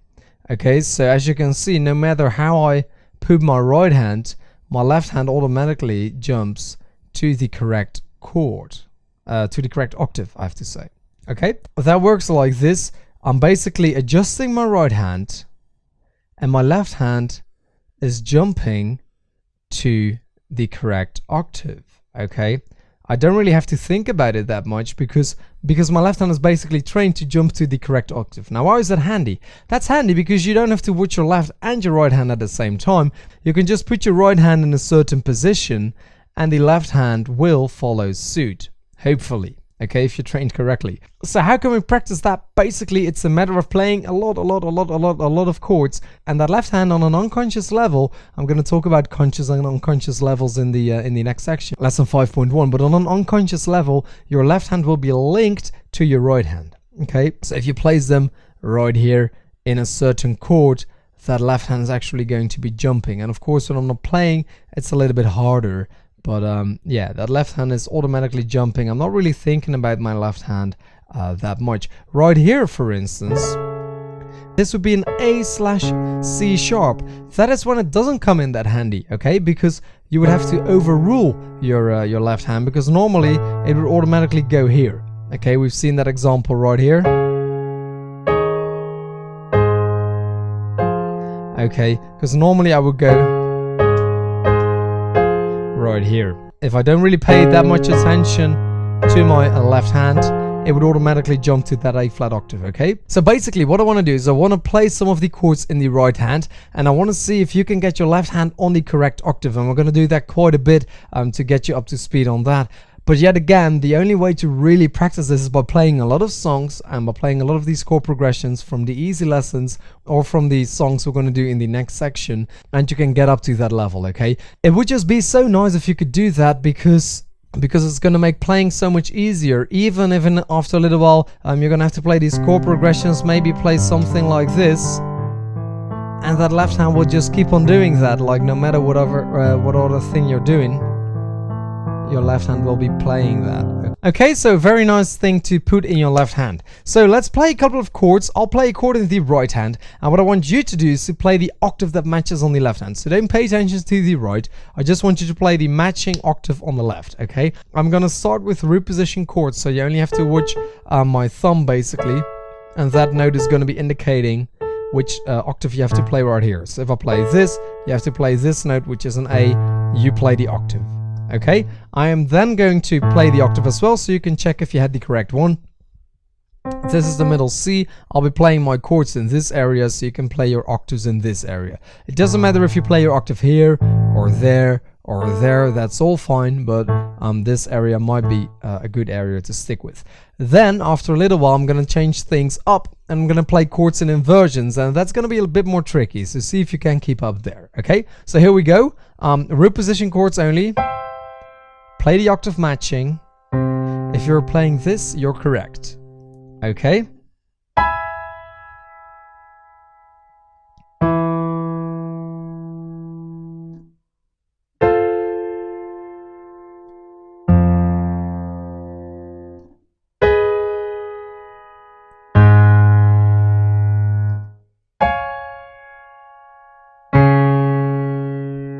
Okay, I hope you can keep up with this.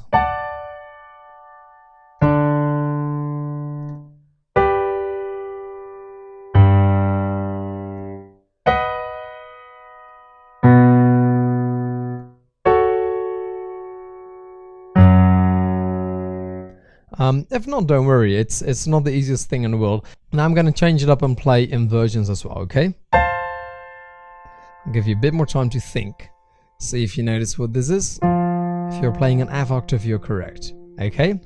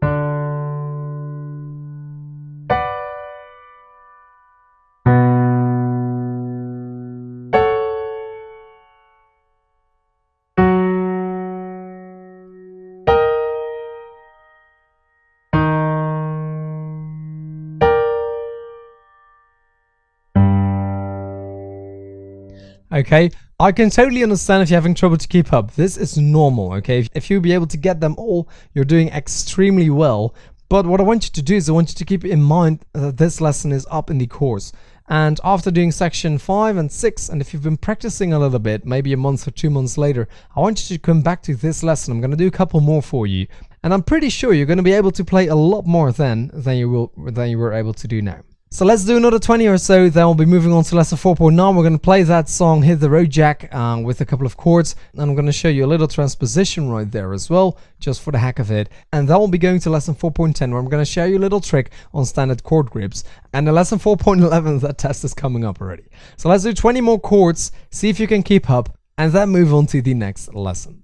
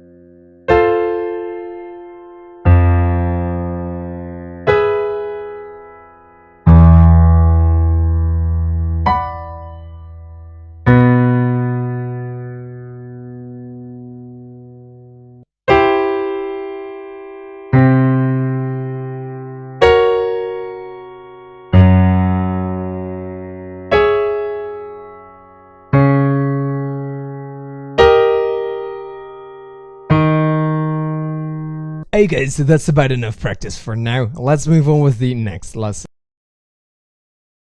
Hey guys, welcome to lesson 4.9. I'm going to teach you how to play Hit the Road Jack in a very easy way. Just here to get some chord practice in, okay? So the first way we're going to do it is we're going to play an octave in the left hand, play an A octave, a G octave, an F octave, and an E octave. Okay, you can already hear that.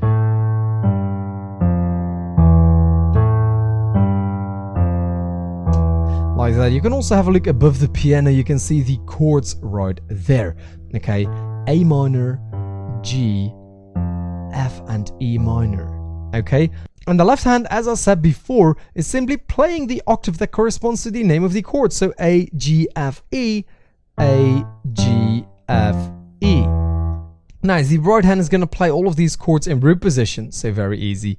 A, C, E, right here. A G, B, D, F, A, C, and E, G, B. Okay? So right is playing this, and all you have to do is keep your hands in the same grip and move it down, okay? Now we're going to play it together with left. You can do it slower if you need to go slower. And just play along with me right here.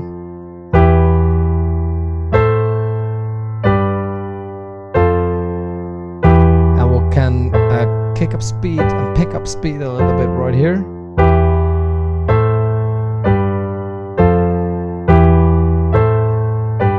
Now we're going to slow it down again. And now we're going to do something nice because we're going to play right first and then left, okay?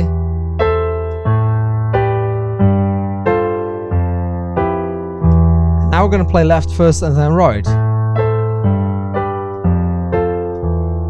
Which one do you like better? Right first?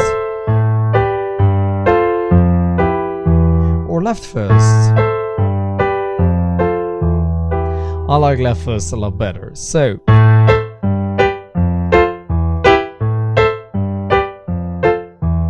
if you're having trouble, you can play a single hand.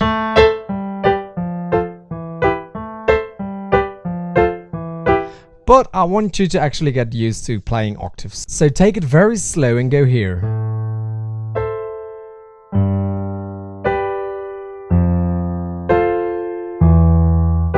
You could also play the right hand in the same chord.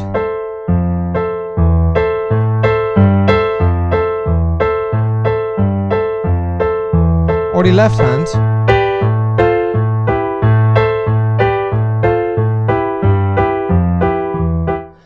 Okay, but ideally you would be moving like this. So this is a chord progression. So that is a chord progression. We're just running through these 4 chords that we've got above the piano. So now that we had a little bit of practice, I want to transpose them to the original chords. So we've got A flat slash G flat, F flat, and E flat. It's not the easiest chords in the world, but I think you're ready for it, okay? So the left hand is going to play A flat, and then when it's a slash, remember you have to play whatever is behind that slash. So A flat, G flat, then F flat. I hope you remember that from the first section. We have an F right here, so F flat is half a note lower than the F. So basically, we usually call that an E, but right now it's being called an F flat. Okay, so left is going A flat, G flat, F flat, and then E flat. Okay, so right here. Let's give that a little go. Play along with me.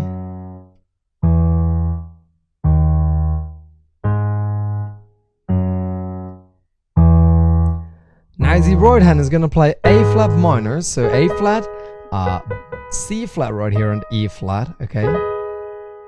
Then you're not going down, you're staying at A flat, C flat, E flat.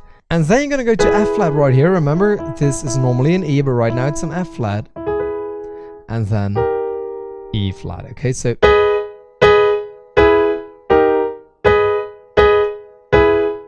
now on its own that sounds really weird, but when you add in that left hand,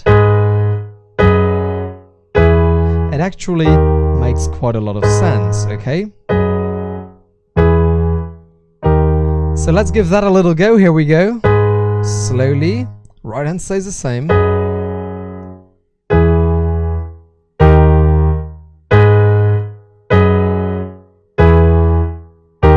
If you're having issues, just practice your left hand first,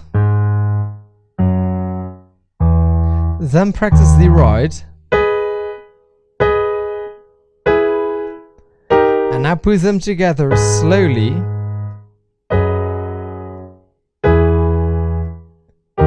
And now let's see if we can do left, right, left, right, left, right, and left, right.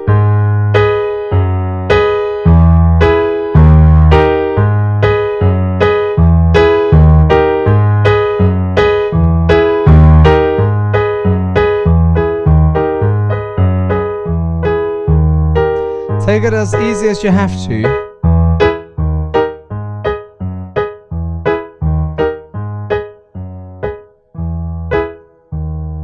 In order to play it, okay? So practice that a couple of times. I want to now head over to lesson 4.10 to tell you everything about standard chord grip. Hi guys, welcome to lesson 4.10 of the Ultimate Piano course. Right now I'm going to share you the secret of standard chord grips. What does that mean? Well, basically it means that, and I'm going to be talking about the right hand predominantly now, we have a couple of grips. Even though there's more than 100 of chords, way more than 100 of chords, a lot of them actually look a lot alike. If we, for instance, have a look right here, this one looks a lot like this one, this one, this one, this one, this one, and even this one, and right here. It doesn't mean they're the same kind of chords, because we have major, minor, minor, major, major, minor. Ooh, what is this? Diminished, and then major again, okay? But that doesn't matter. All I care about is how your fingers feel on the piano. And when we look at that, it's exactly the same, okay? Because on every chord right here, we've got two notes in between. So that is what I like to call a standard chord grip. And if you get used to this and put that in your system and play it like a lot of times, your unconscious will get used to this kind of grip, okay? Another one of these standard chord grips is this one right here, okay? Because we have it right here, but we have the same shape here, we have the same kind of shape here, here, even here. Ooh, that is an augmented chord, very weird. But also here. Did I mention this one before? And then here again, of course. So right there, even there, okay, even there, and a Sus2, even though that's a little bit off, but because it's a black note, you can kind of get away with that. Right here, here. So these are all kind of the same grips, okay? You can get really used to that. Then there's another one, this one right here. Okay, you can play it here. Play it here. Let's see, play it here, play it here. Even play it here. Okay, they are all kind of the same grip. Right there, there, there, there, and there, okay? And by playing these, by basically layering them on top of each other, instead of playing 5 different chords, it's basically the same kind of chord, even though the grip varies a little bit right there, of course, more than when you do it right here. The idea is the same, okay? There's another ones that go this way right here, okay? Okay, this also looks a lot like this, okay? Then we have grips like this one and this one. There's not that many of them going on because you get into the augmented realm there. But anyway, standard grips as well right here. Then we have this one and this one. They're a little bit different than the other ones. We have a lot of grips like this one, okay? Right here, here, here, here, here. They're almost, all of them are almost the same, okay? Of course we have our sus grips right here. Right there, and then here and here, okay? So there's a lot of these grips which are not unique to one chord. They're actually reoccurring in other chords as well.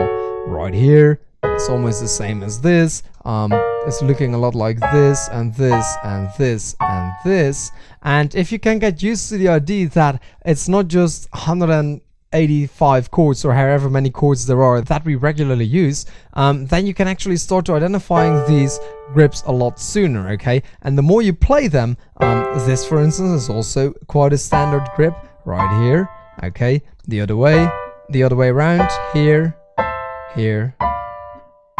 The more that you get used to the fact that we actually play the same sort of grips all the time on the piano, the faster you'll be able to pick that up, okay? So I want your unconscious to register that mainly, that almost all of these grips kind of look alike. We have like 7 or 8 different shapes, but apart from very minute differences, they're all the same. Hi guys, welcome to section 5 of the Ultimate Piano course. Right now I'm going to be teaching you the thing that most of you want to learn so damn badly. Combining your left and your right hand together so you can actually play all of these amazing songs. Now I just want to talk you through what we're going to do in this section of the course. Basically, I'm going to use a couple of songs as examples and practice some stuff with that. I'm going to show you some different examples here and there and show you how I combine my left and my right hand. I'm also going to give you some basic tips on combining the left and right hand that you may not have thought about. And I'm also going to explain at which moment you want to combine your left and your right hand, because a lot of people just don't know when to start combining. So I want to explain that. First of all, I want to talk a little bit about combining the left and the right hand.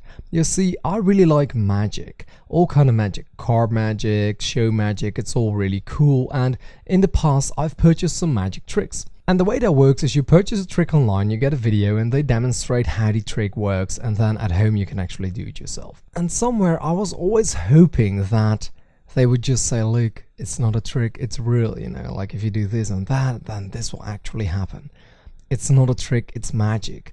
But unfortunately it never was. It was always just a trick. And if you did the trick, then it would appear like magic. Now, unfortunately, with combining left and right, it's exactly the opposite. You think that there's a trick to it, and when you do that trick, like magic, it will come together and it will work. Actually, combining left and right is true magic. So it's not a trick, it's a click, and at the moment that it clicks, it will become true magic for you, because you'll watch your hands moving on the piano almost as if by themselves. And that's really weird. So the main issue here is that we as human beings, especially guys, as you know, have a lot of difficulty focusing on two things at the same time, okay? Focusing on two things at the same time is the kind of stuff where you have to draw a square with one finger and then do a circle with the other one, like I also really cannot do it.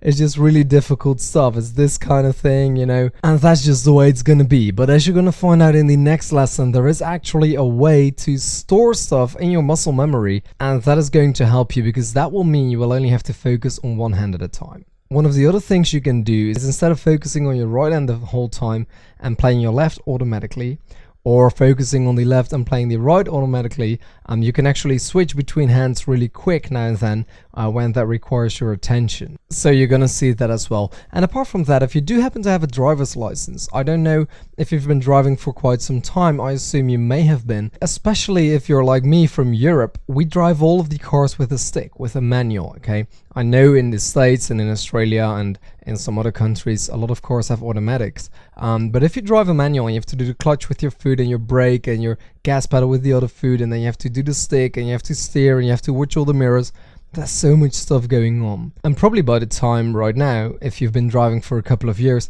you're having a chat with your friends, you're looking at buildings, you're doing all kind of stuff, and you're not really focusing on driving. As a matter of fact, sometimes you'll arrive at home and you think, oh my god, I can't remember the last 20 minutes of driving, like, did I even stop for the red lights and all that kind of stuff? What happened at that moment is you were kind of in a little trance, as we might say, okay? And when you play piano and the hands start to blend, you will also go into a little light trance, a little meditative state, where you will see your hands moving, but you're not really thinking about it anymore, and the hands just move and they don't even seem to be your hands. So if you can get to that state, it's really cool, because you can actually enjoy listening and watching yourself play the piano. Now, this will only happen with a lot of repetition and with the stuff I'm going to explain in the next lesson. So if you want to learn more about that, make sure to have a look at the next lesson, at which we're going to talk about unconscious and conscious levels of learning. Hi guys, welcome to lesson 5.2. Right now I want to talk to you about unconscious and conscious levels of learning. Basically, we have a conscious mind with whom we're focusing constantly. And if you don't believe you have an unconscious mind, well, I hate to break it to you, but you do. The unconscious mind regulates stuff like your breathing. And yes, you can interrupt your breathing if you want to. Just don't breathe for a little while and you will interrupt that. It's helping you to blink the eyes. And yes, again, you can keep the eyes open if you want to for a long time and it will start to hurt. But yes, you can interrupt it. But there's also stuff that your unconscious is doing, like regulating the amount of sweat you produce, your blood pressure, the whole digestive system, okay? It's not like you're sitting on the couch, you go like, yeah, I'm gonna ask my stomach to maybe use some fluids and start digesting my food. No, that all happens by itself, okay? It regulates your breathing when you're sleeping and it takes you through the different stages of sleeping. It's also the part that makes your eyes close when somebody is actually trying to put their fingers in your eyes. That is your unconscious mind. And your unconscious mind is constantly doing all kind of stuff in the background, if it were. So if we know that, it might actually be cool to store some of the information of a song that we're playing in the unconscious mind so we don't have to consciously focus on it. And that's exactly what we're going to do in this episode, in this lesson, okay? So what I want your unconscious now to do is to pay specific attention to this lesson, because I'm going to tell it how to store all of the information. So you're going to be able to learn lessons a lot quicker whenever you use this method. And even if you don't, your unconscious now will start to understand how to do it. So even if your conscious mind is being a bit thick, your unconscious can start to pick up these kind of things. Cool? Okay, so I want to talk to you about the 4 levels of learning. Basically, whenever we learn a task, we have 4 different levels. And let's put them on the screen right here. We've got unconscious incompetence. We've got unconscious incompetence, conscious incompetence, conscious competence, and unconscious competence, okay? Unconscious incompetence, it means that if you're not paying attention to it, you cannot even do it, okay? But you don't even know what it is, whatever you want to do, so you simply cannot do it. Then we have conscious incompetence. This is the situation where a lot of people are in. When they're consciously trying to do something, okay, when they're consciously trying to shoot a basketball through a hoop, they're not able to do it. Okay, if they're unconsciously trying to do that, like they're just doing something else and they're throwing a basketball and they're not even thinking about it, then usually they won't be able to do it. But if you're consciously paying attention to the ball, you look at the net, you throw it and it misses all the time, that means you're consciously incompetent. Even when you're paying conscious attention, not constant, but conscious attention to it, you're not able to make that shot.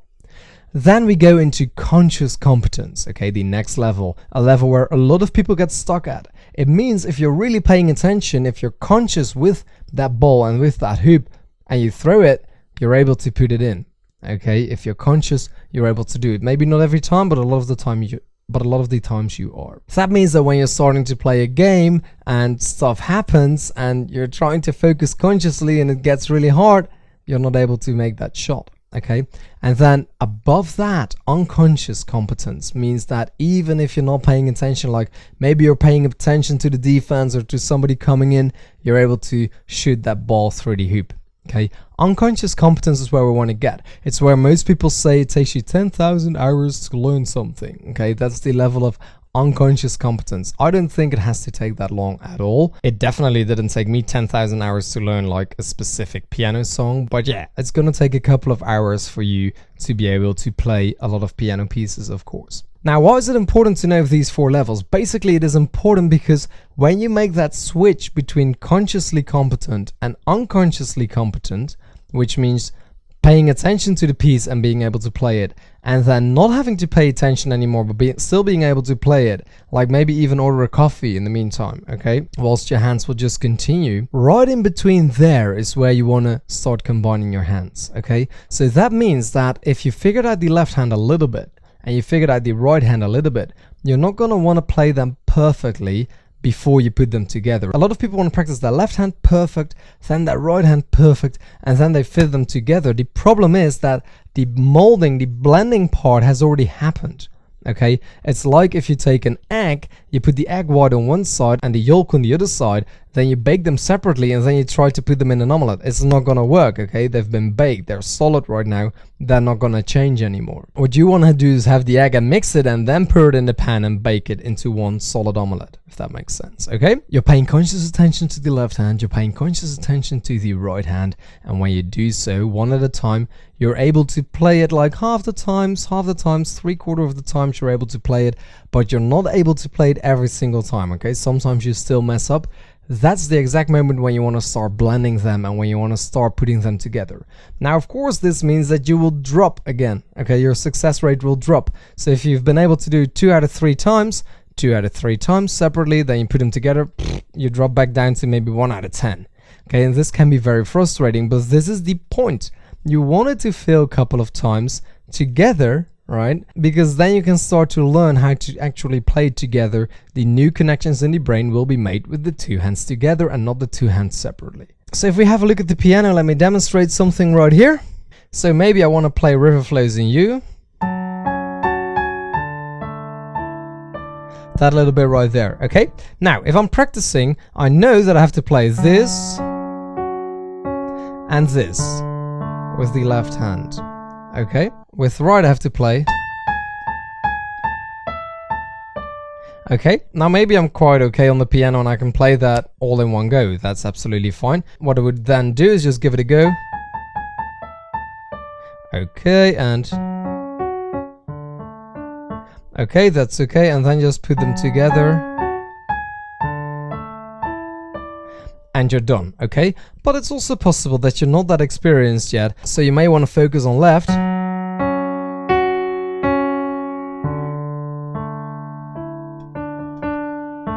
Okay, and then on right. Wait.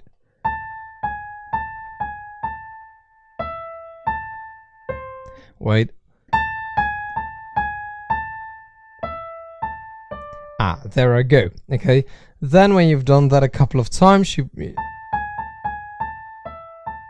Okay, yeah, I managed it. That's time to put it together. So then you're gonna... Wait, that didn't work. No.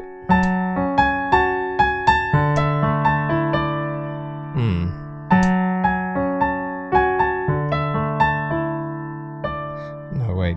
Together.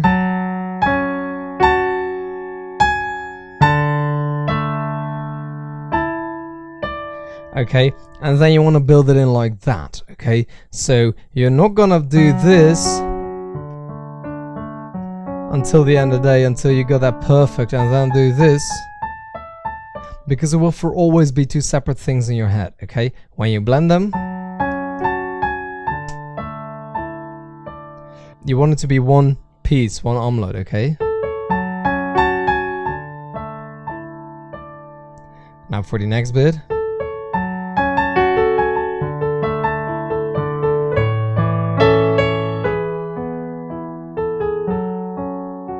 So you want to go right here, maybe.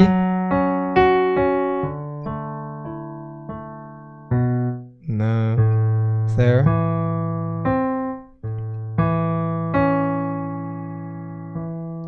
And then...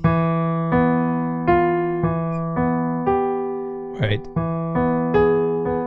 Okay, so...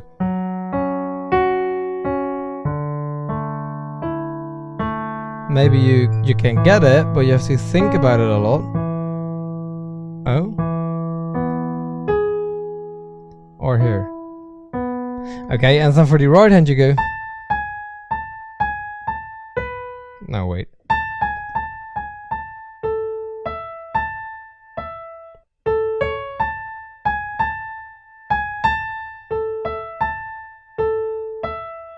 No. Etc, etc. You get the point, okay? I'm basically faking it a bit here, of course, but that's what you want to do. You want to be struggling a little bit, then when you get it...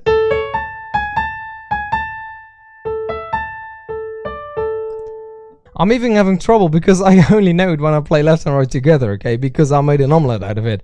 I cannot play it just in the right hand, so that's really frustrating to me.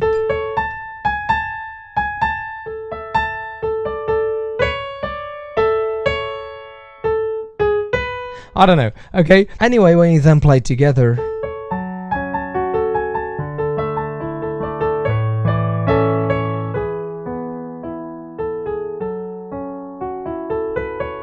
you can then start to merge that. And if you make a couple of mistakes, that's fine, because when you will get that click, left and right will be together and your omelette will be formed. I hope you like that metaphor. For now, I want to move on to the next lesson, where I'm going to show you how to practice that left hand up to the level that you're ready to combine it with right. And then the lesson after that, I'm going to demonstrate how you want to practice your right hand so that it's ready to be combined with left. Does that make sense? Let's head over to lesson 5.3, left first. Hi guys, welcome to lesson 5.3, left first. Now basically in this lesson I want to demonstrate a little bit of stuff, and I have to be very careful because in the previous lesson I explained to you that I don't really like the idea of learning left and right separately all the way, okay? Because you're going to have to stop at a certain moment and blend them together. So I want to just say this once so I don't have to repeat it for the rest of the lesson. This lesson is demonstrating to you how to learn your left hand up till about 75%, okay? And if you take it all the way, if you want to perfectionalize your left hand, I don't know if that's a word, but kind of sounds cool. If you want to perfectionalize your left hand, you're going to have trouble getting that right hand in, okay? So learn left until you kind of know it, and then move on with right, and then blend them together, as I was saying in the previous lesson, okay? But anyway, if you're gonna learn left, here's a couple of tricks. So I hope you watched the chord lessons, okay, especially 5 chords. A lot of the time, like if I take the example of River Flows in You, the left hand will be doing this.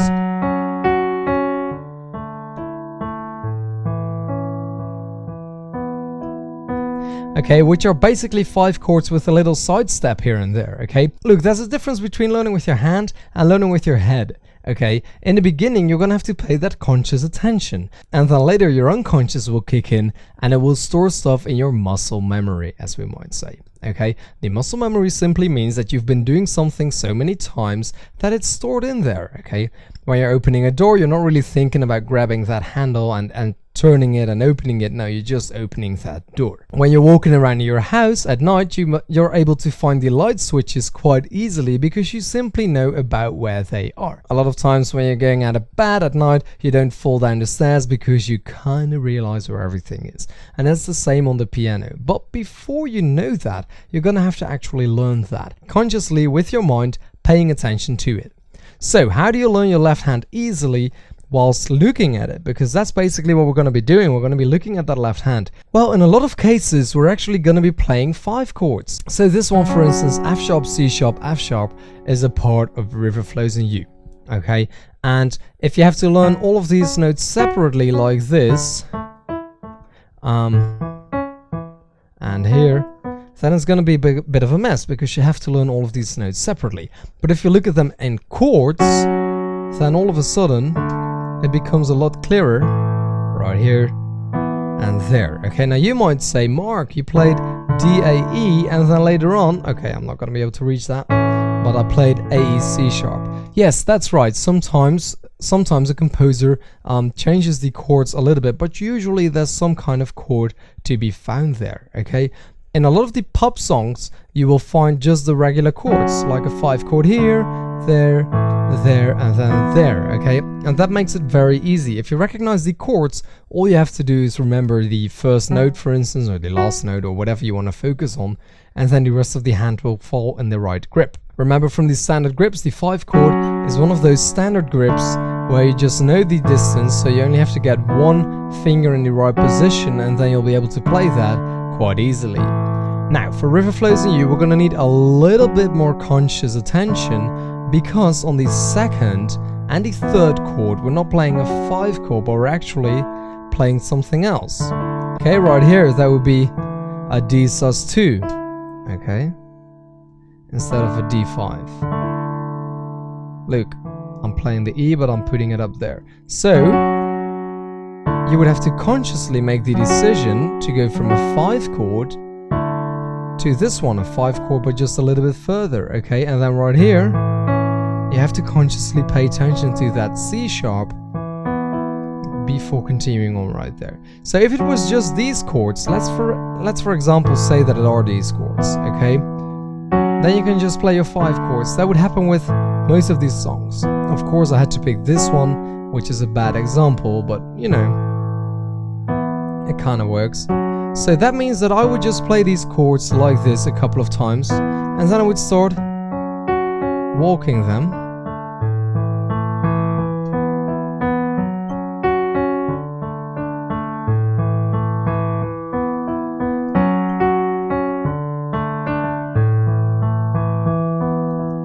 Okay, now I may want to actually, before this gets into my system too much, I would put in the exemption. So right here I would move up. Okay, or you could go here and then there, but you're gonna have an issue right here. So play that and then here. Okay, so that left hand, I basically want to get a good mental understanding of where to go.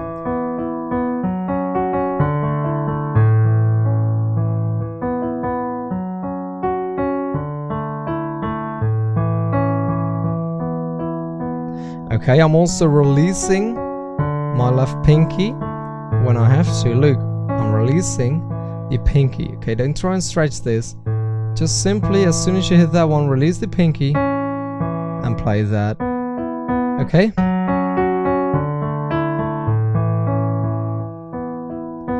Now, once you have the idea that you kind of know what's going on, you have to start practicing that left, remember?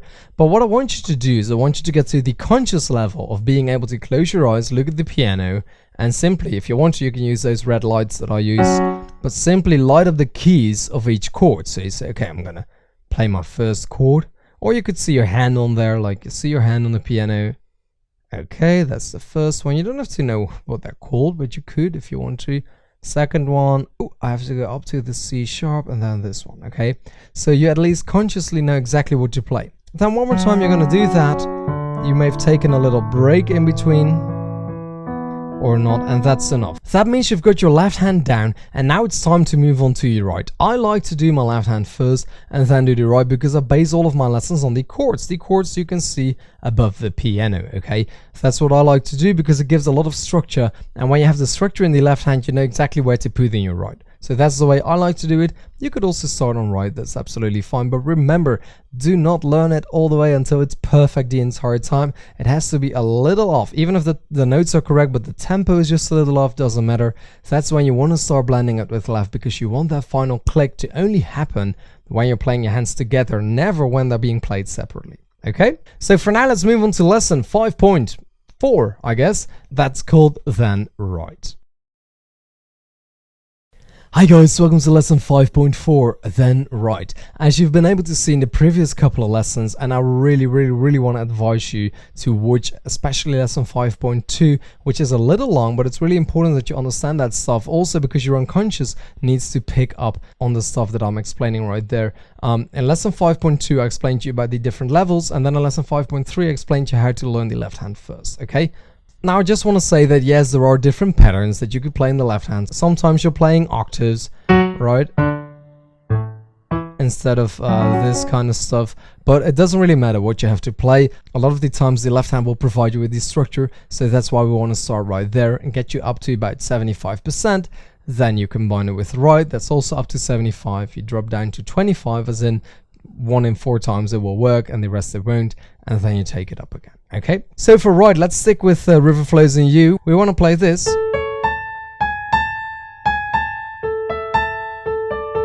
Okay, so basically in the right hand we usually have to deal with a lot more tempo kind of things, and also the notes, whereas compared to left where they're just really nicely, let's suppose they're all 5 chords, there we go, like this. You know, that's quite easy to play. In right, we're spreading, then we're going close, and then all the way over here, and then back and forth. So the right hand is usually doing a little bit more delicate work than the left. Okay, usually, not always, but usually that's the case. So for right, you're going to pay a little bit more attention, so you know it. So again, you want to learn these notes off by heart. Okay, starting here. Now basically in my mind this is an A chord, okay, leaving out that E, but basically I'm playing an A chord right here, A, C sharp, E and A, okay, which makes it easier for me to remember. Okay, now I'm playing an A5. Okay, so again I'm using these little tricks, these little chords, to help me remember where to play. It's not just a random note, okay? It's not a coincidence that this is an A and an A5, okay, in combination with that F, making for a very nice F sharp minor 7 chord. Okay, so A, C sharp, A, G sharp, A, G sharp, A. Now I want to basically get familiar with this, because that's where I'm gonna have to start. So I get that, and then I'm trying to find out my fingering, okay, my finger position. So I could do this,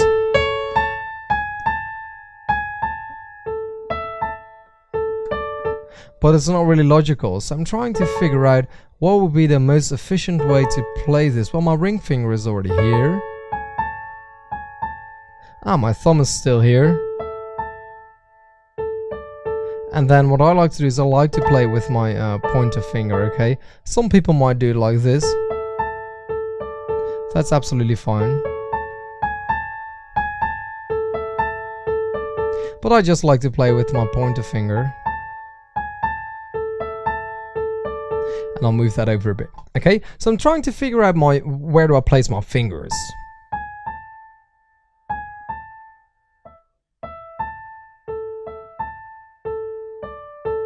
Okay, just toying around a little bit. And when I figure that out, then I'm gonna play it very slowly. And I'm gonna cut the piece in half. So I would do... Okay, so up until there. I'm only gonna play it like 2 or 3 times, a little bit. Even if I don't really get it, even if we go like...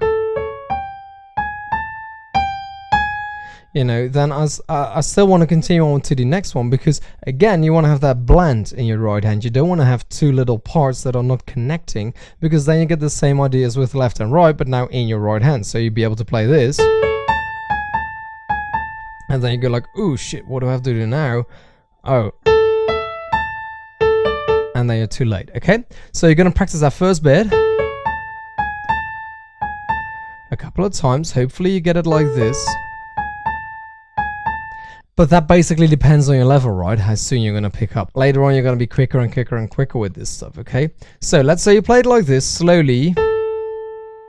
You really have to focus and think about it. 2, 3, you're still counting it. And then you go here. And then here, okay? So then you want to do... So you get used to that.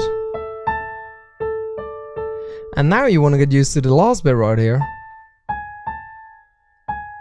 To connect that to there, okay? So you basically want to make this blend so that everything fits together.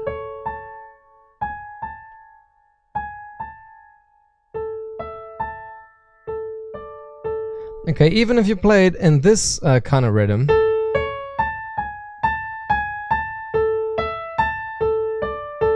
okay, then you want to start working on the rhythm a little bit. So my order is to figure out the notes first,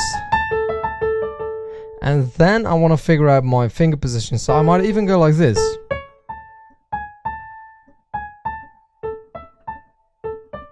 Just so I know, just so I have a mental picture. That's my strategy, okay? I have a mental picture and an auditory thing. Like I can kind of hear how it's going right now. So I have those two, and then I want to practice a little bit. Then I want to practice the next bit. Okay, then I want to start linking. And then I want to start paying a lot of attention to the rhythm.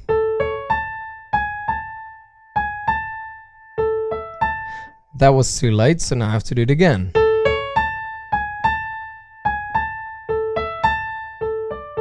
That one sounded okay. So now that I've done that, I'm actually ready to blend it with left, okay? And that's when you get the massacre. That's when everything is gonna go to shits and bits. If you're lucky, you get something like that, okay? And then you go, okay, wait. These two first, and then together right here, because you have to figure out when to play together. Ah, that one is before that one, okay?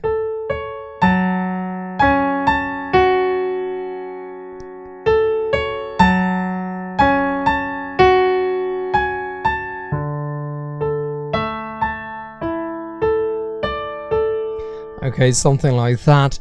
And basically what you want to do right now is be very patient when you put them together. I'm going to talk to you about that though in the next lesson, blending left and right. Hi guys, welcome to lesson 5.5, blending left and right. I hope you saw the previous lessons 5.1, 2, 3 and 4. It's really important that you do before watching this one, okay? No skipping. If you do, you might actually do more damage than good. So make sure to head back if you haven't seen the other ones yet. I want to talk about blending your left and your right hand. Okay, so now that we basically got a pretty good understanding of what to play on left, we have a conscious representation of that, either in the form of what you're hearing, so you're hearing the notes, or you have a picture right there, or even if you want to do it by feeling the keys, okay, by knowing where to place your hands, that's absolutely fine as well. Okay, so whether you have a grasp on it, whether you can see it, or whether you can listen to it in your head, that's all fine. Same for right. Now what I want to do is, before we play it perfect in both hands, is blend it, okay? Now sometimes it goes a little bit quick. You might notice that a song is quite easy to play for you. It's maybe not easy to remember or to all play at once, but it's easy to play. Then what I would just do is just always play together, like just start. So instead of doing left and right, you just go like left has to be kind of here and right, and you just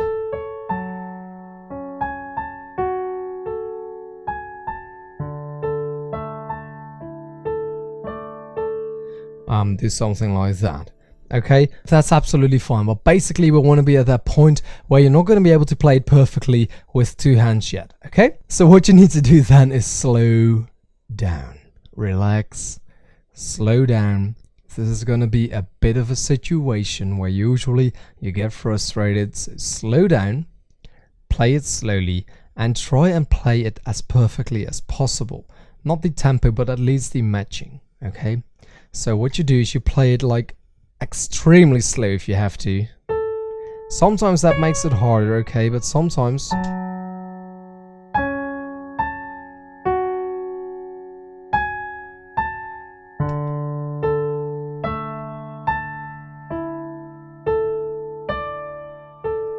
okay, now this is also the moment where if you figure out that you made a little mistake, you can still correct it.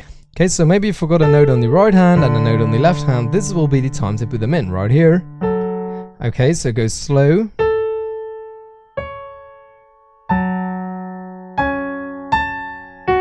Here.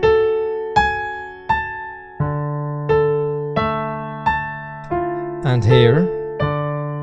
Okay, now I just made a little mistake, and that's absolutely fine because that's the phase where we're in. We're not playing this song correctly yet, okay? We're trying to blend it right here, so go again, even slower.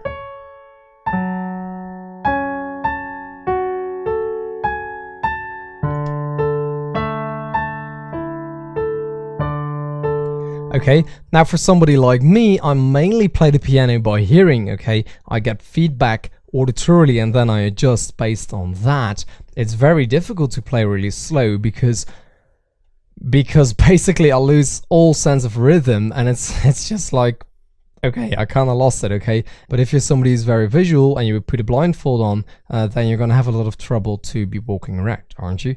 So it's that kind of idea. But then for sounds, for me on the piano, if I play slow, I kind of lose where I am, and then it's really difficult for me to keep it up. And then when I hear it back, I go like, oh shit, that was very bad.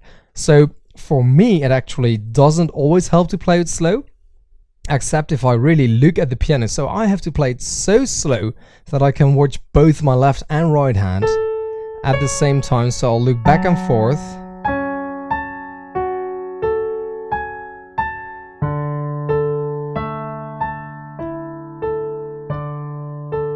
Okay, doing it like that. So sometimes it's actually good to speed it up a little bit and fill. Okay, now what I don't want you to do is to go up to this speed before you're actually able to do that. Okay, okay, making a little mistake right there, that's an issue. Okay, so then you have to slow it down. Okay,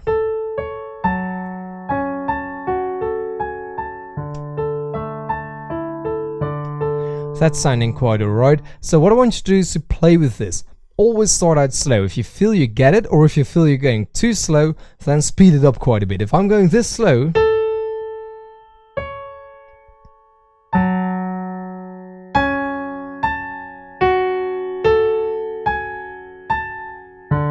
I'm having so much trouble really focusing, okay, getting everything in on time, so I would pick it up a little bit.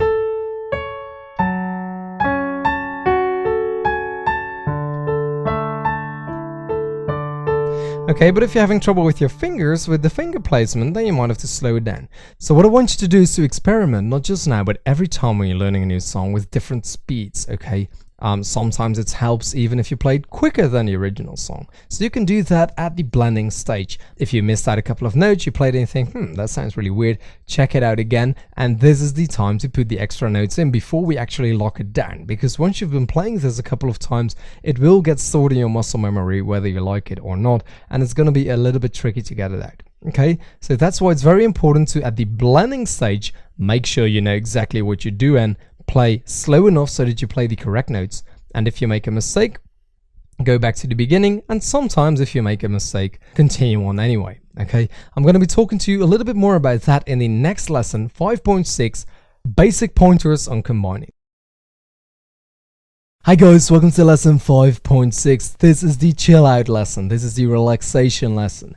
I'm sure you cannot see, but I'm relaxed, man. Like, this is the lesson where we're just gonna have a little chat, you and me, and we're gonna talk a little bit about how you want to actually play piano. So I'm no expert on this because I am self-taught, but I did have a couple of lessons. I had like 4 or 5 piano lessons in my life, and in the first 2 lessons we mainly talked about posture. Okay, so a lot of pianists sit up straight, you know, and they have their arms like this. I don't know if you can see, but they have their arms like this, shoulders relaxed. Some people are really like going like that, you know, doing the hair toss when they're playing heavy metal on piano. I don't know. For me, I notice a lot that when I'm combining left and right and I'm struggling and it's not really going well, and I take a little step back, so to speak, that my shoulders are here. Okay, I'm in a cramped position. I'm not really playing relaxed. My hands are like this, you know, like cramped and stuff. At that time, it's a good moment to either take a break or just realize that you're being a little bit stressed and take it easy. So at least drop the shoulders, like make that relaxed. The shoulders have to be completely relaxed and just hanging, okay? It's the arms that do the work. Shoulders have to be relaxed. Neck has to be nice and relaxed. If you got a stiff neck, ask somebody to give you a little massage or something, okay? Have a little hot water with some lemon, okay? Take it easy, because when you're playing like this, it's impossible to get a really nice sound out of the piano because you're playing in a cramped position. So you want to relax, take it easy, just chill out, and make sure that all of the muscles right here are smooth and relaxed, okay? Same goes for the hands. You want to have soft and relaxed hands. If you have dry hands, like right now I've got some dry hands, you might use a moisturizer. Now this might be a little weird if you're a guy, you never done that before. I personally don't do it because they don't get that dry. But if they're dry, they are not as supple as they could be, so you might use a moisturizer. In the winter when it's cold, a lot of people show me warm-up exercises on the piano. That's all cool if you want to do that. I actually made a video on that a couple of years ago. What I just do is if I have cold hands, I draw a little bath for my hands. So I just, you know, in the sink or whatever, I put some hot water in there, and not very hot, okay, like yeah, maybe 36 or 37 degrees or whatever that is in Fahrenheit, if you calculate in Fahrenheit, like body temperature. And I slowly put my hands in there, or I put some water in there that's not cold, neither hot. Put the hands in there and then put on the tap with some hot water to slowly rise the temperature in the sink, okay? What that does is it makes my hands really nice and warm, because in winter sometimes you really don't realize how cold your hands are, and it's very difficult to play with cold hands. So you always want to make sure your hands are warm. I saw one of these amazing pianists in the Netherlands, and he was giving an interview, and he was wearing gloves inside, and they were like, dude, why are you wearing gloves? Well, when I get home I want to be able to play the piano, and I don't want to do warm-up exercises for 20 minutes. And I'm like, dude, just put your hands in the sink with some hot water and they'll be smooth as you ever want them to be. So that's another tip. I also want to give you some tips on how to actually put the left and the right hand together. If you make a mistake or an error, okay, what I want you to do in the beginning is to just play through it, okay? Try and play through it. Except if you make that same mistake a couple of times, because you don't want the mistake to get locked into your system, okay? So if you make the mistake once, play through it. If you make it again, I would go back to the beginning. If you then make the mistake again, slow it down and see if you can get the mistake out. If you then would make the mistake again, I wouldn't go back all the way to the beginning, but I would actually pick another point, because again, we don't want to keep on playing the same part because it will get locked into your muscle memory. So let's say you make a mistake right here, you play it, oops, you make the mistake, you just keep on playing. You play it again, oops, you make the mistake again, you go back to the beginning, you slow it down, way down, okay? You play through it really slowly. If you would then still make the mistake, you go back, but not to the beginning, but like maybe let's say here, a couple of notes in front of it, and slowly play that until you don't make that mistake anymore. Then go back to the beginning, play it slowly. If you don't make it anymore, pick up some speed and play it. If you then make a mistake again, doesn't matter, you just keep on playing. You do that for like maybe 2 times. If you still make the mistake, slow down again and do the whole thing again. Okay, basically we want to keep the unconscious and the muscle memory guessing where we are, so it doesn't lock it into place before it's actually good.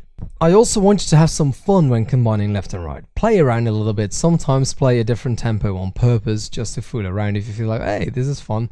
It doesn't sound like the actual song, but just play it in a little bit of a different tempo before it's being locked in. But again, don't do that too often, or that other tempo will get locked into your muscle memory. Okay, so just do it once or twice and then continue on again. It's also very important to take breaks. Take a break now and then, and also take a break from a song. If you've been working on a song for like a couple of days and it doesn't really work, pick another song to do in between so you can switch between songs. It's very useful to switch between songs with different keys, okay?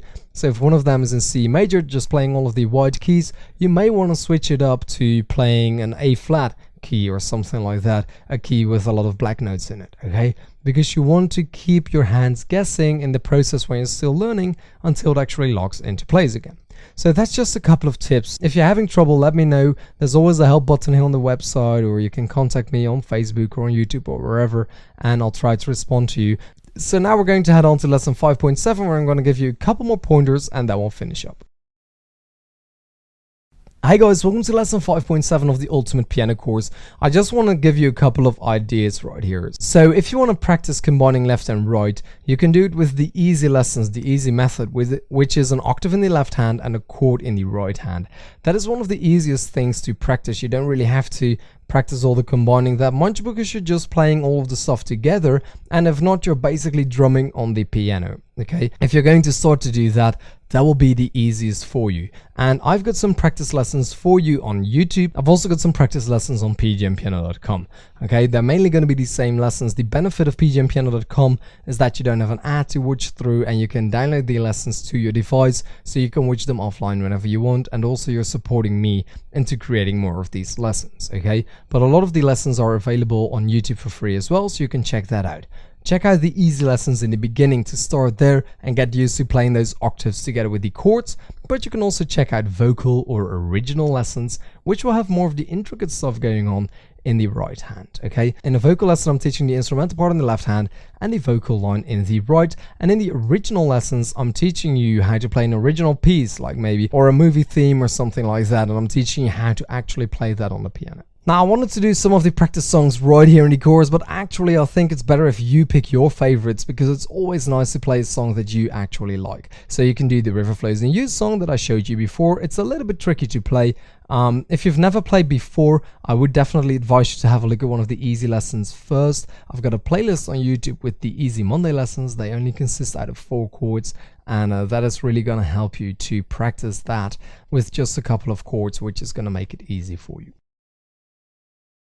Hi guys, welcome to lesson 6.1 of the Ultimate Piano course. In this section I'm going to learn you how I learn a new song every single day. This is the main section that gave me the idea to create this course, so I really hope you're gonna like it. As always, if you have any questions at all, make sure to message me. You can do that on facebook.com/pgmpiano or via the link below the video, but for now I want to start explaining you how this works. So basically the reason I'm able to learn all these songs quick, and let me clarify this for you, okay? There's a couple of levels that you could do.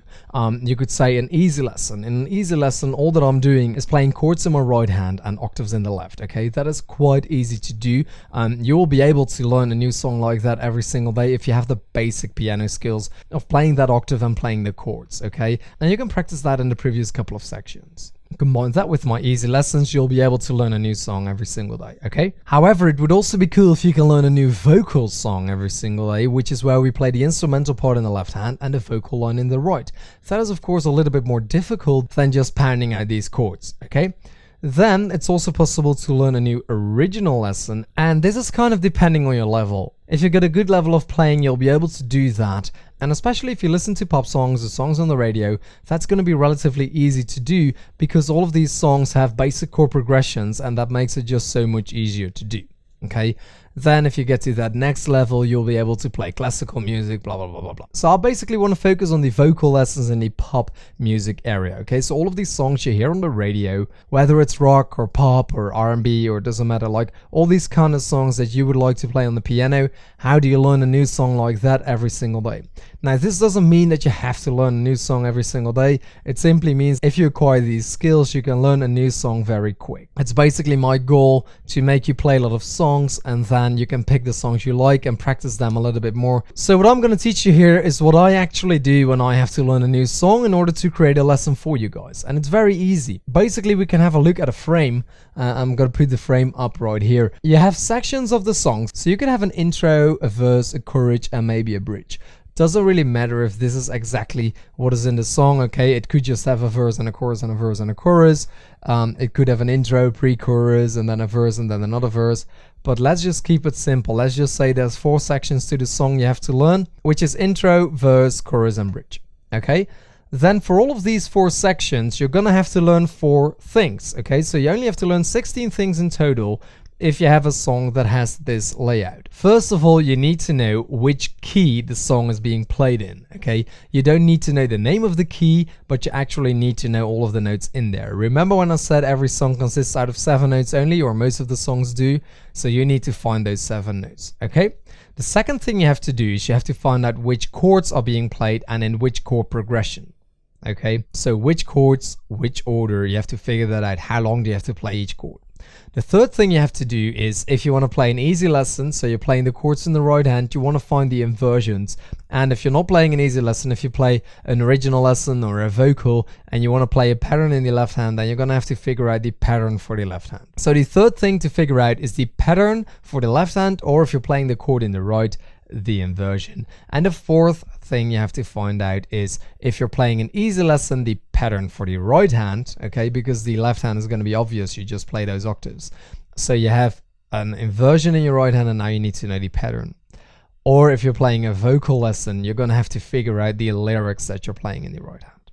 Okay, so you could basically sum it up: learn the key, the chord progression, the left hand, and the right hand. Okay, that's also how you could sum it up. So let me give you a quick example right here of a song I was playing before, Apologize by One Republic. We have these chords.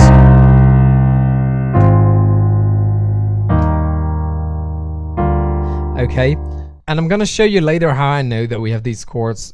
Don't worry, that will be fine. But we have these chords, so I can simply figure out the key like this, which might confuse you because I just said that the second step is to figure out the chords, right? Well, I'm going to demonstrate to you how I do this all at once right now, but later on I'll chop it down. Okay, so if I know the chords of a song, I can simply play these chords and figure out the key. Okay, so we have these and then right here. Okay, here and there. That means that I'm playing this note, this one, this one, this one, this one, this one, and this one. Okay, and that is the key that I'm playing in. All of the other notes will sound weird. Okay, so this sounds quite nice, and it has all of the notes: E flat, F, G, A flat, B flat, C, D, and E flat. Okay, therefore it could be an E flat major. Okay, I don't have to know the name of the key, but at least now I know that all of these notes are safe. So that's important to know whenever you want to learn a song, because now you know which notes to play and which not to play. These are safe, the other ones aren't. Then you have to figure out the chords. I already knew the chords for this song, so it's quite easy. And again, I'm going to demonstrate to you how to do that later. So just sit tight, but I would need to figure out the chords. These are the chords. Okay, and now basically I can already play this in a basic setting. Okay, so after step 1 and 2 you can already play it. Then if I want to play an easy lesson, I have to find out the inversions. If I wouldn't be doing that, I would be playing the chords like this. Okay, and that's not correct. Now I already knew the correct inversion because I just taught the lesson, so that's easy. I put on the right inversion, and now all I need is the pattern.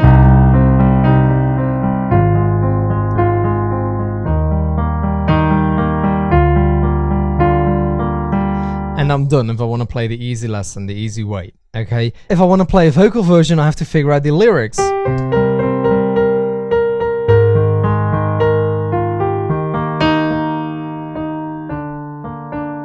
Okay, again, I know I'm going very quick, but I'm just demonstrating a little bit in the intro right here, and I will take the whole of the rest of this section to explain to you what I'm doing. Okay, but these are the steps. I find out the key, I find the chords. Then when I wanted to play it in an easy way, I find out the correct inversions and the pattern, and I was done. I could already play it.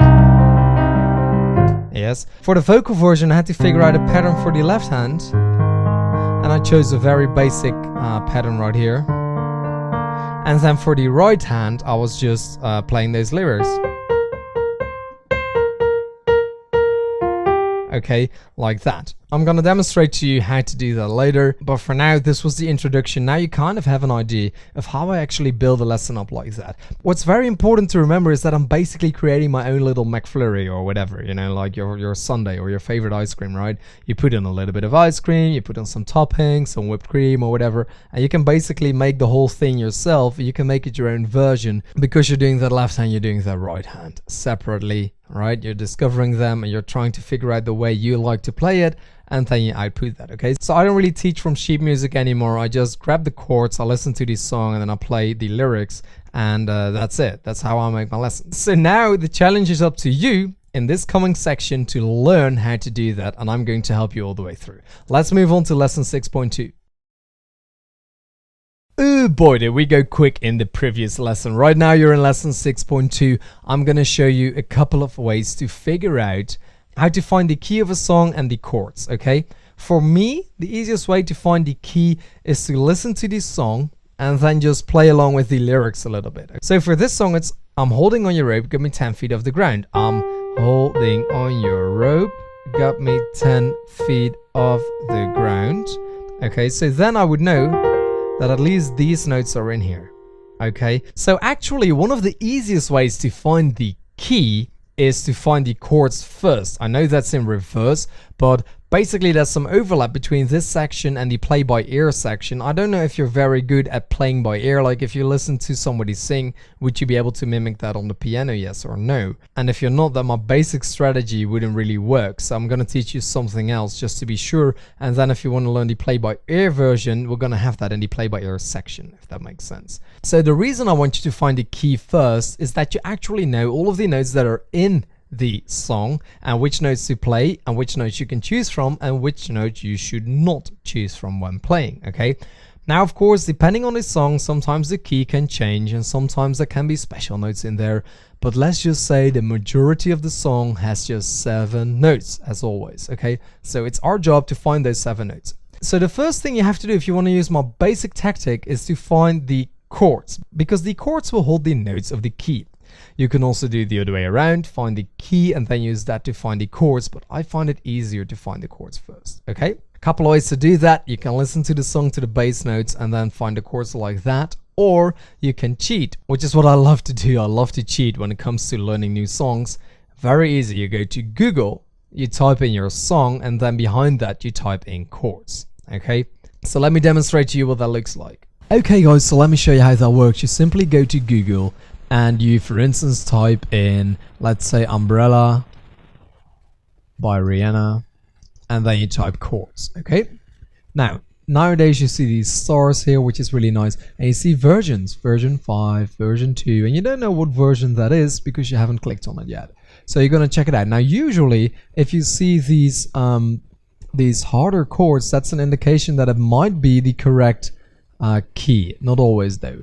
So the first thing I always look for is here. capo first fret. If it says that, it means that it's definitely not the original key, because this capo on the guitar is actually changing the way the guitar sounds.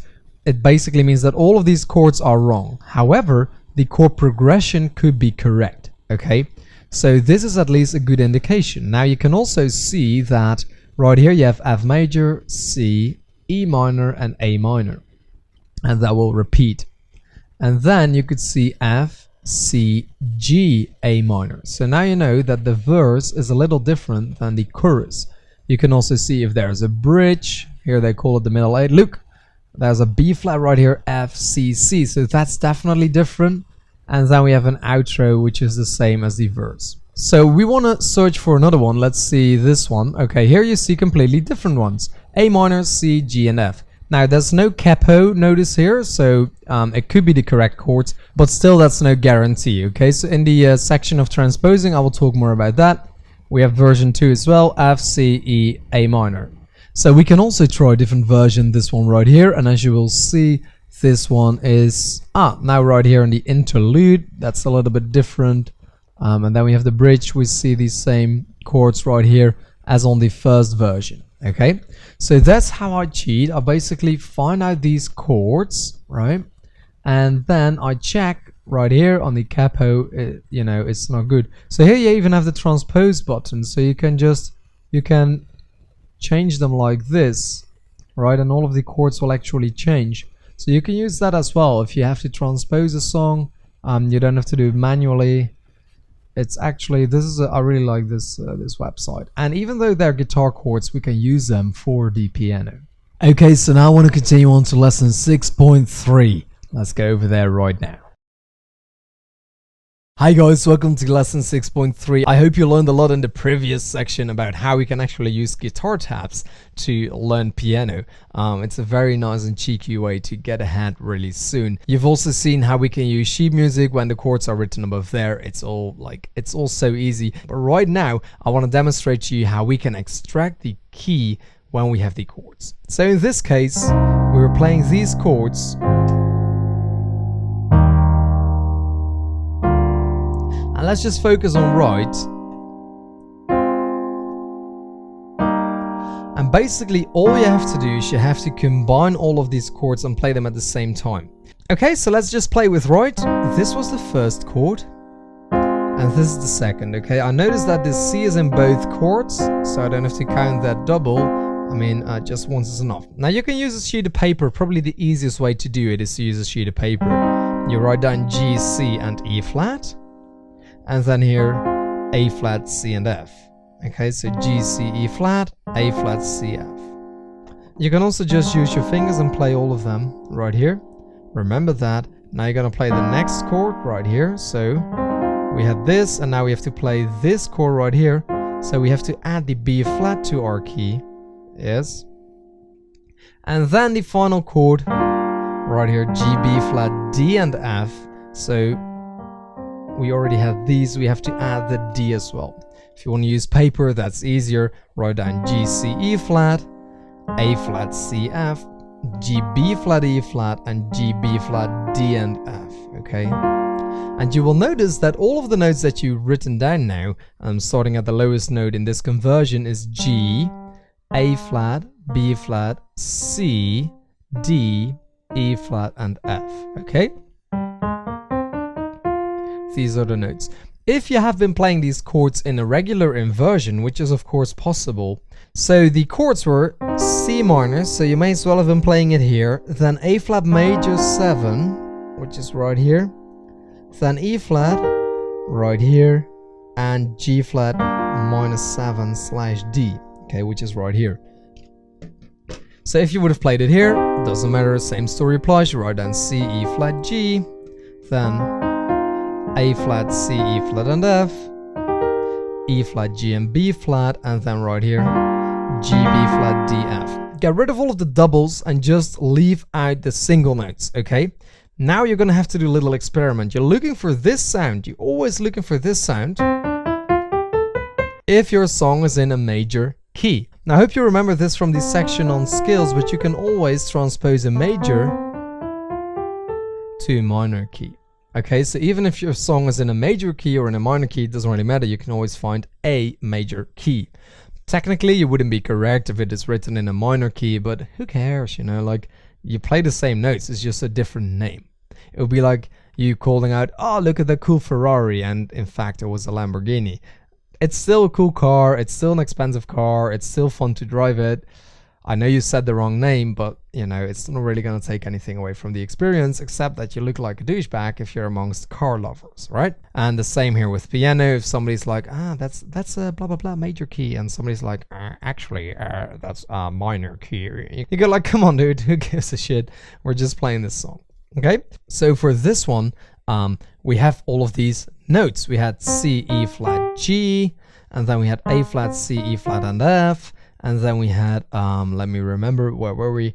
E flat, G, and B flat, and then G, B flat, D, and F. Okay? So now you can use your intuition. Whenever I see A flat, B flat, and E flat, I immediately have to think about this, which sounds cool, but I played a D flat right here, and that's not really the case because we have a D, so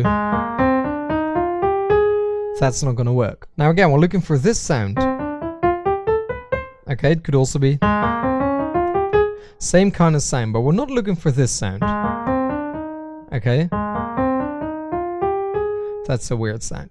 So what I then do is I simply skip one note. So start here, play the same notes. It's a little better, but it's still not exactly what I want. So I skip another note. Nah, that's not it. Okay, but that does sound like a minor scale. Okay, then that's definitely not it. And then I find an E flat major scale right here. Okay, now as we know that E flat major scale is also a brother or a sister of the C minor scale. Okay, right here. So you always find two scales basically. It doesn't really matter. Right now you know that it's in E flat major or C minor. Okay, it doesn't really matter which one of the two it is, because you know which notes there are. And you don't even have to do this. You don't even have to write down the key. You don't even have to figure out the key, as long as you know which notes to play or not. But if you do want to know which key it is in, that's the key it's in. Okay, so that's step one done. We now know which notes to play, which key it is in. Now we have to move on to a very important lesson, lesson 6.4, transposing. Hi guys, welcome to lesson 6.4. This is the lesson that is going to make your song sound like the song you're actually trying to play. Because sometimes when we use the previous methods of finding sheet music or a chord sheet, or even when you listen to the song yourself, or even when you play it off your head by remembering a song, you're gonna mess up somewhere, or somebody else did. Especially when you're playing from the guitar tabs, it's always very important to note if there's a little capo sign. Okay, I mentioned that before in a lesson 6.2. If it says capo 1, capo 2, or capo something else, that means that it's not in the original key. Okay, even if you find sheet music, sometimes it's simplified. One of the giveaways to this is if you see a lot of C chords, E minor, G, D, and F, and even A minor and G. Okay, these are the chords that are quite easy to play, and people tend to use these instead of the original chords. Okay, so let me give you an example with Hit the Road Jack. We can play it here. Sounds pretty good, but actually you're supposed to play it here. Okay, so what they did is they simplified it. I personally don't think it's easier to play just wide notes, but a lot of people apparently do. And on the guitar, sometimes it is a lot easier to play the easier chords, because some of these chords are just really hard to grip. Which is why they use the capo, which is a little thing that makes the snare shorter, so you can play the same chords on a different thing.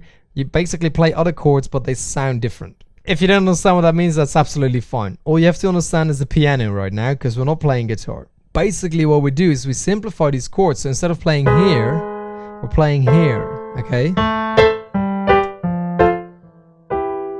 Okay, so this is where we want to be. and you find sheet music or something that basically portrays this, okay? So how do you get from the wrong chords to the right chords? Basically, what's really important is for you to play a little bit once you figured it out. Once you figured out the key, pick one chord, okay? Maybe this chord right here, the first chord you figured out, just play that a couple of times and play the music in the background, okay? The music that you're trying to play as well on YouTube or Spotify or something else. And listen, like, does it fit in? Because if the music is like this, and then your chord is, you can hear that. That's mismatching, okay? And sometimes it's only mismatching for half a note, but it could be 4 or 5 or 6 half notes. So it's always really important.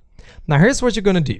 You're gonna listen to that song. You can pick anything you want. You can pick a chord, you can pick a single note, you can pick a piece of lyric line. If you pick a single note, I would always pick a couple of notes, okay? So maybe do the lyrics, melody line, something like that. Pick 2, 3, 4 notes just to be sure, because it's possible that your note in your scale that you figured out is also present in the original scale. So therefore it's possible that you think you're in the correct scale, whereas you're actually not, okay? So basically right here,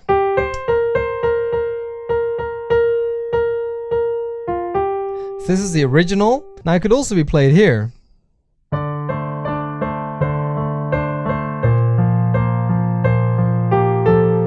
Okay, notice how annoying that is? It's like it's nearly the same.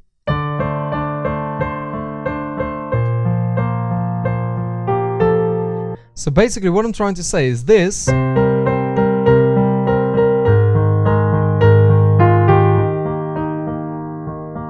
Could also be played here.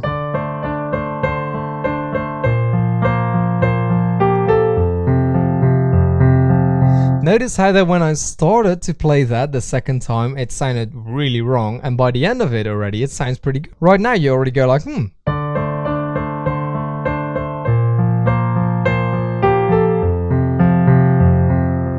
Right now you're already kind of thinking like, yeah, that's Apologize by One Republic, whereas actually the notes are wrong, okay? So you want to find a couple of notes, so maybe you figured this out. And then you hear, I'm holding on your rope, got me 10 feet off the ground. That's what you hear them sing, okay? And then you compare it, holding on your, and then you go, holding on your. That doesn't really match, okay? So then you know you got a mismatch and you need to solve it. Here is how I do that, okay? I'm gonna basically fiddle around a little bit. So when I know it's this, I know that there's one note in between, okay? So I'm basically gonna shift. I might go here. Okay, still one note in between. So that doesn't really sound. So I could go here. And you go like, that's not really it, you know. But basically, usually you can hear whether you should go higher or lower. You try a couple of them and then you eventually end up here. And you go, bam, that's it. Okay, another thing you can do is if for some reason you're in the wrong key, look up a couple of more of these chord tabs, okay? Usually one of them will be in the correct key. You can also look on Google correct key and then your song, okay? This might give you some inspiration as to where the correct key is. I know this isn't the answer you want to hear, but this is what I have to do every time I learn a new song. Every time I make a new lesson for you guys, I need to make sure that the key is correct. If that's too much work for you, just look at my video. I sort it out for you. I always make sure it's in a correct key. Okay, but yeah, that's what I'm doing. So you're gonna transpose. How do you transpose? Okay, so let's say you figured out the wrong chords, these ones.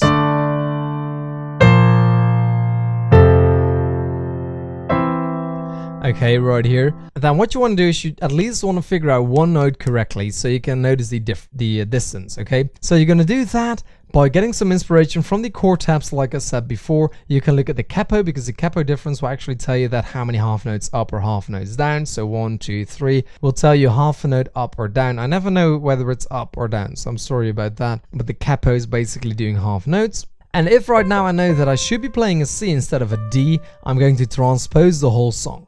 Okay, that's very annoying to do. If you don't feel like doing that again, look at my lessons, but that's what I do. So okay, it's not supposed to be a D, it's supposed to be a C. Okay, so everything needs to go one note down. Look, this is half a note, whole note down.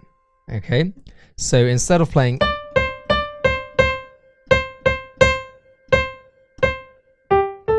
Okay, the last two notes were G, A. They now have to be F, G. Okay, instead of playing D, C, I need to play C, B flat. So,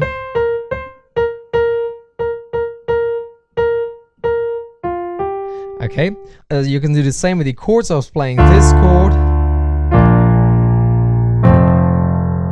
Okay, so what do I have to do? Everything has to move one note down. Half a note, whole note. Half a note, whole note, half a note. Whole note, half a note, whole note. My first chord should be C minor. Okay? Then I'm going to do that for the second chord. I was playing this right here. So I have to go half a note down, whole note, half a note down, whole note, and then half a note down, whole note, half a note down, whole note, right here. Okay? Now then you do it for the F chord.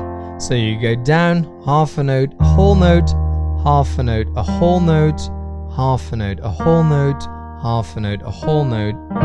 This is the third chord, etc, etc, etc. Okay, of course, yet again, the song that I chose isn't the easiest one to play, so I'm having some weird chords in here. But basically all you have to do is you figure out the distance of one note, so from the wrong note to the correct note.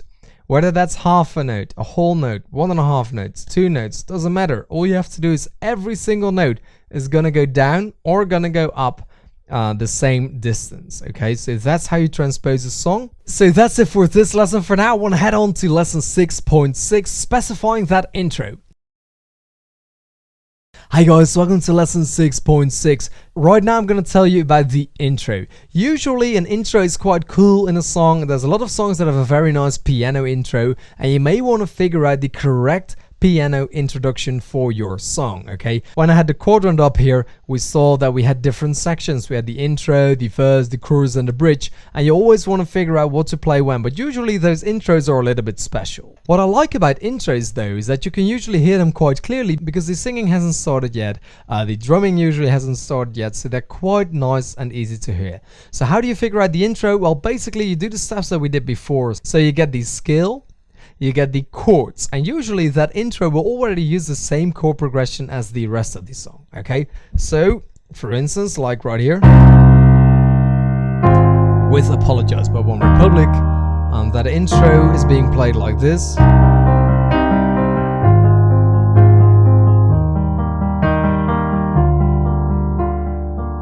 By simply applying a right hand pattern to the chords. This is something that happens a lot. A lot of these songs, there's just a pattern being applied to the right hand, and that's how you're going to be able to play the intro. Sometimes the left hand is doing something special as well. Now, a lot of times when you want to play an intro, the left hand will actually be playing 5 chords. Okay, but that doesn't have to be the case, okay? But it happens a lot. Okay, for instance, with Airplanes, you get this kind of thing. Okay, you always have something nice, but these are just simple chords right here. Okay, F sharp minor, D, and A. That's all that's being played, okay? It's just being fancied up a little bit. So there's no cheating right here. You cannot look at the chord tabs because basically I don't know how to read that kind of stuff, and usually it's not even there. But you can actually use those chords and just play it once, play the chords.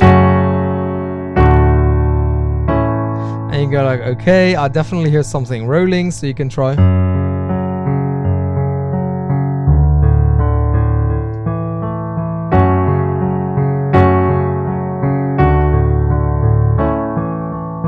That's already sounding more like it, okay, and then you can hear, you can try some stuff out in the right hand. Try this kind of thing. So that's not really it, okay, then you go down. You go, that's kind of sounding like it. So that's even better.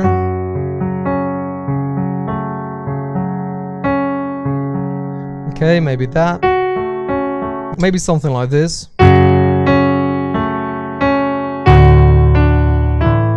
That's not even that bad, and then you can kind of experiment a little bit to figure that out, okay? Another option to do, yet again, is watch one of my lessons. That's always easiest because I already figured it out for you. Or you can use the play-by-ear skills that I'm teaching you in the next section, or you can use sheet music. I really don't like to use sheet music in general because sometimes it's not even correct, but what I do is I use a combination of my ear skills, so my play-by-ear skills, and the sheet music now and then. I simply use that little bit of the introduction. I just take the notes, make sure that at least my inversions are correct on my hands, and I do that, okay? But basically 99% of the cases, the introduction is gonna have the same chord progression as this stuff that is coming after that, whether it's the chorus or the verse. And if it doesn't, then usually it will either be shown on the chord tab of the guitar, or it will have the same chord progression as the next bit. Like in 99% of the cases, the chords are going to be exactly the same as something later on in the song, okay? Because you want to have that matching feeling. You're not just going to play a sort of introduction and then switch key all of a sudden. That just doesn't make any sense. The intro is there to basically announce the rest of the song, okay, or to do something cool, but basically get you familiarized with the key that this song is in. So that's why it's usually quite easy to find the correct chords for the intro. So depending on your level of improvisational skills, play by ear, and if you can read sheet music or not, it's quite easy for you to find the intro. If you're not good at that kind of stuff, you can either practice it a little bit. What I would suggest is listen to the left hand, see if you can determine a pattern. I can kind of hear this.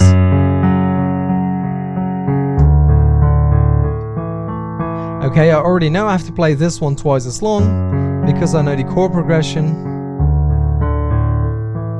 I could also play this, and you will notice that the more you do this, the more you watch my lessons, the more you try to figure stuff out by yourself, is you're starting to get familiar with a lot of these very, very regularly used patterns like this. This is being used so often like you wouldn't believe it, okay? Another one is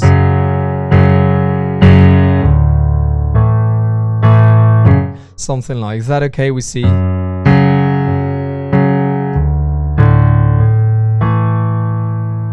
same for the right hand, we have Adele, Someone Like You. We have the Coldplay thing. Okay, and then we have the one from One Republic. So it's either going up, it's going down, or it's going top, bottom, middle, bottom. These are patterns that are being used so many times, okay? Also right here, we're basically running that chord down. Okay, now just playing a single note. And then, okay, doing a little cool thing right here, and then doing a little cool thing right here, and then right there. So basically a lot of the times it will be running a chord, going down, going up, or doing that kind of thing, and that's usually what's being used in the intro. Sometimes it's something different and you're gonna have to listen for that. Therefore, I would suggest you take it easy, start off with something easy, watch the play by ear section and also watch the sheet music section, and that is really going to help you to figure out the intro. The intro is usually the hardest part to figure out. I like to start there with the intro. Sometimes I start with the verse or with the chorus, play a little bit of that so I get used to the chords, and then I will go back to the intro. But that's just the way I do it, okay? Like I said before, sometimes there is no magic trick. Sometimes there's not a trick to do it. Sometimes it's just hard work to figure it out. So I'm sorry if you're expecting some really cool trick. In the play by ear section, I'm going to teach you some stuff which will actually help you to discover stuff like this easier, and also in the sheet music section I'm teaching you how to read that sheet music, which will make it easier for you as well. But this is how I do it. I'll listen to the song. If it's easy, I can just play it. I can kind of get around, okay? If it's a little bit too hard, I'm gonna look up the sheet music on musicnotes.com. You can click the button, you can actually hear how it's being played. They're not sponsoring me. I wish they were. I asked them to sponsor me, but they refused, so I don't know. I don't know why they didn't, but I'm still endorsing them because I just really love them, and I use them every single time when I'm having trouble to figure out a song. I go over there and I use them. So if you're from musicnotes.com, remember, I endorse you guys. So send me an email, send me a paycheck, okay? Anyway, I know that's a lot of blurry talk. I know there's a lot of stuff going on, but when I'm learning a new song, that's how I do it, okay? Again, if you're having issues, if you're not able to figure it out, you can send me a message, or you can look at YouTube for all of the lessons that I've done. And it's just gonna take a little bit of practice. If you've never played piano before, don't expect yourself to be able to figure out all of this stuff all at once, okay? It's not the easiest thing in the world. It doesn't have to be hard, but it's just not the easiest thing in the world. So thanks for watching this lesson. Let's move on to lesson 6.7. Okay guys, so once you know how to play the intro, once you know the key, and once you know the chord progression, what we want to figure out is what the left hand is actually doing. Is the left hand playing a basic pattern like this?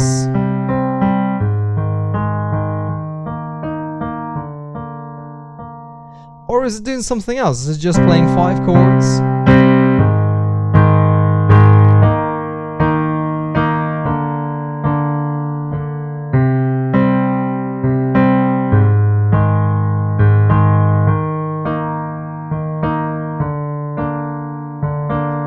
What is that left hand doing? The reason I want to know what the left hand is doing first is because it's going to give me some structure to build on, okay? When that left hand is sorted out, I can focus more attention on the right hand, and I have some sort of background music to which I can then play the lyrics, okay?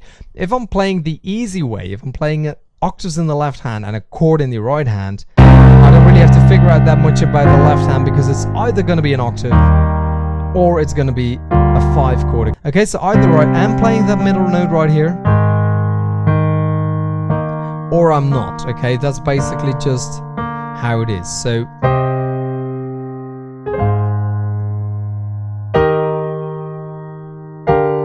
okay, that's how easy it is to play the easy lessons. Okay, all you have to do is play a chord in your right hand, and your left hand is going to play an octave. So if you're playing easy lesson, the left hand is almost always going to play an octave. If not, in the other like 5% of the time, you're going to play a 5 chord, okay?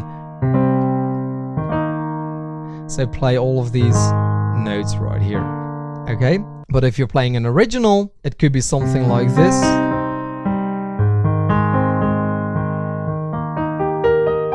Or whatever, okay? It could be anything. So what you need to do is you need to figure out what the left hand is playing, and if you actually like what the left hand is playing, because you have a say in this as well. You're the one playing the piano, so you get to adapt it if you don't like it. Sometimes the left hand is just going like this, and I don't like that. I want to take it slower, so I use this basic pattern, okay? Sometimes the left hand is going like this, and I'd rather go juice it up a little bit, okay? With a lot of the Latin songs we use this kind of stuff, okay? So you can basically transform a rock song into a Latin song by adapting your left hand a little bit and using a little bit of stuff in the right hand, okay? But the main thing is, at this stage, when you know which chord progression there is and when you know which scale we're in, we want to figure out what the left hand is actually playing. The pattern the left hand is playing, if it's a vocal lesson or an original, or if it's the easy way, what is the left hand playing? Is it just the octaves, or are there maybe slash chords? So we need to play what's behind the slash in the left hand. That's what we want to figure out next. And then after that, you're going to focus on your right hand, which we're going to do in lesson 6.8. Okay guys, welcome to lesson 6.8. If you're watching this and you're doing a song, okay, if you're following me in the process, right now we will already know in which key the song is written in, what the chord progressions are, and right now it's time to find the right hand chords if we want to do an easy lesson, okay? So in order to find those right hand, we already know what the left hand is doing, okay? And right now we need to find the right hand pattern and the right hand inversions, because I'm going to demonstrate how to do an easy lesson in this episode, okay? So let's again say that we're doing Apologize by One Republic. You would now know that the left hand is just playing octaves, okay, because you're going to do an easy, which is octaves in the left, chords in the right, okay? So now all you have to do is figure out that right hand. So at this moment, you wouldn't know the correct inversion yet. All you would know is the key, okay? You would know the chord progression, which is C minor, A flat major 7, E flat, and then G flat minor 7/D. So therefore you would know your left hand octaves are C, A flat, E flat and D, because the left hand has to play what's behind the slash, remember? So the right hand is playing C minor, A flat major 7, E flat major, and then G minor 7 slash D. Okay, so if you're playing these chords like this, you can already hear that something is not adding up, okay? Right here. Now this one is not even too bad. This one is nearly sounding correct. And then this one is sounding really good, but this one is definitely off, okay? So I would just try and figure out some basic inversions, okay? Ooh, this sounds really nice. Remember the inversions, all we have to do is we have to let go of a note and place it at the bottom, or if we want to go the other way, let go of the bottom one and place it at the top. So we're just going to put in inversions and you go like, And usually, from my experience, you want to have these chords close together, okay? Right now you can see that the highest note is here, then we're jumping, so the lowest note is here, and then we're going here. So right now we're already playing this far apart, and then down here. So this is how far apart we are. We usually, not always, but usually want to bring that together a little bit, okay? So this is already quite high, but when I'm playing right here, you know, then I'm playing that next chord. Now this E flat is being released because we're only playing 3 notes per chord, okay? So we just play this. So here and here. That is actually so close together that the middle note is the same. Okay? See that? The middle note is the same. Okay? Then this one is obviously way too high, so we're going to take it down. That's already better, so we get... Okay, something like that. That's already sounding better, but if you then listen to the original song, you can hear that this is just that little bit too high, so bring that in as well. Now notice where I'm playing, guys. I'm only playing in this area. Look, the G is the lowest note, the F is the highest, and then this is going to be in this area as well. Okay, so I'm saying mainly in this area, which is why it's all sounding very much together, okay? That's what we want. And now the final one is sounding really nice, but in One Republic's Apologize, that D is also being played here. So this would give us 3 Ds, and that's a bit heavy. So just release that D right there. Okay, so now you can match it up with left just to check if it's correct. That's sounding really nice. And here we go. Now as a comparison, it used to sound like this, okay?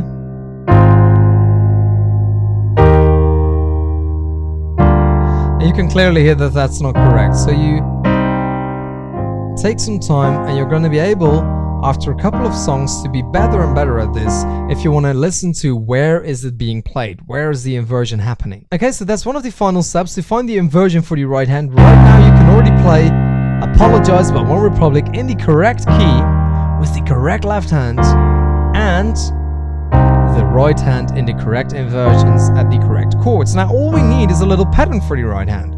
Okay, so we might try.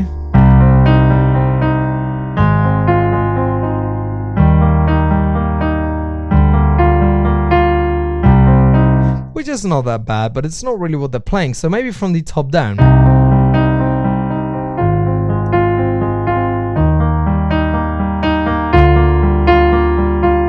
Okay, but that's also not really what we're hearing, okay? So you're trying to identify the pattern, okay? Eventually you will end up at this pattern, and you will have that pattern down. Now you will notice that it's cool to have that thumb returning, so... Notice my left hand, I'm returning that thumb every time.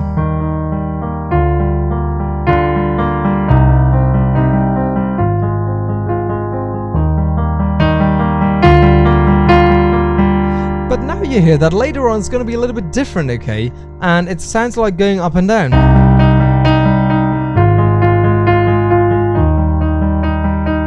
Like something like this. But it's not exactly what we want, so maybe like this? No, or maybe the top two. Ah, okay. Now we're getting somewhere, guys.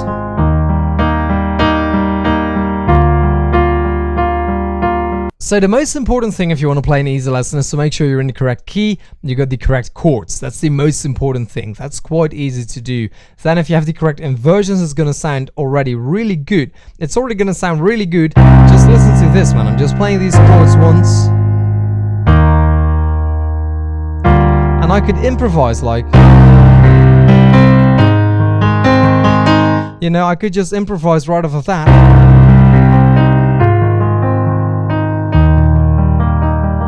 You know, and it will already sound quite nice.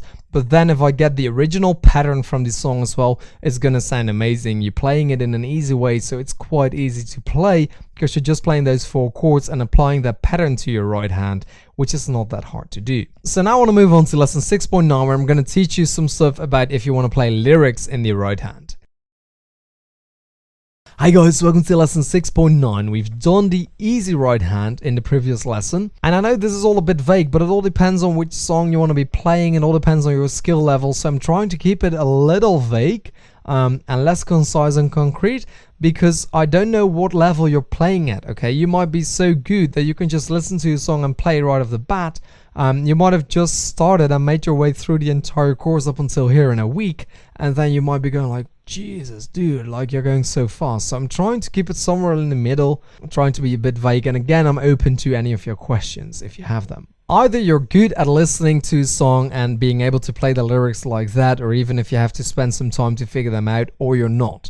If you're not, the easiest way to figure out the lyrics is to watch any of my lessons. Or if you can read sheet music, or if you want to read sheet music, you can follow the bit on sheet music in this course.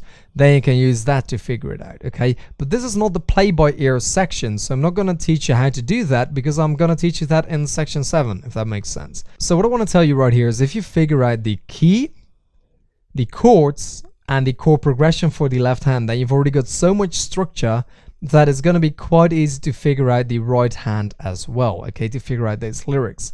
So if you know a song very well, you might find it very easy to just play those lyrics. If you don't know it that well, you might need a little bit of help in form of sheet music or in form of my lessons, okay? But basically what you want to do is use the skills from the previous section about combining left and right, and basically learning that right hand.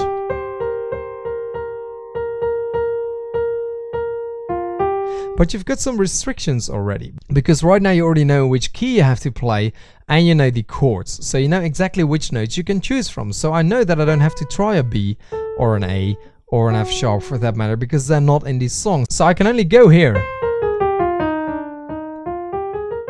with my lyrics. That's all I got, okay? This area right here.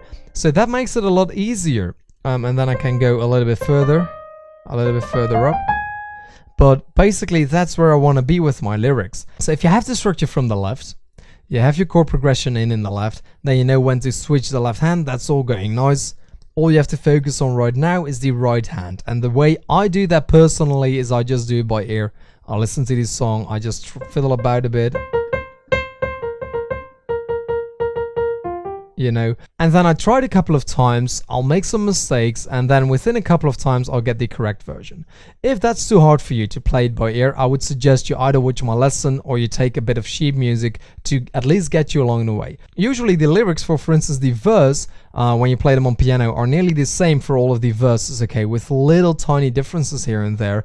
And if you want to use a little shortcut, you can just play the lyrics the same way for all of the verses. Now you can also build out the lyrics in the form of chords, and I'm going to tell you all about that in the next lesson. I know this one was very brief, but basically my way of doing this is by listening to the song and doing it by ear. So if you want to learn to do that, have a look at the play by ear section. If not, watch the lessons or use sheet music to find the lyrics. But what I want to tell you is make sure you have the foundation, know the key you have to be in, know the chords for the left hand. It will make it so much easier for you to learn how to play these lyrics in right, okay?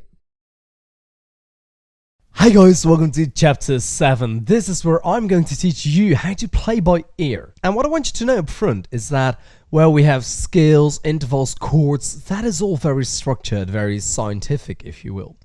This kind of stuff, improvising, playing by ear, composing songs, it's a bit more of an art form. So I want you to keep that in mind. And I don't want you to be too hard on yourself. This is a bit more artsy, and there's a bit more of a leeway where you can kind of do it your own way. It's not an exact science, you don't have to get it exactly right, you can kind of give it your own style, and that's what I really like about it. Of course, this depends on what you want to play by ear, if you want to copy something exactly or not. So I want you to tell a bit about 3 different applications of playing by ear, and then in the next video I'm going to tell you 2 ways of playing by ear, 2 different approaches that you can do. Then after that we'll be going through all of the steps that I do to play by ear, and again, because it's kind of an art form, I'm going to teach you what I do. It's not necessarily the best way for you, it's not necessarily the only way you can do it, it's just the way I like to do it, the way I prefer, and that's what I'm teaching you. So 3 different applications of when to play by ear. The first one is very common. You hear a song on the radio, you hear a song on YouTube, on Spotify, and you think, damn, that's cool to play. And for some reason you cannot get the sheet music, you cannot find the lesson, or you cannot read sheet music, or the lesson just isn't helpful, and you want to figure out that song by yourself. Basically, there's no other way for you to find out this song except for finding it out for yourself. Okay, so this is both the easiest way as well as one of the hardest ways, and here's why. It's easy because you actually have this song, hopefully, on YouTube, Spotify, on your phone or whatever, and you can listen to it repeatedly and figure it out. It is hard because you want to get it exactly right? If you don't really care about getting it exactly right, then this is definitely the easiest way of playing by ear. If you listen to it, you play it and you're like, oh, it's kind of like that, and you like that, and you're happy, then that's really cool. It's the easiest way, simply for the fact that you can listen to that song as many times as you want, and you can take as long as you want to figure it out. The second way of playing by ear is where you're sat behind a piano and you have a song in your head. Okay, you go, I know this really cool song, I want to play it. It goes something like this. That's a little bit harder because you have to listen to whatever is stored in your memory. You don't actually have this song to play back. But it's also a bit easier because you have some leeway. It doesn't really matter which key you play it in because you don't have something to compare it to. So if you were to play it in the wrong key, you wouldn't really notice. And all of the other people definitely wouldn't notice, except if they really know this song and they really know that stuff about music. So it gives you a bit more flexibility because you're not tied to what exactly is being played. But it's quite a lot harder because as soon as you start playing that piano, stuff will happen because you hear the song in your head, then you play something, you go like, that's not quite it. Then you're trying to remember what is it like again, and then it kind of gets a little blurry. So that's 2 different ways where you might want to play by ear. You have a song, you can listen to it as many times as you want, and you're trying to copy that, or you hear a song in your head and you're trying to play that, where you have a bit more leeway. The third way is the easiest when it comes to improvising and when it comes to being free and doing your thing, and it's also the hardest because you don't have a chance to make a mistake. And this is the third time when you may want to play by ear. Let's say a band is jamming or some girl is playing on a guitar and you want to accompany them on the piano without really having practiced together. You just hear her play this song and you're like, oh, that's really cool. Let me play something that matches on the piano. Then you would have to really know what you're doing in order to not screw that up. So you would have to be able to listen to her play, get the scale or the key, or at least the chords, and then play that on the piano without making any mistakes. Now the cool thing here is that you can actually improvise a lot, because if you're going to accompany someone like that, let's say she's singing and she's playing the guitar and you want to accompany that with some chords, then you're very free in what you can do because there's not really a fixed structure. You don't really have to play that song as a piano solo. On the other hand, you have to start touching that piano, and if let's say she's playing this, right, at that moment, and you hit this note, then it's not really gonna sound that nice. So that's the hardest way from a getting into it kind of perspective. Like when you're not playing yet, you have to know exactly the chords you're gonna be playing before touching that piano, and that's really scary. On the other hand, as soon as you got those chords, you're free to do whatever you want to do, and then it's a lot easier than the other ones. So all 3 of these situations have different aspects to them. The first one, where you listen to that song, it's really easy because you have the song, you can listen to it as many times as you want, and you can take as long as you want to learn that. However, you want to get it exactly right most of the time. Then the second way, you play it off your head. It doesn't really matter which key you play in, but again, you still want to get it kind of right. And then when you're just jamming with someone, it's really hard to just listen to whatever they're playing, but then you have all the freedom in the world to do whatever you want and improvise. So these are the 3 applications that I think are most common for playing by ear. Now, I'm not the kind of guy who just jams along with somebody. It's really hard to do that, and I simply haven't trained on it. And if I would, then I could. But I'm recording these lessons for you guys all the time. I don't have time to jam with a lot of people, unfortunately. So that is not my strong suit. I do, however, play a lot of stuff that I hear in my head, and I also listen to songs a lot because I'm teaching it on YouTube. I barely use any sheet music at all. I listen to that vocal line and then I play it. So that's mainly for my right hand. So that's so you know where I'm kind of coming from. Now, if you want to practice all these 3 type of different playing by ears, I'm going to tell you how to do that later, so don't worry about it. But for now, I want to move on to the next lesson where I'm going to teach you 2 different ways to start to play by ear. Hi guys, welcome to lesson 7.2 in the Ultimate Piano course. Right now I'm going to share with you 2 different ways to start when you want to play by ear. In the previous lesson I talked about 3 applications, and these 2 steps are mainly going to be helpful for the first 2 things that I talked about. Either you listen to a song on the computer or on your iPhone and you're trying to play with it, rewind and try that again, or you're hearing something in your head and you're trying to play that. Of course, if you want to play along with somebody jamming, this is not really going to be helpful because you're going to have to try out some stuff on the piano and then you would be screwing up the thing they're playing. Okay, so in general, just so you know, if you want to jam along with somebody, this just takes a lot of practice and a lot of time. So it's really a master skill to be able to do that. I'm going to focus on the first 2 things, so playing along with a song or listening to the song in your head, because that's where you will need to start. Okay, if you cannot do that, you probably won't be able to do the other thing as well. So in this lesson, I'm going to be sharing with you my ideas on starting on the left or on the right hand. And then in the next lesson, I'm going to demonstrate to you what I actually do when I start on the left hand. And then in the one after that, what I do in the right hand. And then in lesson 7.5, I want to give you some tips to practice how to play by ear. Okay, now again, I want you to keep in mind, this is not an exact science, it's a bit of an art form right here. So it's not as strict as with the chords or the scales. You know, everybody has their own kind of twist to it. So there's no wrongdoing, there's no right doing. This is just what I do, what I like to do. And this really helps me to be able to play a song just by listening to it. So there's basically 2 ways to start. And I'm talking about the general songs, the pop songs, the rock songs that you hear on the radio, okay? Usually in the left, there's going to be a chord progression. In the right, there's going to be a melody line or a vocal line. Okay, makes sense, right? If you don't know what that means, make sure that you've seen all of the lessons before here, because I will do all of the lessons in this chapter as if you already know everything before this chapter. Okay, so if you haven't seen that, just go back. So if we have a look at the piano, whether we're just playing a song like this, okay, which could be any pop song, or whether we apply some melody line to these same chords.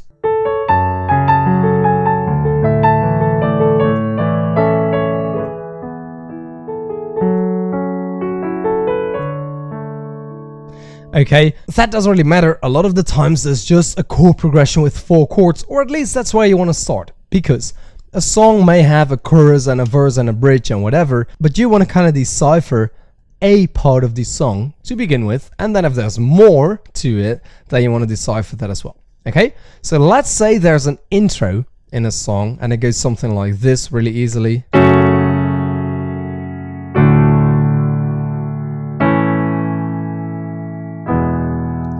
Okay, that's possible. That could be an intro to a song and you want to decipher that. If you hear something like that, it's mainly chords, right? There's not really a melody line going on there. If you hear an intro like this,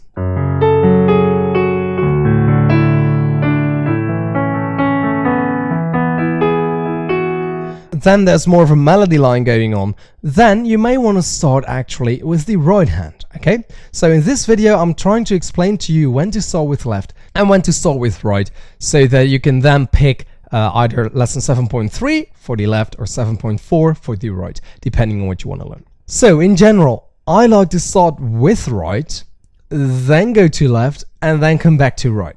Okay, which might be annoying for you. That might not be the answer that you're looking for, but that's what I really love to do in general. And the reason why is very easy. If I start on the right hand, then I can get the key. Okay, for instance, in this case, we're playing all of these notes. Okay, which is A major. So if I know that these notes are in there, then it's going to be a lot easier for me to figure out what exactly the melody line is, what the chords are, what the chord progression is, and all that kind of stuff. Because if you already know which key a song is in, then you get rid of 5 of the notes that you're not allowed to play. You're only left with the 7 that you are allowed to play, and it's going to make it that much easier for you. On the other hand, if you hear something like this in the beginning, as I said before, and then it might be very hard to identify specific notes there, you know, and get that full skill up. So then it might be easier to start on left. So in general, if you just hear a bunch of chords or something like this, you know,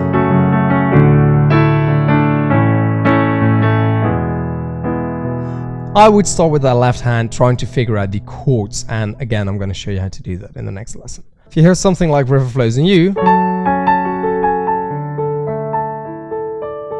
then I may want to start out with that right hand, get the melody line in there so I can decipher the key first and then trace back the chords, okay? It's also possible you hear someone sing in the intro.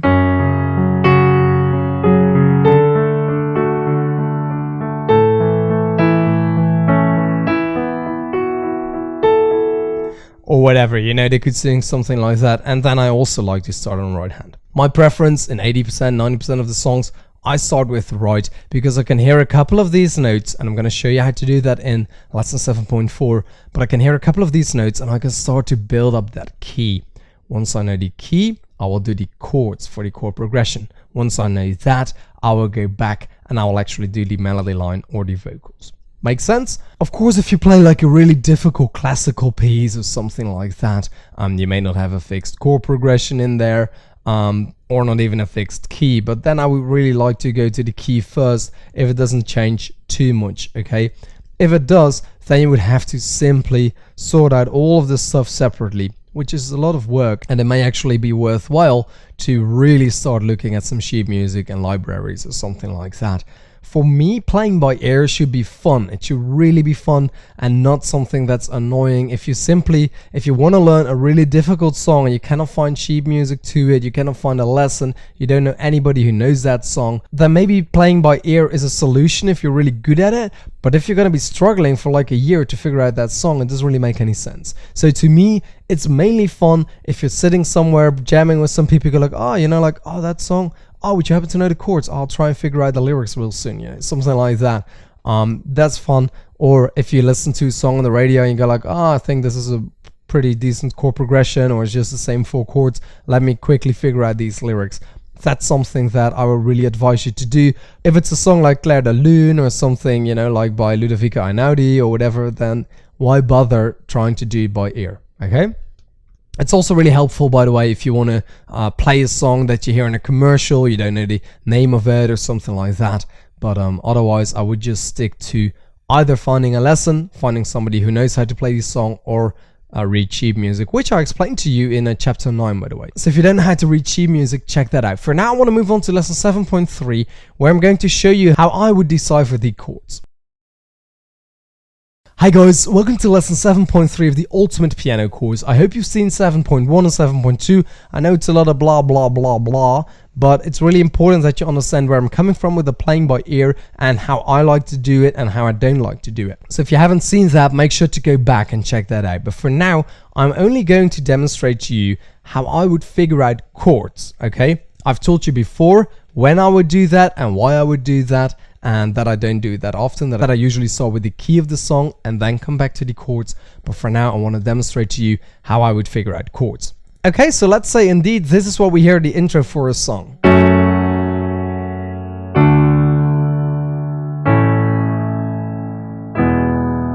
Okay, what I basically want to do is get those notes to, which is, I want to identify these, okay? Usually, there's some high stuff right here. It's a lot easier if you can just fix your ear, fix your hearing on these lower notes. On that bit, okay? But it might be hard because it's blended in with this. But if you listen carefully, you can hear the lower notes. Okay, now here's what I do. It's really annoying to listen to, but it really helps me. I hum along with the note, so I can pause the song. If I'm listening to a song, I hum along with the note. I keep that note in there, and then I try and find it on the piano. Okay, sometimes I get really lucky. I go like and I just hit it and it's correct. Sometimes I go like and it's like, ooh, that's not even close. So I'm not extremely good at this yet because I'm not doing it that often. I'm teaching a lot of these lessons, I'm recording the songs. Like 85% of my job is actually editing lessons, posting stuff on YouTube and all that kind of stuff. So I don't play that often, and I don't play by ear that much, as in not knowing anything about this song and going in blind, if we were, right? So what that means is you hum a note,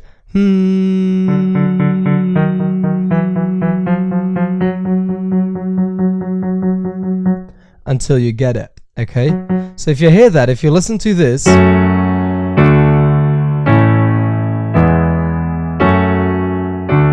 and hum along with this song, you know, go like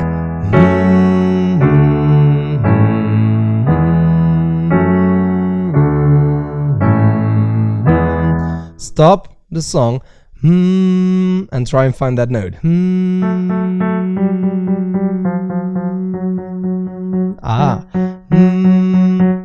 You got your first note in, okay?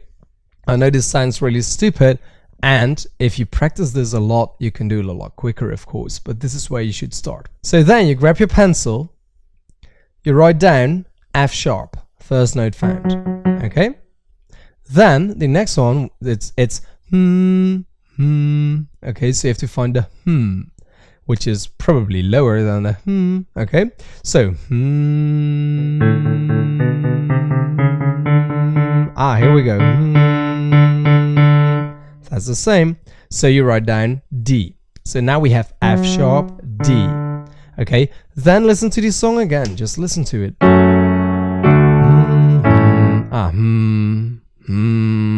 And you try and hold that note.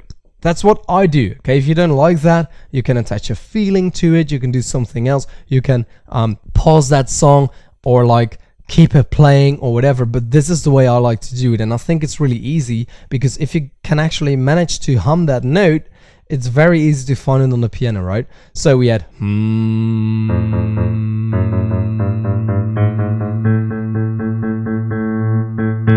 there we go. So you write down A. Now we have F sharp, D, A. And then the final one was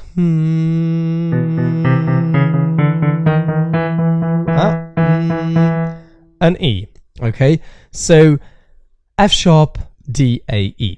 You write that down, and those are the ground notes of your chords. So right now you already know all of the stuff you need to know. F sharp, D, A, E are your chords, okay? But now you need to know what kind of chords. Are they major, minor, diminished, augmented, 7, major 7, 5th chord, 6th chords, add 9, sus2, sus4.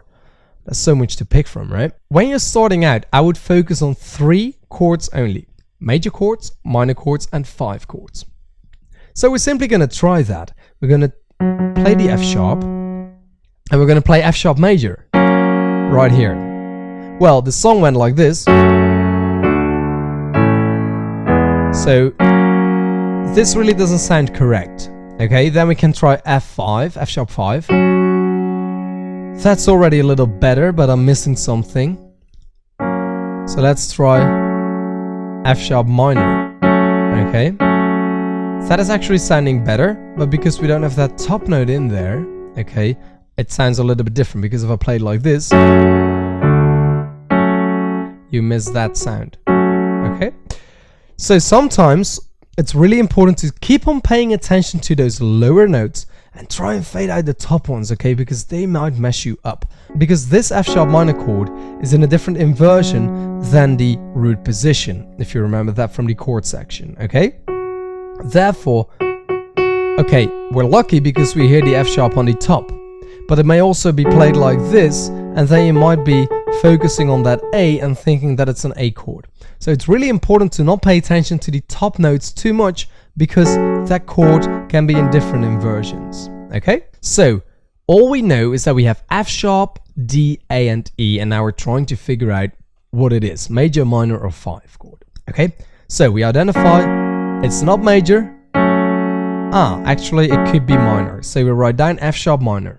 Okay, now there's a shortcut we can take right now if you're a bit more advanced, but I'm going to teach you the regular way first and then I'll come back to the shortcut. Okay, so F sharp minor. Now we have to figure out D. So is it D minor? Doesn't sound right. Or D major. D major sounds pretty good. Okay, could also be D5. Nah, I like D major better. Okay, so you write down D. Now you write down major. Okay, then we go to A. So it could be A minor. Ooh, that's horrible in this case. It's A major. And then we still have to do E. So E minor, no. E major.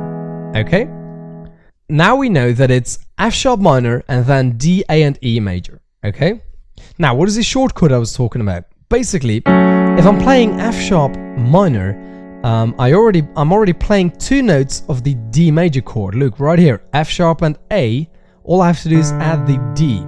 So I already know that it's going to be D major. I don't have to practice, or I don't have to try D minor. I already know it's D major because I can go from here. F sharp minor, D major. Now I was already playing A and C sharp right here. Look, right here. So I know it's going to be A major. Okay, right there. And then on E major or E minor, we haven't really been playing any of these notes right there. So that might be a little gamble. But if you do this a lot, you will quickly notice that it's in A major, and therefore you have to play G sharp and B. What I mean with that is that if you do this a lot, you're going to start to see patterns, because when you play this, you immediately think, okay, so the D must be major and the A must also be major, and then let's see, no, okay, there we go, boom, and you got your chords. Okay, so it doesn't really have to take that long. Okay, so what if the low bass notes are really difficult to hear because you have a lot of this stuff on the top? Maybe like this.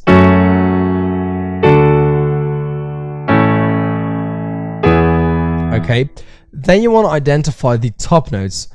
This is gonna be very hard. Okay, I tried it just before recording the video. So you want to listen and hear. Okay, so you find that note and then that one right there. Okay, I'm not gonna repeat that. But if you're a girl, you're probably able to reach that easily. Otherwise, you can just hear it in your head and then try that. Okay, so what would happen is you would find F sharp, A, E, G sharp. Common mistake here is to think that these are the chords, F sharp, A, E, G sharp. That's not true. It just happened to be the top note of the chord in the inversion that it was played in. Okay, does that make sense? So all we know is that the chords will have that note in there. Probably, okay, not even sure, but you know, sometimes you have to go somewhere if you really cannot hear those ground notes, or it can help you out. Okay, if you think one of the bass notes is a D and you clearly hear D sharp in the top hand, then that would be weird. Okay, so the top notes are usually a little bit easier to identify, like everything in this range, right, than everything right here. So therefore, sometimes it's helpful to pay attention to those top notes. So what you do is you identify those, and now you know that these notes are part of it. The nice thing about that, and it's kind of moving towards lesson 7.4, is that you now already have 4 notes that are part of the key. Okay, E, F sharp, G, and A. All you need to do is find the other 3 and you're done. You already know which key we're in, and then it's going to be very easy to find those chords. Okay, which I'm going to show you in the next lesson, of course. But basically what I want you to understand is, if you want to start with the chords, try and pay attention to those low notes. Don't pay attention to the top part here. If you're having trouble to hear those low notes, pay attention to the top ones and try and figure out the chords like that. And I'm going to demonstrate a little bit about that in the next lesson 7.4. Hi guys, welcome to lesson 7.4 of the ultimate piano course. Right now I'm going to share with you my ideas on the right hand when playing by ear. In the previous lesson we've seen that you can focus on the lower notes, but it might be a little tricky, which is why I personally always like to focus on the higher notes. Okay, So in the previous lesson I demonstrated this. Let's see, where did I go? Here and here. Okay, and then you can clearly hear these 4 top notes coming out. It's also possible that you hear a melody line, like I said before.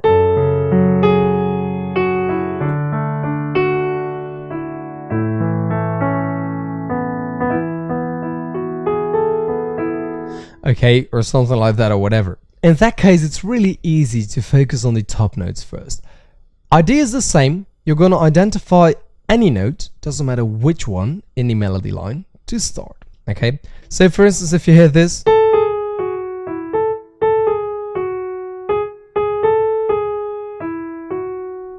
I don't know, I'm just making something up. Then you can identify any of these notes by humming, which apparently I cannot do at that at that pitch.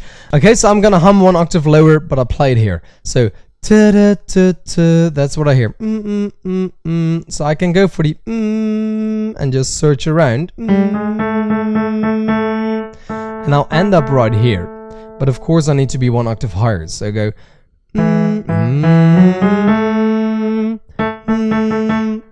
Okay, so I hear this in the song, and I go,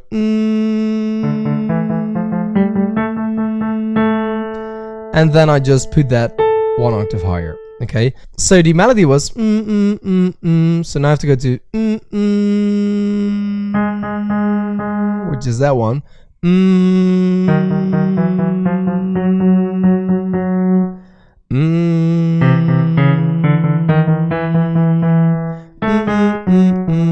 Okay, and I write these down. I know it's really annoying when I'm humming in your ear through the video, but that's what I do, and it's really helpful. So write down A, G sharp, F sharp, E. Now I already got those 4 notes in for this scale. Let's say the melody is something like that. Then you can find do do do do do do. Right? You can find these. So for instance, you hear this.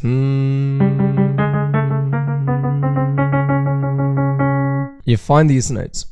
What happens is, if you found 5, 6, usually you can find the key very easily. Okay, first thing you want to do when you focus on the right hand is find the key. You're not looking for the melody per se. The reason you're trying to play the melody is just to find the key. Okay, once you have the key, you're golden. So right now you write down A, G sharp, F sharp, E.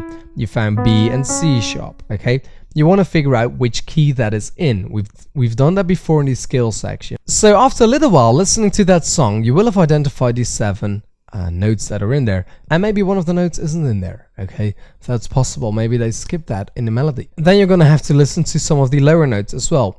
It's not an exact science, as I said. Sometimes you're going to have to improvise, compromise, or whatever. But right now on a sheet of paper, you will have written down A, B, C sharp, D, hopefully, if you've been able to find that, E, F sharp, G sharp, and A. Okay, and in this case, that is already the key. Okay, which is a coincidence. It could have also been something else. You may have written down A, B flat, C, D, E, F, G, A. Okay, and then you would have to figure out which key is that.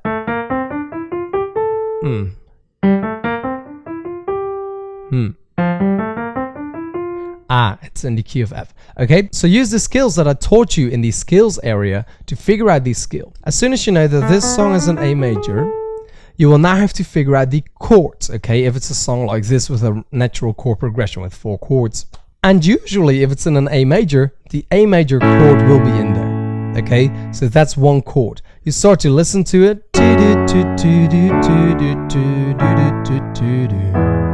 And then you go, is it the first? That's not really A major. And then the second one, no. And then the third one, the third chord is A major. So you take your piece of paper, you write down 1, 2, 3, 4, third chord, A major. You can hear chords very easily if you know which chord you have to play. You play A major, you just keep playing that along, like this with the song, until the song matches the chord, and you will have found exactly where that chord is being played. Okay, so listen to the song. You can also do what I do, which is put one of these in your ear, an earphone, and one of them not. So you hear the chord in the right ear, for instance, and the music in the left, and then you can match that. Okay, so If it's 16 counts before it turns around, you can just keep playing this for 16 times. And all of a sudden it will make sense, okay? You will hear something like this, okay?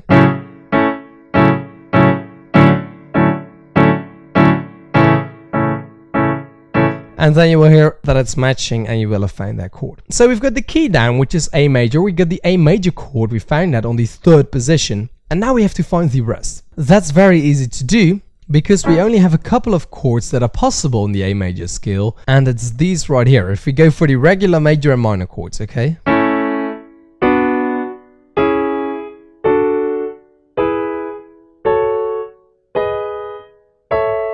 Okay? These are all of the chords, so it has to be one of them. How do I know that? I simply move every note to the right. So I start on A major, I move my thumb to the right, I move my finger to the right, and I move this one to the right, but the F is not in the A major scale, so I go to F sharp. Okay, so this chord, is it in there? No, it doesn't really sound like it. Okay, now I move my thumb again to the right. C isn't in there, so I have to go to C sharp. D sharp isn't in there, so I have to go to E, and G isn't in there, so I have to go to G sharp. Okay, this chord is also not in there. Okay, you can hear that, you can figure that out by doing the same thing. Try if you can match it. It's not really in there. Do the same thing. Move to D. From E, we move to F sharp, because again F isn't in there, and from G sharp we move to A. This chord actually does sound like it's in there. Okay, you can also hear that because the song has 3 major chords, so there will be a couple of major chords in there. You can hear that. You can clearly hear the difference between minor and major. Again, maybe not the first time you try this, but if you try it a couple of times, you will get better and better and better at it. So now we find the next one. D sharp again wasn't in there, so I have to play E. G isn't in there, so I have to play G sharp. B flat or A sharp isn't in there, so I have to play B. And this one also sounds like it's in there. Okay, F isn't in there, F sharp is, then A, and C isn't in there, so C, but C sharp is, so I play that, and I found my F sharp minor. Okay, so if I keep on doing that a little bit, I will find these chords eventually, because they're all hidden in the scale. Here,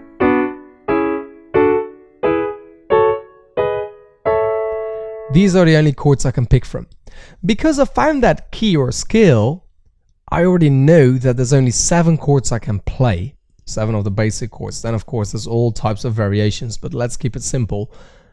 I already know that probably if the scale's A major, the A major chord will be in there. So there's only 3 more chords to be found, and there's only 6 more chords left. So all you have to do is cross out 3 and you're left with the 3 that you need, or simply stumble across the 3 that you need. Now that you found the chords, make sure you put them in the right order, okay? That's really easy. If you find the chords and you listen to the song, it's really easy to get the order right.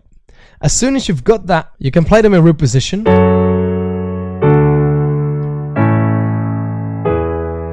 But it's not going to sound so nice. It's usually not going to match the song. So try some inversions, okay? See if you drop this to here, if it sounds better. Or maybe even lower.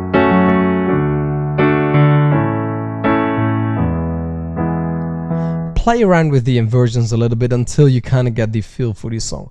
I know this takes very long for me to explain, but actually when I do this in real life, it takes about 3-4 minutes, and then I'm already at this stage where I've got the correct chords in the correct inversions. Okay, so then I will be playing right here, and I can basically already play that song, okay? Hoping that the chord progression will not change later on, because then I have to do it again. But if the chord progression changes, at least let the key stay the same, so I don't have to do that again. So now you know that if the chord progression would change, you might be able to get something like this.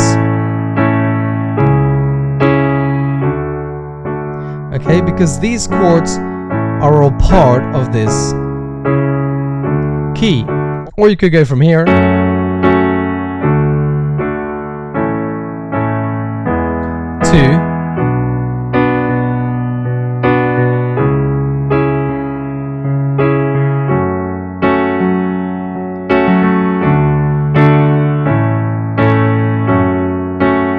or whatever. Usually if the key stays the same, we can simply pick from all of these chords. So what you can do if you want to, and you know that the chord progression is going to change, is simply write down those 7 chords that are part of the A major scale, tick off the ones that you're using in the first, let's say in the verse or in the intro, and then when the chorus comes up and you notice that the chords change, then you have those 3 chords that you can pick from and easily find them as well. So now that we have the chord progression in there with the correct inversions, all we have to do is find the melody line in the right hand, and that is basically the easiest thing in the world. Okay, so now we can simply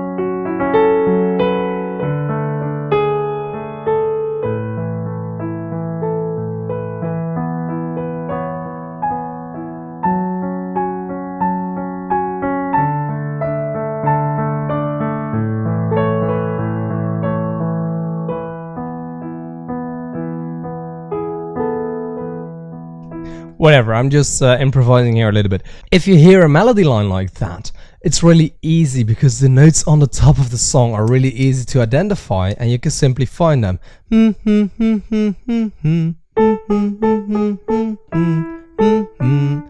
you can really easily identify them because you have the structure of the song. You already know which notes to pick from now because you've got this skill, and it's really not that hard to identify between these notes because you cannot go wrong on the half steps, okay, because you already know which notes you can pick from. So adding that melody line in there is actually going to be the easiest bit. However, the melody line is constantly changing, the vocals are constantly changing, so that's why you're gonna probably need the most practice. The other stuff is quite easy, but the vocals and the melody line is constantly changing, and that's why you're gonna need some practice to be able to keep up with that and to be able to remember that, okay? So I want you to use all of the other skills that I taught you in the course so far to remember the melody, but eventually that melody is gonna either be stored in your muscle memory, or if you're pretty good, you can actually play those chords and in real time sync your right hand with whatever you're hearing either in your head or in the song in order to play that. That will take a little bit of time to practice that, but I'm starting to get up to that level where I can actually just in real time improvise with my right hand however I want these notes to go. Okay, not trying to brag here, but I'm just saying, like, I don't know, I've been doing this for quite a long time and I'm still sometimes having issues to do that because I'm not really practicing my play-by-ear skills that much, but yet I've already been able to make quite some progress in that area. So it's really cool, and in the beginning it might be a little bit intimidating, but really start doing it and it's going to be so much more fun later on. But for now I want to head over to lesson 7.5 where I'm going to teach you some tips and tricks to practice your playing by ear skills. Hi guys, welcome to lesson 7.5. I want to give you some quick tips and tricks, nothing too extensive right here, to learn and improve your playing by ear skills, okay? So first of all, the very most basic thing you can do is to teach your hearing. So one of the things you can do is work in couples. You can allow somebody to, when you have your eyes closed, play any note, like a random note, right there. They remove their finger, you open your eyes, and you have to try and... I think it was that one. I don't know, because I wasn't looking. That's why I need to do this in couples.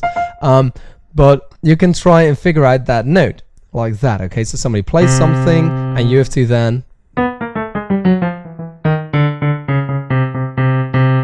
try and figure out which note that was. Okay, that's one of the things you can do, and in couples it's actually quite fun to do that, but it's a bit boring in the way that it's just like practicing notes. Something cooler is somebody's playing a note like this one right here, and then you would have to say which one it is. In this case it would be the D. Okay, so somebody plays this, you're not watching the piano, you say that's a D. That's really hard to do. I cannot do that, but it's a good thing to practice. Okay, and if you do that 5 minutes a day, then within a month you'll see big progress right there. Another thing you can do, which is really fun, is listen to a cappella songs, okay, and try to sing along with the vocal line of the artist. Try to play along with that. I mean, not sing along. Play along with the vocal line of the artist. That is really cool to do as well. Another thing you can do is figure out a song by yourself, by ear, and then make sure it's a song for which you have the sheet music or a good lesson that's really short and easy. It can be long, just take a little part, figure it out by yourself, write it down what you got, and check and see if you actually managed to get it right or not, or where you went wrong.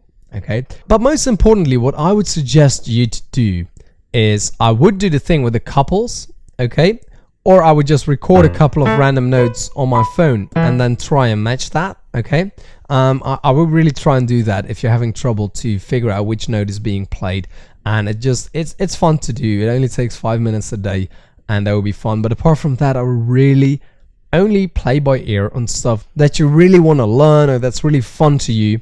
And one of the things you can also do is simply look up the chords in one of my easy lessons, for instance, and then on yourself try and find that vocal line or the melody line to it. Okay, that will already give you some structure, some sense of security, and then you can add that vocal line on top. So there's a lot of stuff you can do, but what I want to implore is make sure that whatever you do is fun to you, because this can get very frustrating very soon, because it's not easy. It's just really difficult to do. But on the other hand, the learning curve is steep. So as soon as you start learning this, you'll get better and better and better really quick. So I want to thank you so much for watching this chapter 7. I know it's a bit different than the other ones. It's a little bit more vague, but it's really hard for me to explain something specific. I can also not play music back all the time because of the copyright and stuff like that. So it's really hard for me to explain something specific on a topic that's not really an exact science. So I still hope you enjoyed it. For now, you can move on to the next chapter, which is chapter 8. I hope to see you there. Hi guys, welcome to chapter 8 of the Ultimate Piano course. Right now I'm going to be telling you about how to compose songs, but it's always good to watch this chapter even if you don't want to compose songs, because I'm going over some of the stuff that we did before. I'm also teaching you some new stuff, and basically I'm going to teach you how to compose songs, but it's also a really good practical application of the stuff that we've done before. And basically this section is kind of the same as the play by ear section, but it's the other way around. So where you normally listen to a song and then try to replicate it, right now we're going to build a song up from nothing. But the steps are pretty much the same, even in the same order, but yet to me it's like a little bit different, because you're not trying to recreate something, you're trying to create something. So again, as with chapter 7, how to play by ear, this is a bit more of the craft, of the art stuff. The creativity will come into play. It's less theory, it's more creativity. So therefore this chapter may be a little bit more vague to you, even though I'm actually going to make it very solid for as much as I can. But I want you to keep in mind that composing a song is really creating something, but it's not from scratch, because we've already got the ingredients. Think about a good chef. A good chef can create an amazing dish with existing ingredients by just maybe preparing them in a different way, or using them in a different combination, or changing their structure. Okay, we can do that in music as well. Okay, but it's also going to be creative. So I can tell you this is a potato, this is a carrot, and you can do something with it. But if you're going to replicate me, then it's just going to be the same as what I do, and then you're basically stealing all my dishes, and then people would eat in your restaurant and go like, yeah, but I can get the same over at Mark's. So I want you to start to think about creating something yourself. But first, I'm going to explain you how to do that, giving you the building blocks in the whole of chapter 8. So let me quickly run you through the chapter. First of all, in the next lesson, we're talking about picking a scale. It's going to be a very short lesson, just something that I want you to pay attention to when you start to compose a song, okay? The lesson after that, 8.3, we're going to be talking about numbering chords. Don't have to worry about what that is. We'll do that in 8.3. In 8.4, we're going to see which chords are available.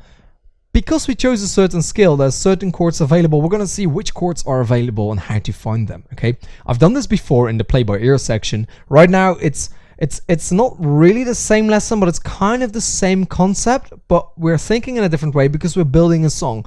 We're not trying to find chords. We're actually trying to imagine chords and play that. So yes, there will be some overlap, but also there will be some new stuff there. 8.5 basic chord progressions. We haven't done that yet in the way I'm going to teach it to you now. It's completely new, so you're going to want to watch that. 8.6 duration of chords. Again, a little bit of a short lesson, but I want to give some special attention to it in this section in chapter 8. Then we're going to be talking about intervals and leading notes. Of course, you now know what an interval is. You may have already seen the application and some stuff in chapter 7 as well, and also in chapter 6. But I want to talk to you about intervals again, especially in combination with the leading notes in this chapter, because we're talking about composing.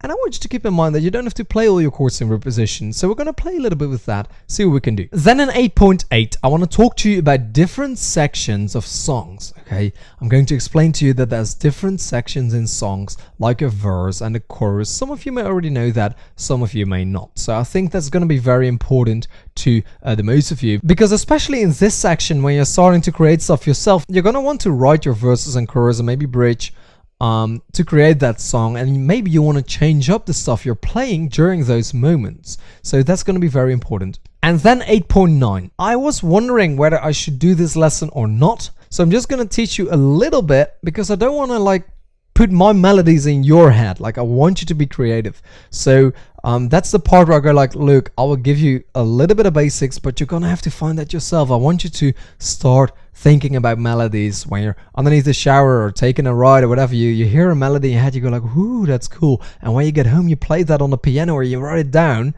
and then you can work with that melody, okay?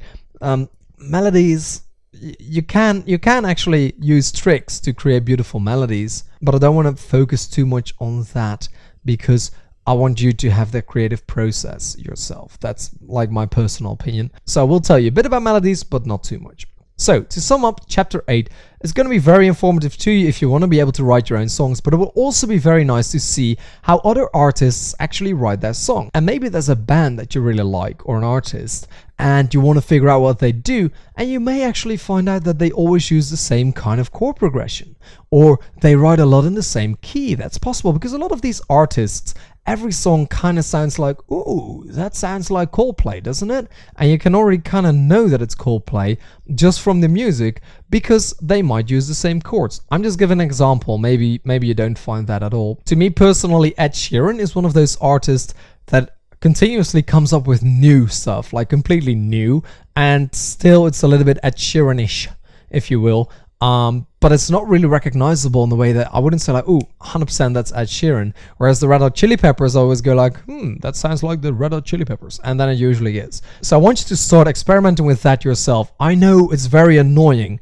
when someone like me in a course tells you, hey, I know how this works, but I want you to find it out yourself. But just trust me, I've been thinking about this, and it's better if you discover some of this stuff yourself without me actually telling you, because then you're not going to be able to grasp the whole thing. Some things you have to experience yourself. So for now, we're going to start with a very short lesson, 8.2, picking a scale.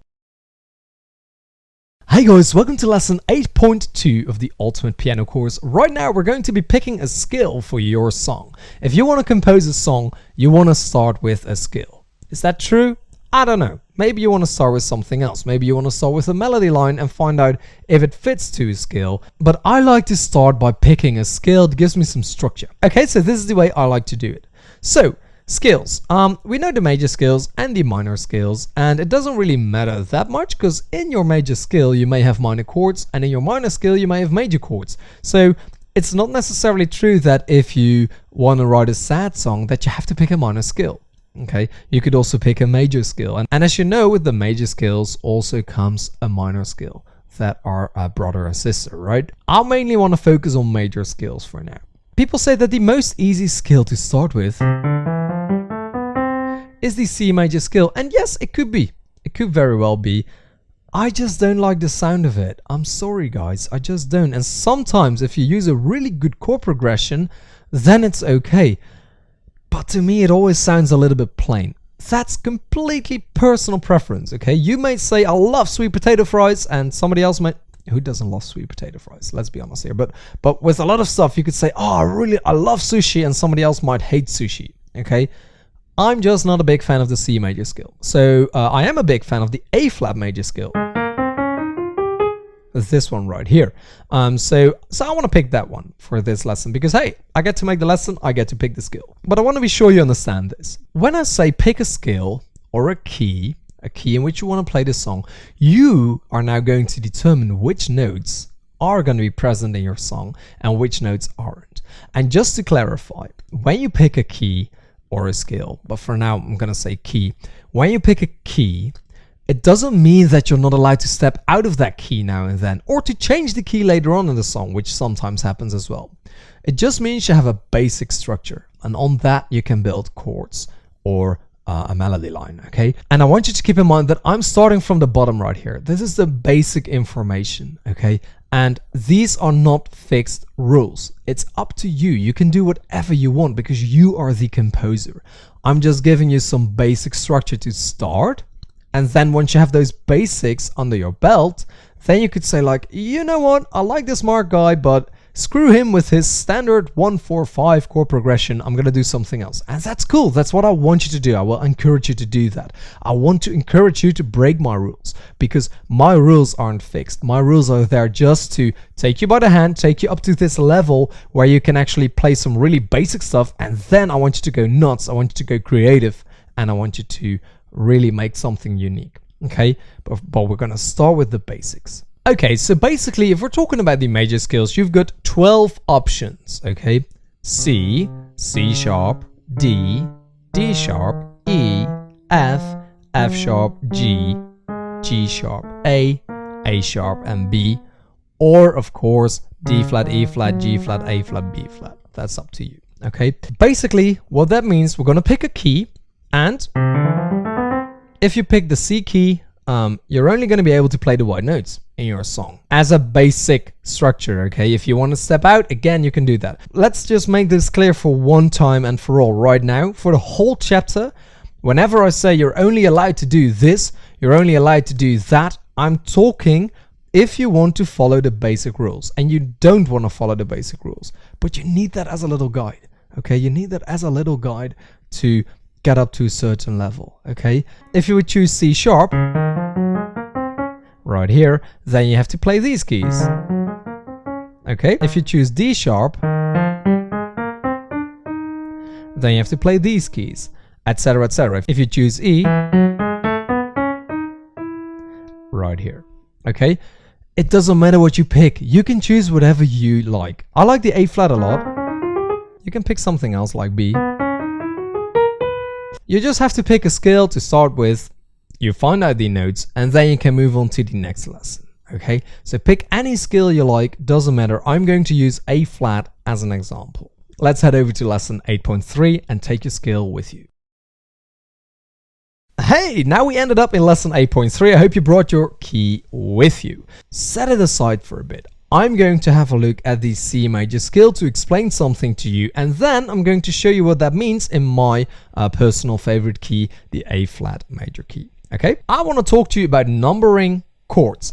Every major key has 7 chords to it, chords that you can choose from. I have said this before in the playing by ear section, but right now I want to talk to you again about it from a different kind of view. I want to start this composing song series by teaching you how to play some chords, because if you have the chords, we have the structure of a song, and then we can add a melody line or vocals to it, and then we can actually build that song out.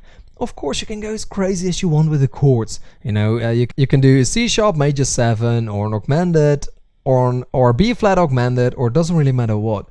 But let's just take it easy because I want you to experiment later. Start right now with the basic stuff and then build up. So first of all, what I want you to do is I want you to find all the chords that are belonging to the C major scale. Now, what do I mean with that? Let's have a look at the piano. The first chord is, of course, the C major chord right here.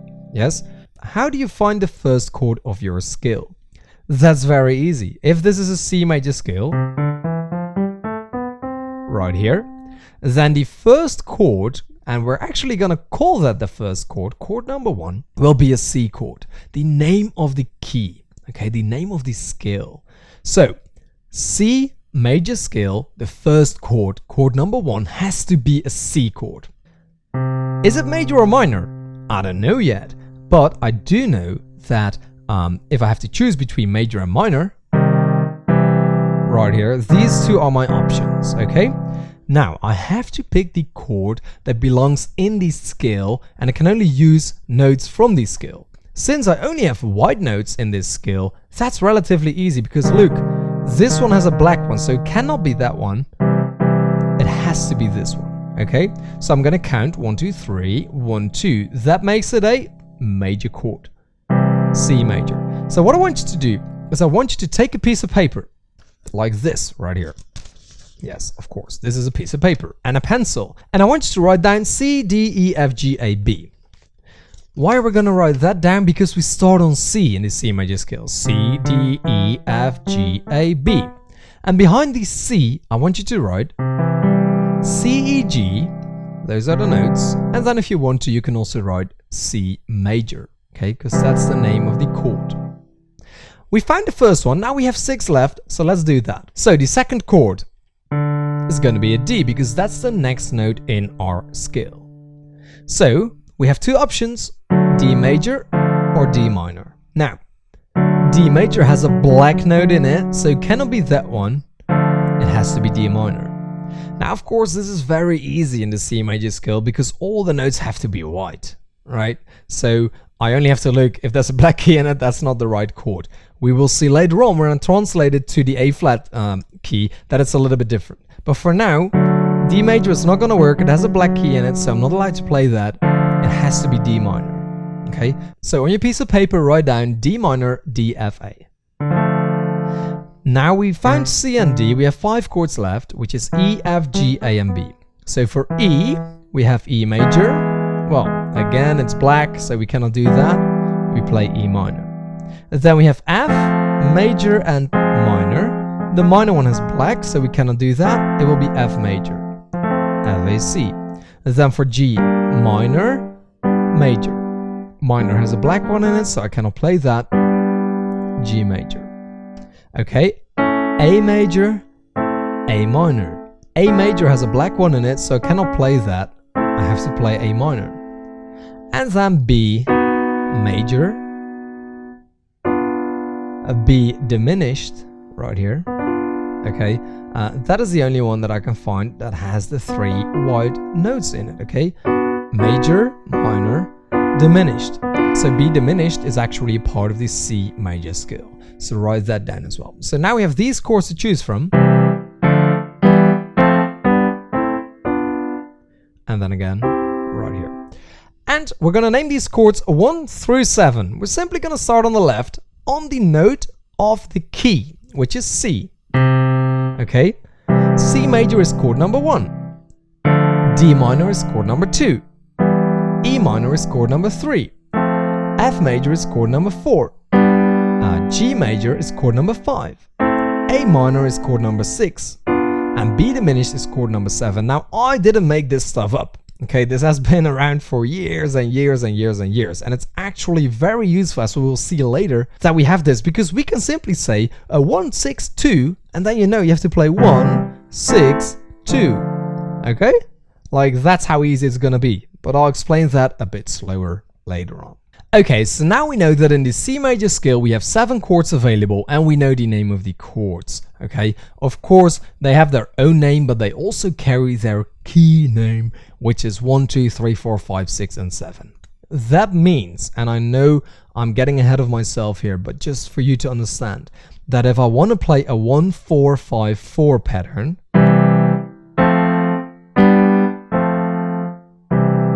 I can simply play these chords because I know this one is 1 and then 2, 3. This one is going to be 4, 5, 4, and 1. And therefore I can easily make chord progressions in any key that sound like this. Okay? If I translate that here, 1, 4, 5, 4, 1. It's the same as... You hear that? Okay, or it's all the same, 1, 4, 5, 4. Okay, but I'll tell you a little bit more about that in lesson 8.5. Okay, welcome to lesson 8.4. I kind of already did this lesson a little bit in the previous lesson, but it's gonna be a lot harder in this one because we started with the easiest key. all the notes are white in the C major scale. And right now I'm going to pick two keys, which is D major and A flat major, in order to find all of the chords in that key. Okay, we're going to do A flat major together because that's my favorite key, and then D major you're going to do all by yourself at the end of the lesson to make sure that you're actually able to do that. So I want you to understand that whatever we just did in the C major scale, we can do that in any scale, and we will do it right now. So first of all, find these notes, okay? A flat major scale. How do you do that? Well, actually, the way I do it, but I'm very auditorily, is I just try to find this sound. Okay. That doesn't sound right, so that's correct. Right, I start to wiggle about a bit and I'll find it really soon. Or you can do what I discussed in the scale section, okay, to find the major scales. Anyway, I know that A flat, B flat, C, D flat, E flat, F, G, and A flat are part of my scale. So now what I have to do is I have to find these chords. Now for the C major scale, I don't really have to do anything because I know it's all white. But for this one, I like to write down my notes. So I write down A flat, B flat, C, D flat, E flat, F, G, and A flat. Here we go, ain't that pretty? Okay, so I've written these down and I put them on my piano, and now I can really easily find my chords. I will start on my one chord, okay, starting with the A flat. Now I have to choose between A flat major and A flat minor. Okay, so I'm gonna look, what is the difference? Well, we only have to look at the middle note because the final note, like the highest note, is always going to be the same. So just look at the middle one. Is it C or B? I'll look at my little cheat sheet. There's no B, but there is a C. Okay, so it's going to be C. It's that easy. So I write down A flat, C, E flat. I don't know if you can see that or not, but that's what I write down here. A flat, C, and E flat. Cool. So I got my first chord in. Boom. That's my one chord. And then I have to find a B flat. Is it going to be minor or major? Okay. Well, let's have a look. B flat. The F is going to be the same anyway.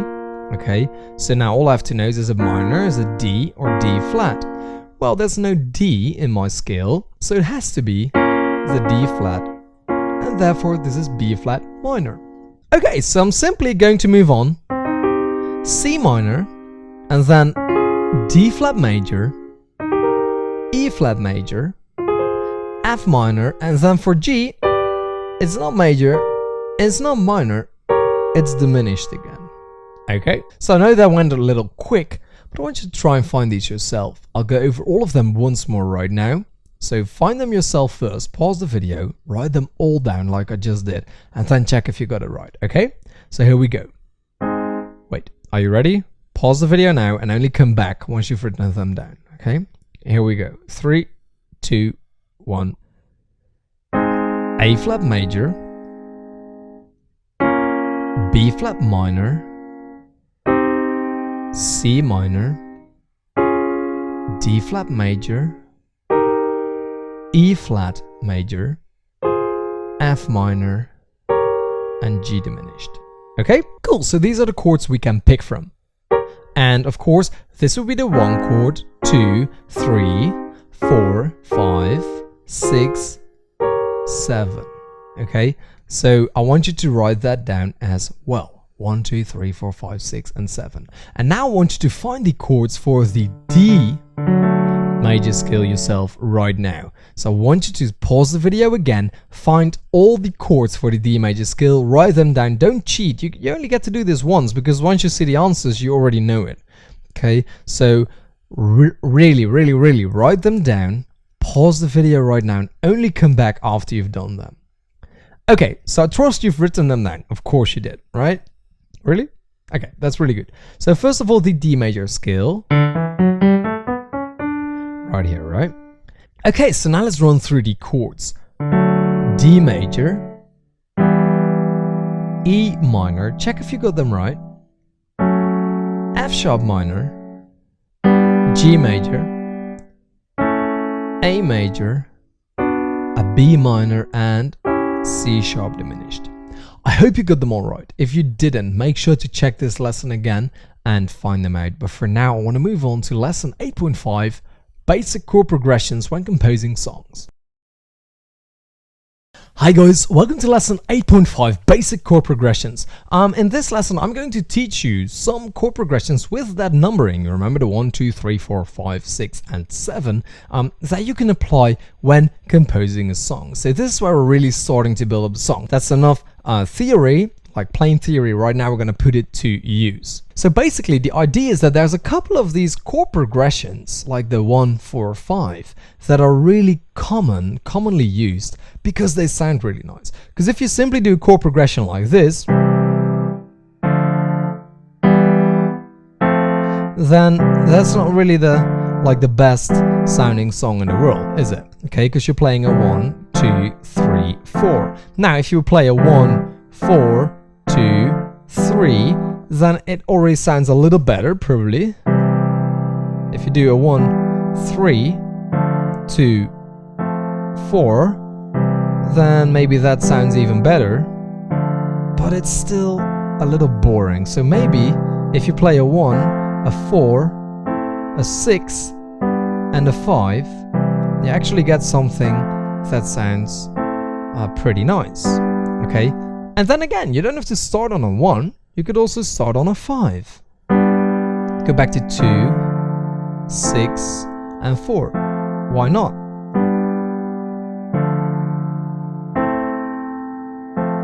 Okay, this is all up to you. You can improvise with that. But I just want to give you 10 really basic chord progressions.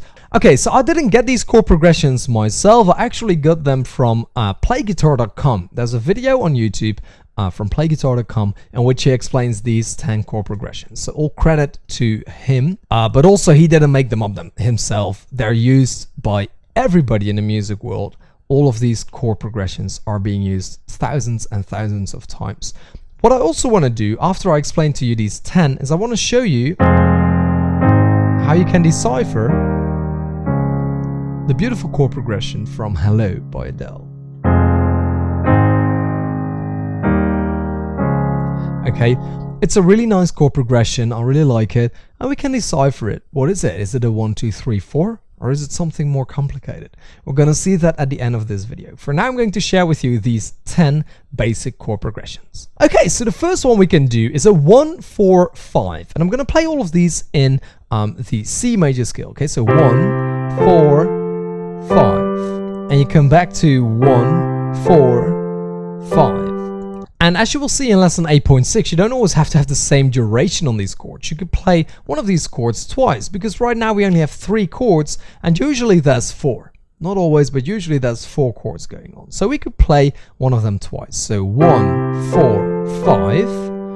Or what we can do is play 1, 1, 4, 5. 1, 1, 4, 5. Or we can play chord 4 for 2 times. Then you would get 1, 4, 4, 5. 1, 4, 4, 5. We can also play chord 5 for twice as long. 1, 4, 5, 5. Okay? Now I'm also applying a rhythm, right? 1, 2, and 1, 2.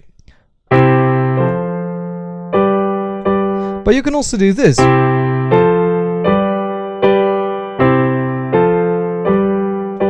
Where you just play them straight after each other. Okay, so you can do all kind of stuff. Don't think that what I'm doing is the only thing you can do. You can make it all up. You can also just play the chord once and then hold that one for a bit longer and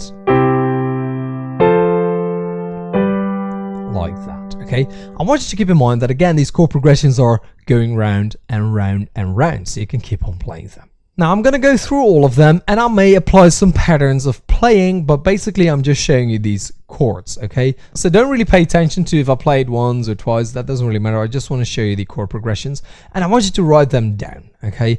Because it's really cool to have these. Usually you notate chords in the Roman style, so little I for 1, and then for instance for 4 it will be an I and then a V, but I really don't like that. I just put 1, 2, 3, 4, 5.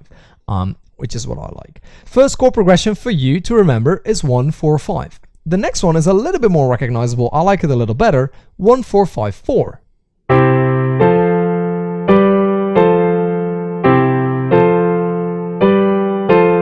Okay, like that. You can also play it like this.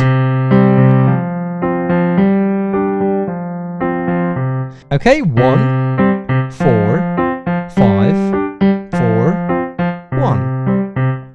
Just like that. Okay, the next chord progression is 1, 5, 6, 4. 5, 6, 4. Okay, so let me play a little inversion right here. Okay, I'm a bit cheeky, but let me play the inversion.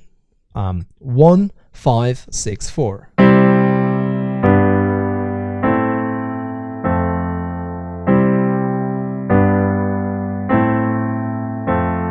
Like that. It already sounds a lot nicer than when we do root position. But I'll teach you a little bit more about that in 8.7. Anyway, that's 1, 5, 6, 4. We can also do 1, 6, 5, 4, and that will sound like this. Okay? Like that. You can also do 1, 6, 4, 5. Which is quite familiar as well.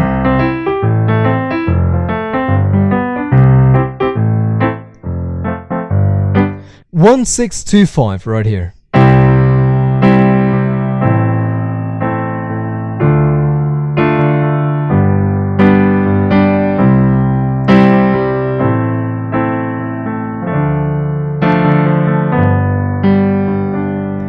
And again, I want you to keep in mind, you can apply these chords to other chord progressions as well. So in the A flat major scale, it would sound like this.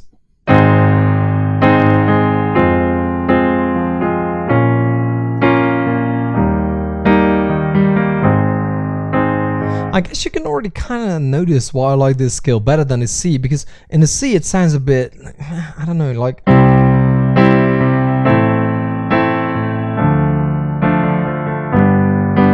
If I compare that here, it sounds like such a more grown-up song.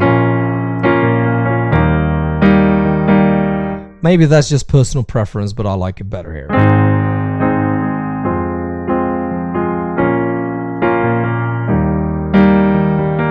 Okay, so now I want to move on to a couple more. Keep your pen and paper ready. 1, 3, 4, 5. 1, 3, 4, 5. Okay. Or with inversions, 1, 3, 4, 5. You already start to notice why inversions are really important, right? So we did 1, 3, 4, 5. Not really my favorite. I don't really like it, but if you like it, use it, okay? Or adapt it. 1, 3, 6, 4.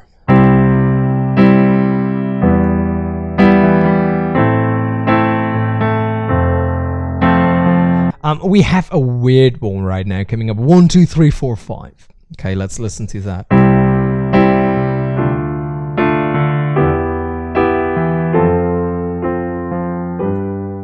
Like that.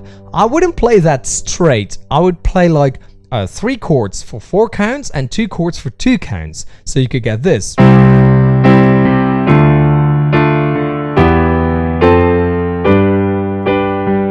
For instance, okay? Or maybe...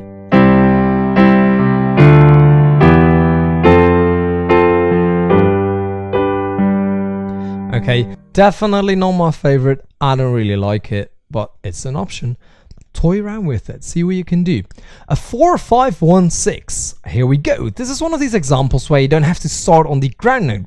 Why should you always want to have to start on the 1? Okay, well, let's do the 4, 5, 1, 6 right now. 4, 5, 1, 6. Okay, so what I want you to keep in mind here is that the counting doesn't start on the first chord you play. It has to do with the scale, with the key, and the key is C. So therefore 1 will always be the C major chord. Okay, 1, as long as we're in the C major scale. But that doesn't mean we have to start there. We can start on 4, which is F, like we just did, and move to 5, go down to 1, and 6. That's possible.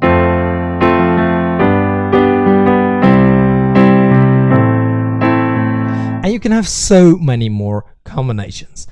Honestly, I haven't listened to or figured out yet Hello by Adele. So I'm going to be surprised what we get. So let's have a look. First of all, what we have to do is, and I know I went through this all a little bit quick, but I hope you wrote all of them down and play all of them on your own time. I don't want to make these videos too long. But for now, I want to have a look at Adele's Hello. So we play this. Such a powerful chord progression. I don't yet understand why, but if you want to know how to write a powerful chord progression like that, let's figure out what they actually played and in which key. So we do that the way that I did it in the play by ear section. Okay, so we've got these chords. So F, A flat, C, A flat, C, E flat, G, B flat, E flat, and then F, A flat, D flat. So these are the notes that are in there. Now, surprise, surprise, which key is this? Woo, it's my favorite key, the A flat major key. Okay, so yeah, I really like this key, and that's maybe why I really like this song as well.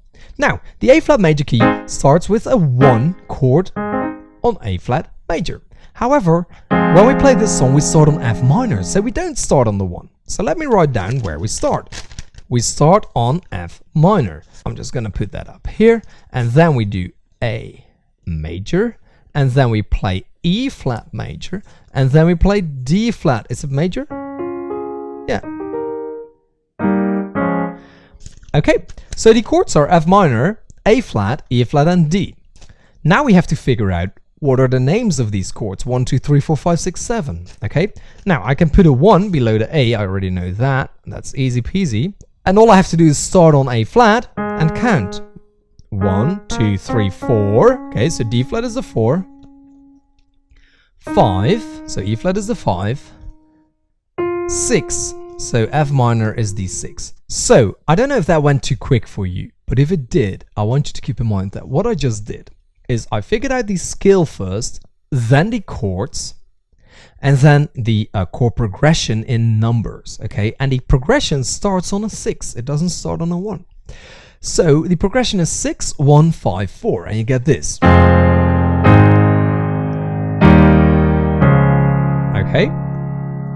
I know that probably went really quick, but that's how quick you can actually do it if you watch through the entire course and practice a little bit, okay? Remember, I do this for my work. I do this every single day, so it's no surprise that I do this quickly. Okay, if you're having a bit more trouble, rewind. But basically all we're doing is figuring out the scale, then which notes are in the scale, then the chords, and then the position of the chords. Now I have the secret code for Hello by Adele. So now I can transform that to any other scale. So maybe I want to play it in the C major scale, and that would then sound like this.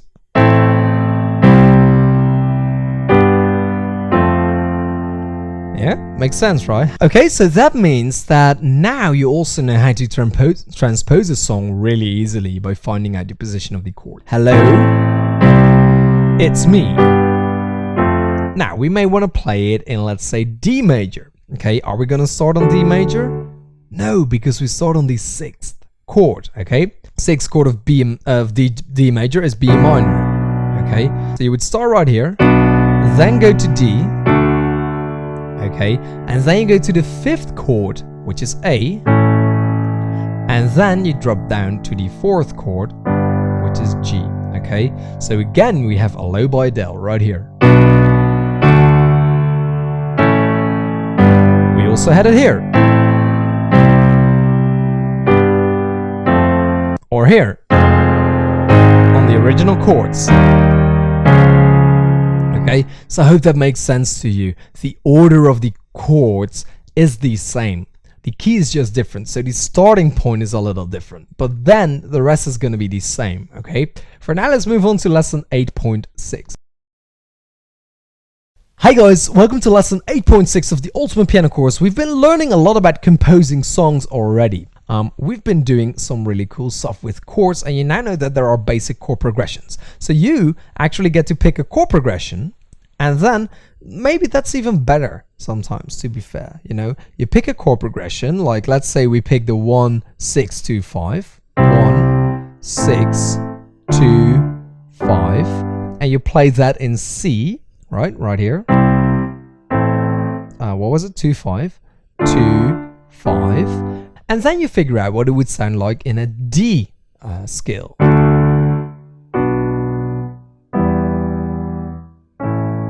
Right here. Maybe you like that better, or you could do the A flat scale.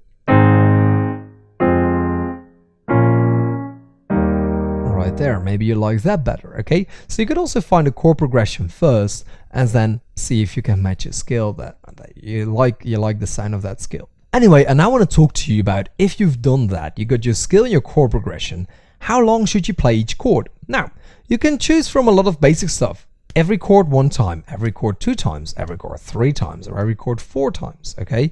Let me get an example right here with the 1 6 2 5. Every chord 1 time, okay, like that. Every chord 2 times.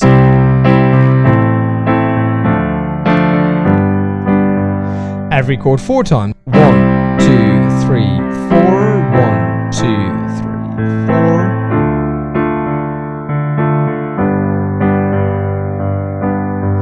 But how about if we play the first chord 4 counts, the second chord 2 counts, and then 1 1? Then you will get this: 1 2 3 4, 1 2 1 1. Okay.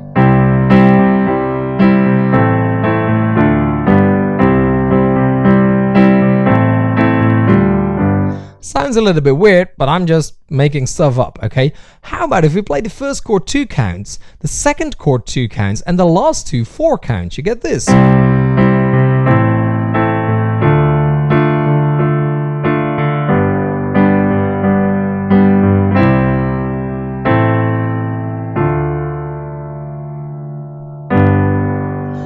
So I want you to think about that, like what would I like to do with these chords, okay? And do I want to play them in a simple 2 2 2 2 2 pattern, or do I want to do 2 2 3 1?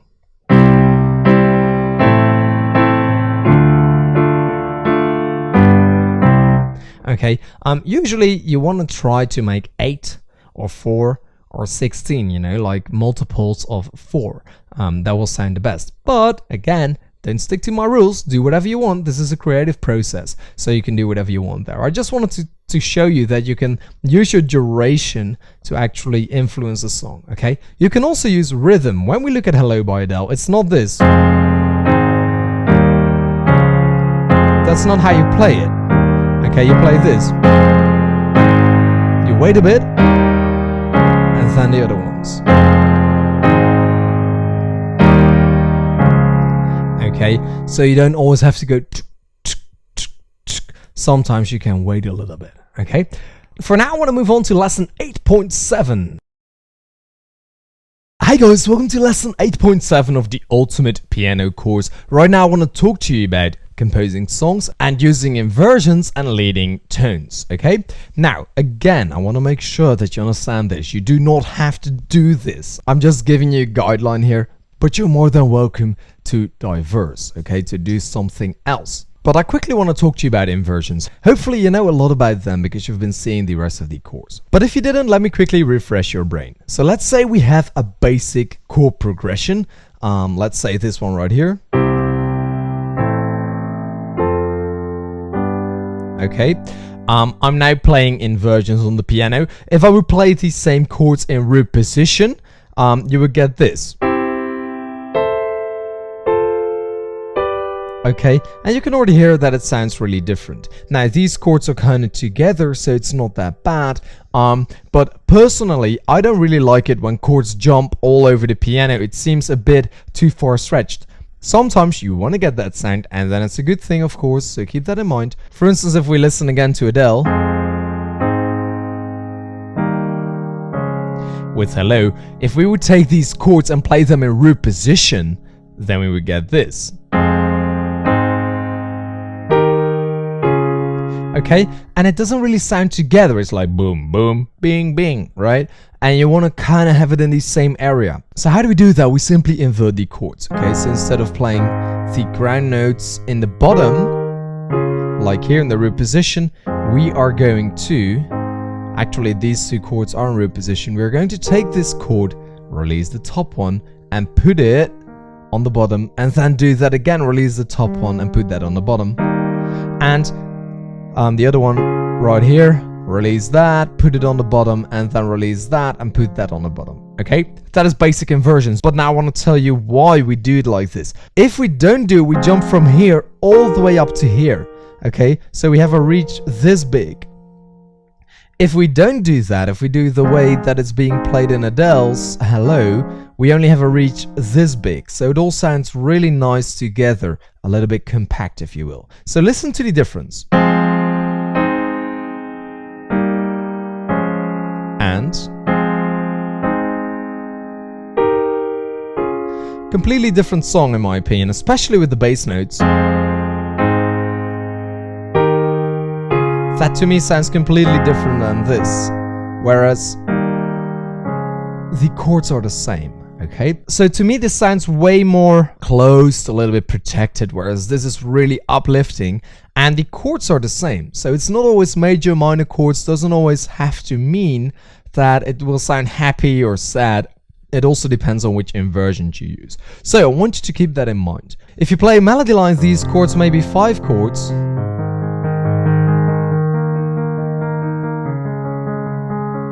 And then I want you to keep in mind that, do you play them up here or do you choose to go there, right? So if you want to do Adele, do you then do this?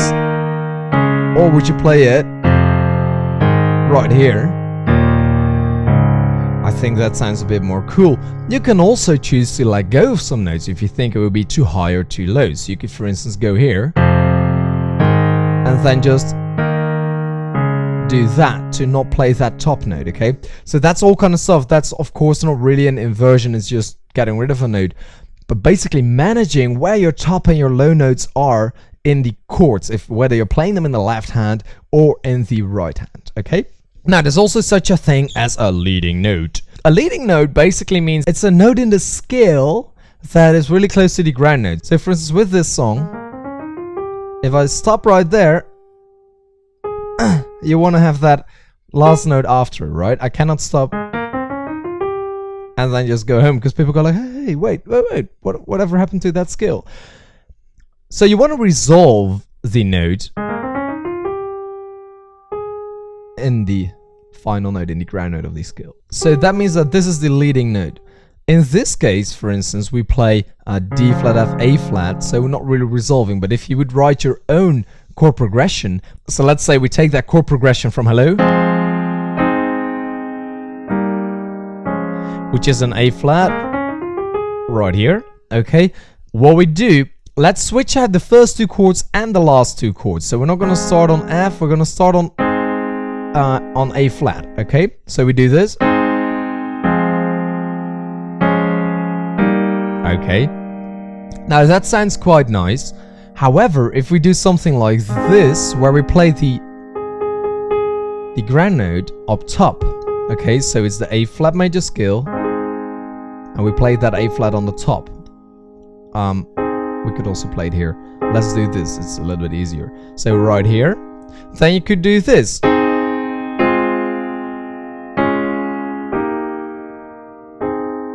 Okay, now what that will do is this chord, because of that G, that's really, it's anticipating, right? This G is anticipating the A flat, because you can kind of hear this. Okay, that means that we are using the leading tone. Okay, so what we do in this example is we put that leading tone on the top of the chord, and that's why we use the inversion. Whereas usually the B flat would be on the top. Right now we put the G on the top, so it can actually resolve right there. Okay.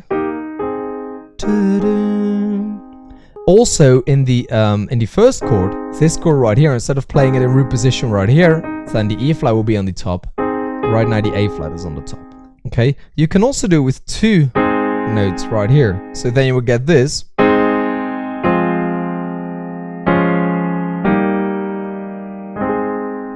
And that resolves really nicely, because you build the tension right here,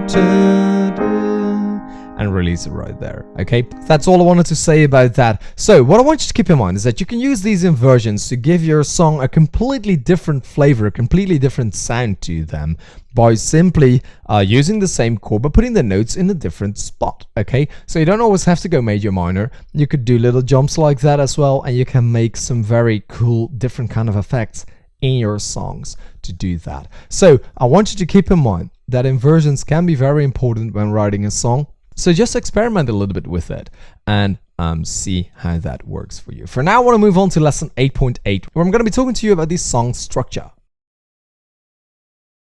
Hi guys, welcome to lesson 8.8 of the Ultimate Piano course. I just quickly want to talk to you about song structure. Okay, basically it's the kind of stuff: intro, verse, pre-chorus, chorus, bridge, outro, that kind of stuff. Okay, and I don't want to spend too much time on it, but if you're writing a song, it may be good to, if you have lyrics or if you have a kind of idea of how the song is going to be like, to write down that structure and then try and fit chords or music to the different sections. Okay, the idea is that you don't have to have different chords or a different kind of music throughout the entire thing. I mean, it could be the same. Okay, so for instance, if we have a look at Adele, we start here, and then later we get hello from the outside. Okay, and what happens is we switch. Look, we went from F to A flat, E flat, D flat. I'm just gonna do left. F, A flat, E flat, D flat. Then we went to hello from the outside, which is different. Look, F, D flat, A flat, E flat. The D flat used to be at the end, remember? So that means that the chord progression has changed for the chorus right there. Okay, so basically song structure, not very important in the way that you have to know about it, because you could just do whatever you want, but it's really nice if you have an idea and you want to have a couple of verses maybe and a chorus, to have the chorus match up and to have the verses match up. So here's what that kind of means. A usual structure for a song is you start with or without an intro, and an intro is usually just music only. Okay, you have a little intro right there. Okay, so you could have something like this.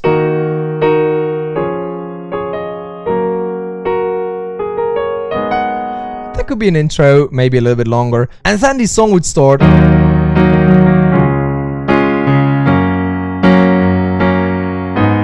Okay, with a bit more of a generic sound. Okay, that usually happens in pop music, where you have a really nice piano intro, and then I think, that's a cool song to put on piano, I want to put that on YouTube.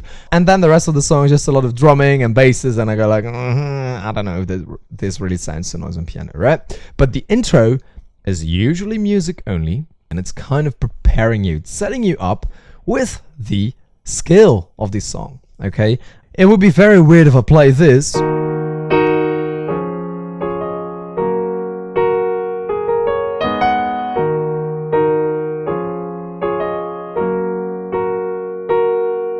And then continue the song. That doesn't make any sense, okay?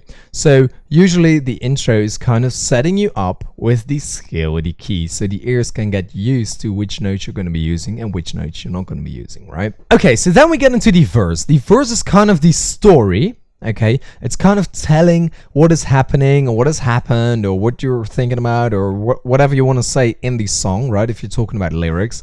And you can get quite detailed right there, okay? And then later on we'll see the chorus, and that's more general. But again, this is just me explaining the structure of a song. You don't have to do it like that, but usually that's what happens. You could tell a story in 3 little parts. You could say first this happened, and then this happened, and then that happened. You could go verse 1, verse 2, verse 3.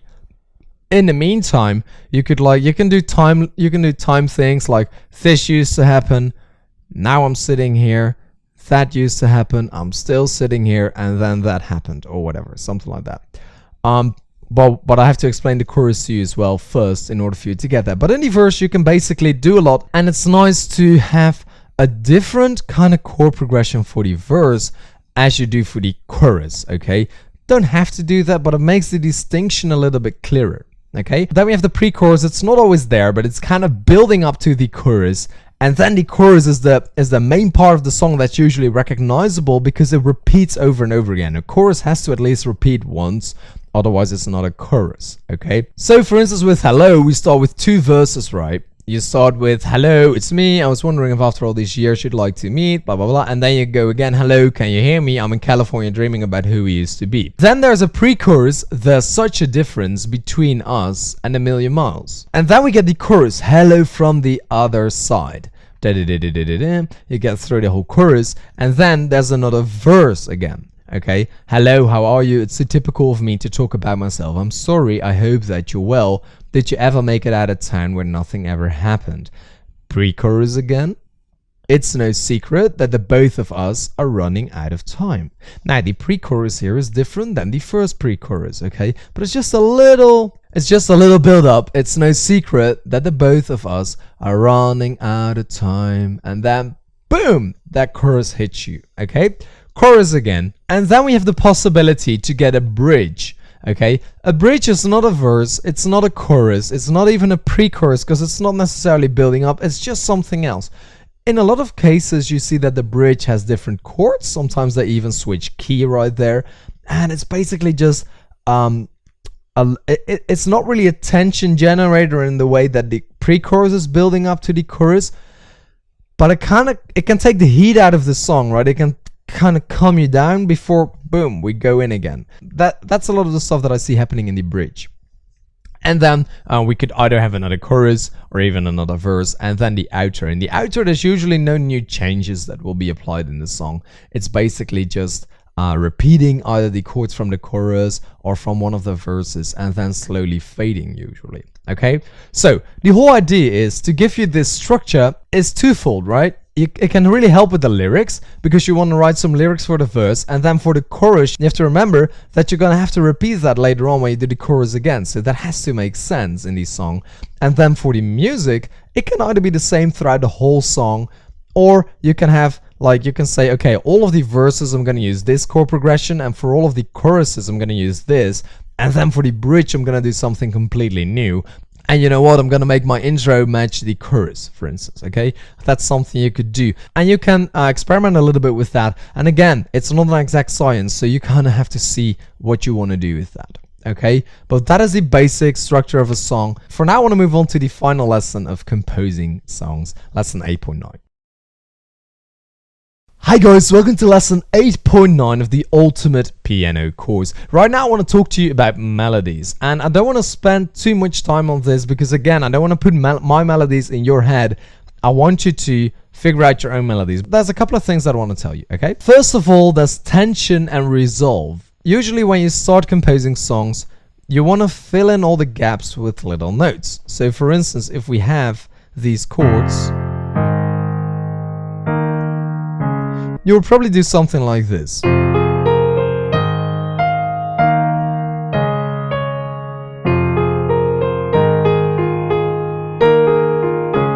I don't know, something like that, okay? The issue with that is that it's not necessarily bad or something, but it just sounds a little bit, why do you keep on playing all these notes, okay? So sometimes it's better to use spaces. So you might, for instance, slow this one down and add a little pattern. And now instead of doing something like this,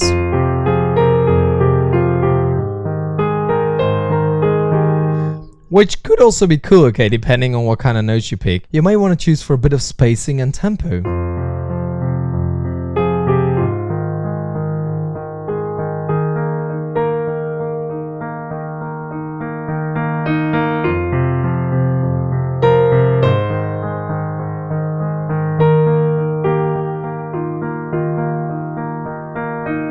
Okay, and you notice that less notes are sometimes more.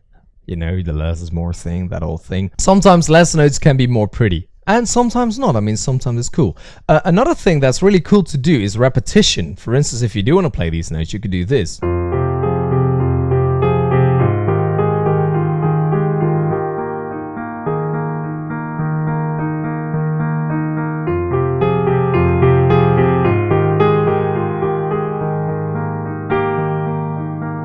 Okay, where you repeat the same pattern. Or for instance,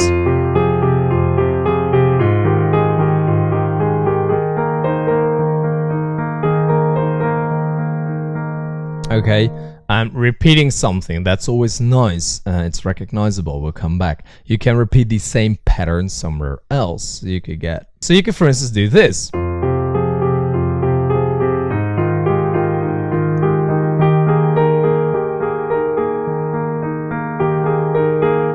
Etc. Okay, so repetition can be very cool. So keep that in mind. Spacing, so keep gaps, do something like this.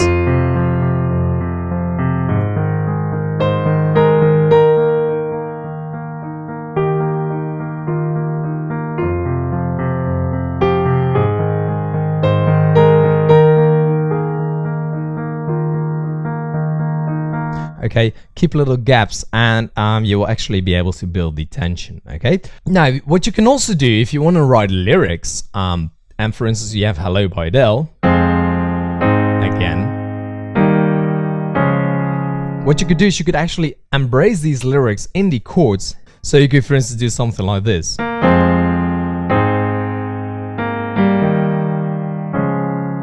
that usually really works when you put the top note of the chord, and that is the lyric. Okay, if this is it, and I have to play this chord anyway, I could do this. Hello, it's me, and I've been wondering if right? Okay, so you could get, I've been wondering if after all these years, right? And then you'd like to meet. So you can kind of put these lyrics in the chords, which can make it sound a lot cooler than just, you know.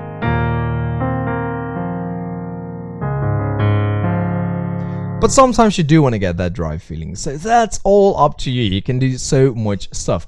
With the melody, I just want to say that it's really nice if you can get some spacing in your time and also in your notes, so you don't always want to just walk up that scale, okay, but try and find gaps.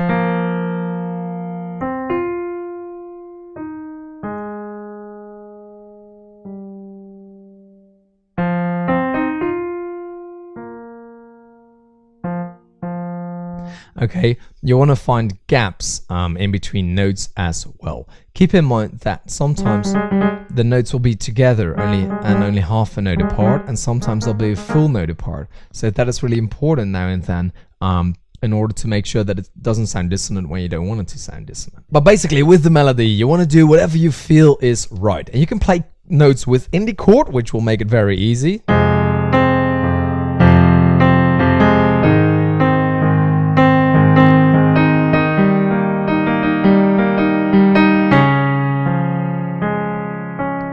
Okay, you're just playing the notes from the chord. You could also just do that with your right hand, so you could get.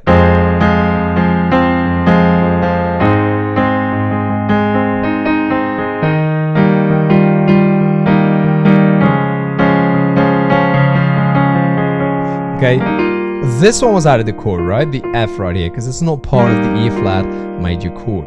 But what you're doing when you're playing notes in the chord is you're just playing these chords. And you're playing the notes that are already in there. So in the beginning you would play F, A flat and C, and you can play any kind of pattern.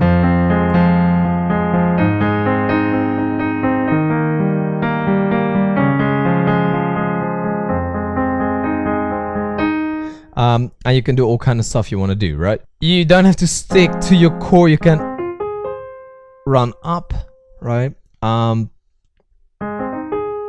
You don't have to stick in that region of the chord, but you can play notes in the chord. You can also play notes outside of the chord, so right here for instance, which will kind of pull the chord, right, to this chord right here. So you can play notes outside the chord and get a completely different feel, or even outside the key. Okay, that's also possible. So you can experiment with that a little bit. Chords notes inside the chord are gonna sound a little bit more mundane, I would say. Like, it's kind of predictable. When you go outside the chord, it gets a little bit more interesting. You can create some tension right there, which is really nice. And I want you to just go out there and experiment, and also listen. Maybe write out some of the melodies that you hear on the radio, or you could get some sheet music and see what is it that they're actually doing. Are they playing notes in the chord? Are they playing notes out the chord? How is the spacing? Do they play them evenly, like ta ta ta ta ta, or is it ta ta ta ta ta ta ta, right?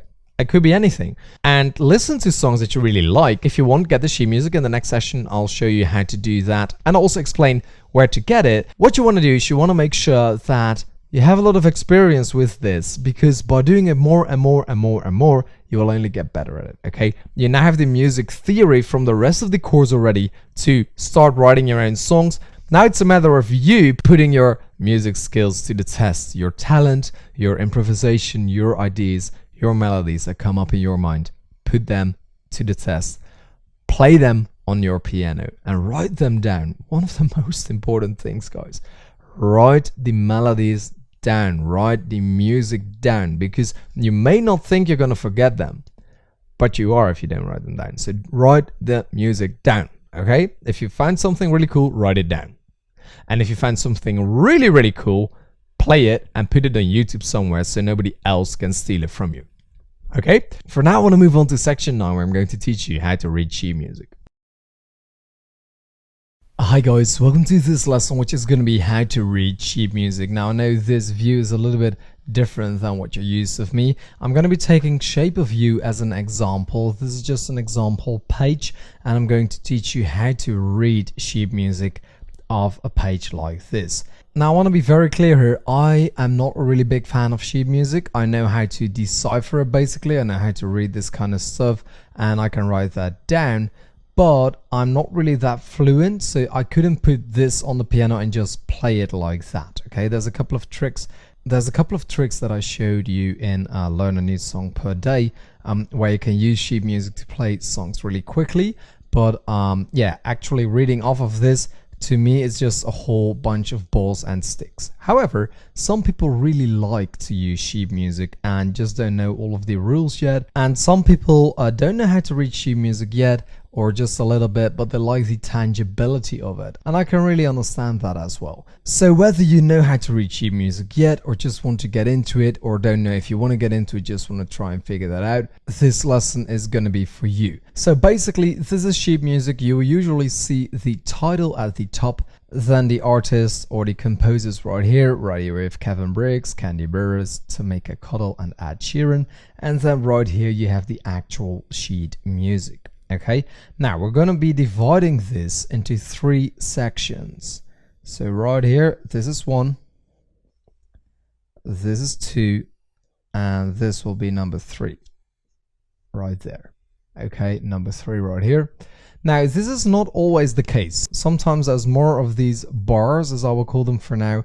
Sometimes there's less. Sometimes we have 4 sections on a page, sometimes only 2, sometimes only 1.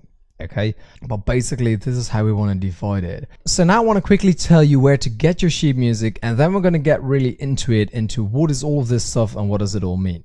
So now let's move on to where to get your sheet music in the next lesson. So I want to quickly show you where you can find sheet music. You simply go to pgnpiano.com/sheet music. And when you do that, you're going to end up on musicnotes.com. I have all of my sheet music up there. You can see the newest sheet music that I put up. You can also scroll down, see my most popular sheet music, and then you can browse all of my sheet music as well. All you have to do is simply click on a piece of sheet music and you can play it back. And when you download sheet music from musicnotes.com, you can also get the app and get the sheet music in the app for your computer or other devices. You have to check if your device is working with the sheet music, and then you can play it back and you can rewind and you can print it and you can get it in different keys sometimes as well. So make sure to check that out if you like sheet music. And for now, let's be moving on to lesson 9.3.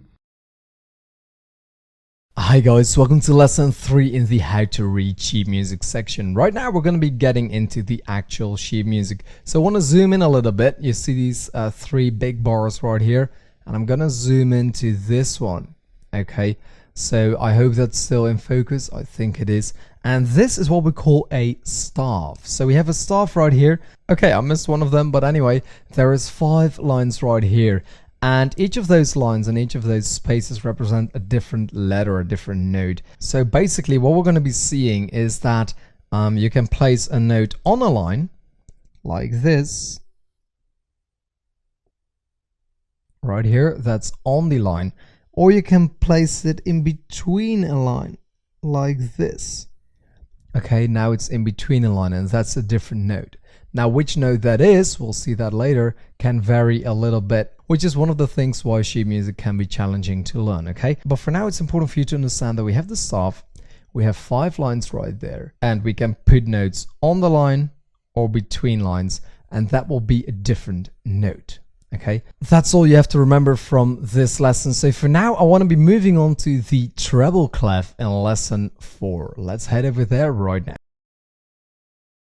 Hi guys, welcome to lesson 4 in the section of how to read sheet music. In the previous section I talked about the staff, the 5 lines right here, and as you can see we've got 3 of these staffs right here, and then if I zoom out a little bit further, look, remember when we divided this into different sections? Okay, so we have 3 staffs right here, another 3 right here, and then another 3 right here. And if we have a look at this section right here, we notice a couple things, okay? So let's zoom in there. Here we go. Okay, so there's a couple of symbols. These 2 are the same, and this one is a little bit different. Okay, so these 2 are the same, and this one is different. That is because this is what we call a treble clef, and this is what we call a bass clef, okay? A bass clef. Now, if I move the sheet music up a little bit, you can see that this staff is actually representing the words, okay? We have right here, we've got the, okay, so the, and then right here it continues, club isn't the best place to find a lover, so the bar is where I go. And that is being represented right here on this staff, on the top staff, okay? So this staff, the top staff, is actually for the vocal line, and then these 2 are for the piano, okay? Sometimes you have 2 staffs for the vocal line, usually you only have 1 in sheet music like this. And there's also a lot of sheet music where you only have these 2. You only have the staffs for the piano. Now I want to disregard the top one for a little bit. So let's have a look at the bottom 2 and just focus on that, okay?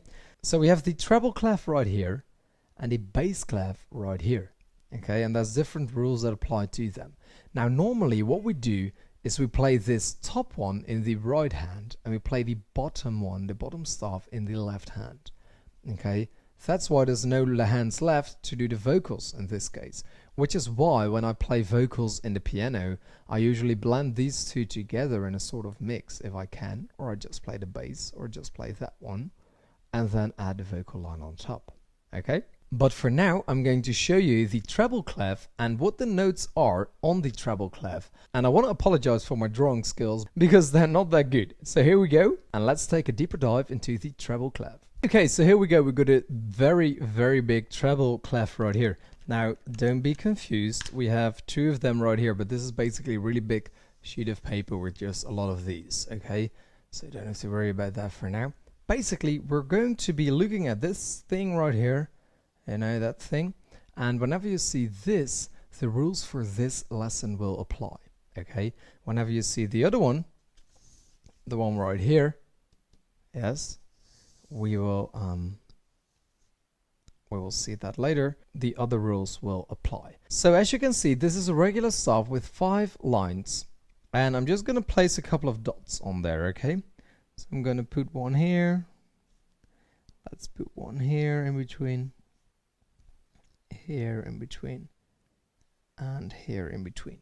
Okay, so we have 4 dots in between. Now, this is basically a piano on its side, okay? So if we have a look at this dot right here, that is actually an F, okay? This dot right here is an A. this one is a C, and this one is an E. Face. So there's actually some dots missing in between, as you may have guessed, right here, and right here. So we have a G, a B, and a D. And right now we have all of the notes already. F, G, A, B, C, D, and E. Okay, now you may be wondering, what is this one right here? Oh well, we just keep on counting. So after E, we'll get F, and then if we place one on the top right there, we'll get a G. Now here, you would say this is the end. No, it's not, because sometimes in sheet music they just draw that line again right there, and you would have your A. Okay, you can see that quite often. Sometimes you can actually see that they draw another line. So for instance, with the C, they might draw another line and put a C up top, or they might even draw 3 lines now and then to put an E up top. Okay, so basically they're continuing the line. You can also do that on the way down. So on the way down, right here, draw a little line, and you have your C. Then this will be your D. This will be your E. And here's the F. And then I will just keep on continuing. Okay? So basically, and I want to apologize again for my drawing because it's a bit crooked, but this is basically how the notes are laid out. F, G, A, B, C, D, E, F, G, A, etc. going up. We have a C right there, an E right there, and you can place them in between for the B and the D. And on the down bit, we would drop and we would have a C, a D, an E, and an F. Okay? It's also possible to have multiple notes at the same time. So we could, for instance, have this, which would then be F, A, and C. And since we place them above each other, we would have to play them at the same time. And sometimes you see something like this, which might be a little bit confusing. But the truth of the matter is that you cannot get this note in between there. It just wouldn't fit because they're all little balls. So now you would have F, G, and A, which you would all have to play together, even though this one is notated a little bit further. Okay, now I'll talk to you later about when to play which note, when to play them together, and all that kind of stuff, because this is not really the time for it.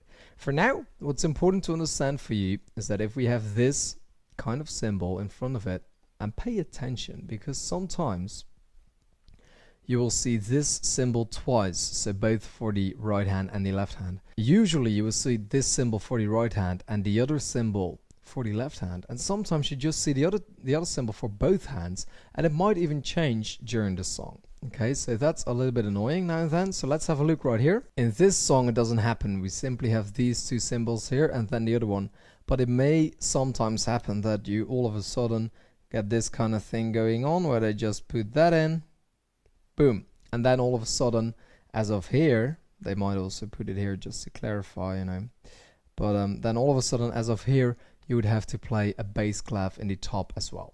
Okay, so that's quite annoying. Now, if we have a look back at this, this C right here is going to be the middle C on the piano. Okay, so this C right here will be the middle C on the piano, and then we go all the way up. Okay, so just go all the way up, continue up, up, and up there as well. Okay, so that's basically how it goes. Now I want to move on to the next lesson where I'm going to demonstrate to you the bass clef. Hi guys, welcome to this lesson which is on the bass clef. Now unfortunately my printer died, of course, when I'm recording this lesson, so this one will have to use the same sheet of paper right here. Now here are going to be my drawing skills, so let's copy this thing, starting right here, and then okay, well that of course looks horrific, but you know what I mean, right? So if it's a bass clef, the same rules do not apply as with the treble clef. Okay, so that's different rules. Basically, I always like to pick this note as a reference point, so I'm going to draw that right here for you, and that note is the F. Okay, so you can already see that the same note in the treble clef was a D right here. So basically all of the notes drop 2 notes, like 2 little lines, so in between and then down. So if we look at the bass clef right here, go up to G and A, let's take it until there.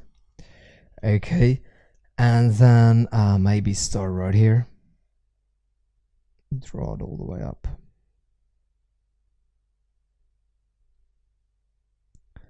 Right up until there. Okay, so we have F right here. I'm gonna go down E, D, C, B, A, G. Okay, so if we start right here where this line intersects, we have the F, go up G, go up A, and down here on the bottom line we start on a G, A, B, C, D, E, all the way up like that. Again, if we compare that to the other one, then for instance the E would be right here and the C would be right there. Now if we go back up to this, the E is 1 line lower and the C is also 1 line lower. Okay, so basically if your notes would be here and here on a treble clef, they would be here and here on a bass clef. Okay, now this F right here is positioned below the middle C on the piano, which was this C right here. Okay, that means that if we continue to go up with a B and then right here a C, that this C is going to be exactly the same as this C right here. These C's are the same note. Okay, let's see if I can get them both into frame. Yeah, here we go. So this will continue on. So you go F, G, A, B, C, D, E, F.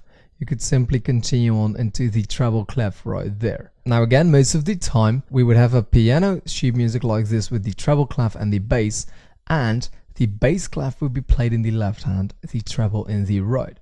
Okay, so that's why sometimes you might see a note up here, which would be the E, okay, and instead of it being right here in the treble clef, it might be positioned in the bass clef because it is supposed to be played in that left hand. Okay, so once more, start right here, F, G, A, B, C, or right here at the bottom, G, A, B, C, D, E, all the way up. That is how you read the bass clef. And now we want to continue on with the next lesson, which is about dots and ties. Okay guys, welcome to your lesson 9.6, where I'm going to be talking to you about the notes on the sheet music. So we have the notes right here. We have what we call the note head, that's the little ball, and then we have the stem, okay, that's the stick basically. So I'm going to draw a nice little note right here, right there, and yeah, we basically got the head. I want to talk about the head first. So basically we have 3 different types of notes. We got an open note, we've got just an open circle without a stem, and then we've got a closed one. Okay, now basically this means that the value of the note is different. This is a whole note, this is half a note, and this is a quarter of a note.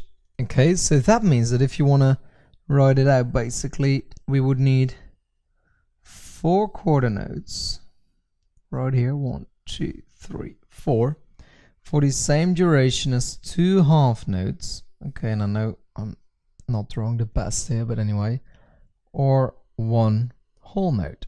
Okay, 4 quarters is the same as 2 halves is the same as a whole note. Now basically these stems are being written on the right if it's going up, and on the left if it's going down. And it doesn't really matter whether it's going up or down, it's just a matter of how easy it is to read, and it will basically not affect the value of the note.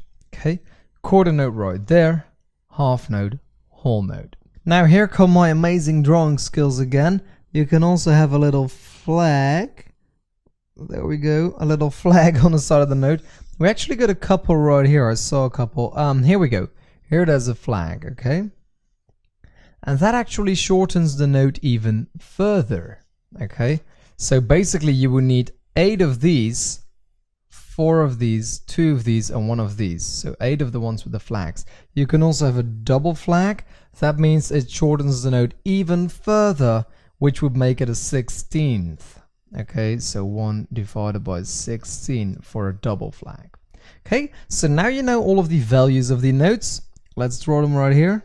1, half, quarter, and then an 18th, an 8th, of course, and a 16th. Okay, 1, half, quarter, 8th, 16th.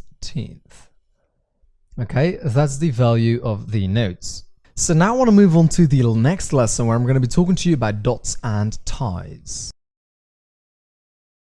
Hi guys, welcome to this lesson where I'm going to be teaching you about the dots and ties. As you can see right here, we've got a note with a dot behind it, just like that one, okay? You see it more often with an open note. So let me draw you one right here with a dot behind it. That means, the dot means we're going to take the value of this note and add half of the value to it. Okay, so therefore this note used to be a half, now it's 3/4 of a note. Okay, that means it's the same as a half note plus a quarter note. Okay, so a half and a quarter.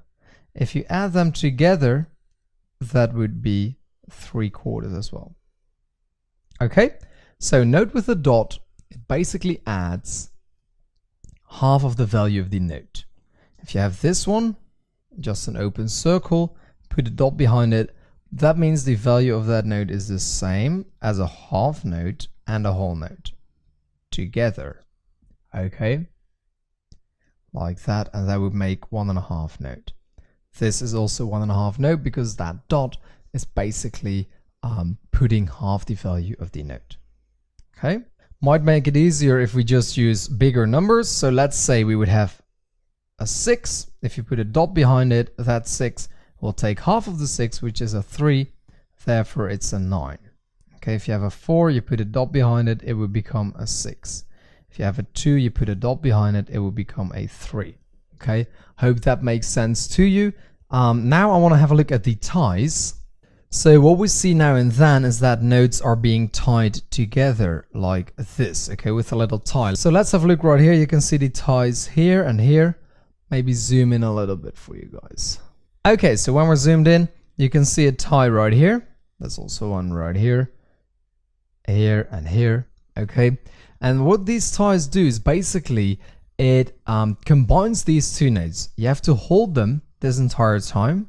Okay, and a lot of times the notes are the same. So this note is the same as that. That means you're not going to play the note twice. Okay, you're just going to play that note one time, but the time that you have to play the note is going to be the combination of the value of these notes. Okay, so therefore, let's say these two notes were tied together and they're quarter notes. That means that it would have to be half a note. Okay, it's easier when it's the same note. So let's say right here, we have two notes, same note, they're being tied together. Then you shouldn't play the note twice, you only play the note once, okay? But it's being held twice as long. Since these are quarter notes, you're gonna hold them for half a note.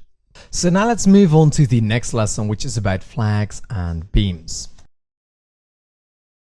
Hi guys, welcome to the next lesson, which is about flags and beams. Unfortunately, my printer is still broken and I really have to get these lessons out. So I'm going to be showing you on this piece of paper where I drew my own stuff. So basically flags, we've already been talking about that. It's when you have a note like this and there's a little flag. Okay, that has to do with the duration of the note. Basically that flag cuts the note in half. A double flag cuts it in half again. Okay, the reason I bring that up again is because beaming is kind of doing the same kind of thing. It affects the length of the notes. What we do with a beam is exactly the same as with a flag. Okay, so if we tie two notes together with a beam, and we can either do that up or we could do it down, okay, but then do it at the same time like I'm doing right now. So either up or down. What that does is it will cut the value of the note in half, okay? Okay, if we see it like this, 4 quarter notes, they'll be connected by double beam right here. Okay, so double beam, and that means the value is divided by 4. Okay, so therefore I want to list all of them again for you right here. We've got a whole note, we've got a half note, we've got a quarter note. Okay, let's move them up a little bit. And now we've got an eighth. Actually, we've got 2 eighths. Okay, and now right here we've got 4/16 notes right there. Okay, 4/16. Okay, so the beams, let's draw them again like this. This would be the same as this. Okay, so note 2 notes with the flags, and then right here, this will be the same as this with a double flag, of course. Okay, so that is the same. Now, this is usually a lot easier to read than this, especially when the notes get really close together, which is why I prefer this. So now let's have a look at the next lesson, which is about values for notes and rests. Hi guys, welcome to this lesson where we're going to be talking about the time signature. That is this thing right here. Okay, basically it's 2 numbers above each other. In this case it's a 2 and a 2. One of the more common ones are 4 and 4 or 3 and 4. Okay, the top one is indicating to how many beats there are. Let me show you that right here. How many beats there are per measure. Okay, what is a measure? Between 2 of these bars, that is a measure. And then the bottom one, the 4, the 2 and the 4 in this case, will represent which note actually count as a beat. So if you have a 4, it means that a quarter note will count as a beat. If you have a 2, it means that a half note will count as a beat. Okay, so basically if you have a 4, you will need 4 of these quarter notes for all of the beats, because you need 4 beats. Okay, if you have a 2, it means you only need 2 half notes for those beats. Okay, so this would be a 4, this would be a 2 at the bottom. Okay, so once again, the top one is showing you how many beats in a measure, and the bottom one is showing you which note counts as 1 beat. So if you have a 2 and a 2, it means you have 2 beats in a measure, and half note will count as 1 beat. Therefore, you have the length of 2 half tones per measure. Makes sense, right? Now I want to move on to the key signature in the next lesson. Hi guys, welcome to this lesson, which is about note values and rest values. I'm also going to be putting in the notes because then basically you get an idea of what it looks like. Okay, let me zoom out just a little bit. So notes and rest. Now we're going to do the rests. So a little bar and a block at the bottom represents a whole rest. A little bar and the little block. The block is going to be about the same, just a little bit tinier, is half a rest. Then we have this one right here, which is yet another one of my amazing drawings, which is going to be a quarter of a rest. Then this one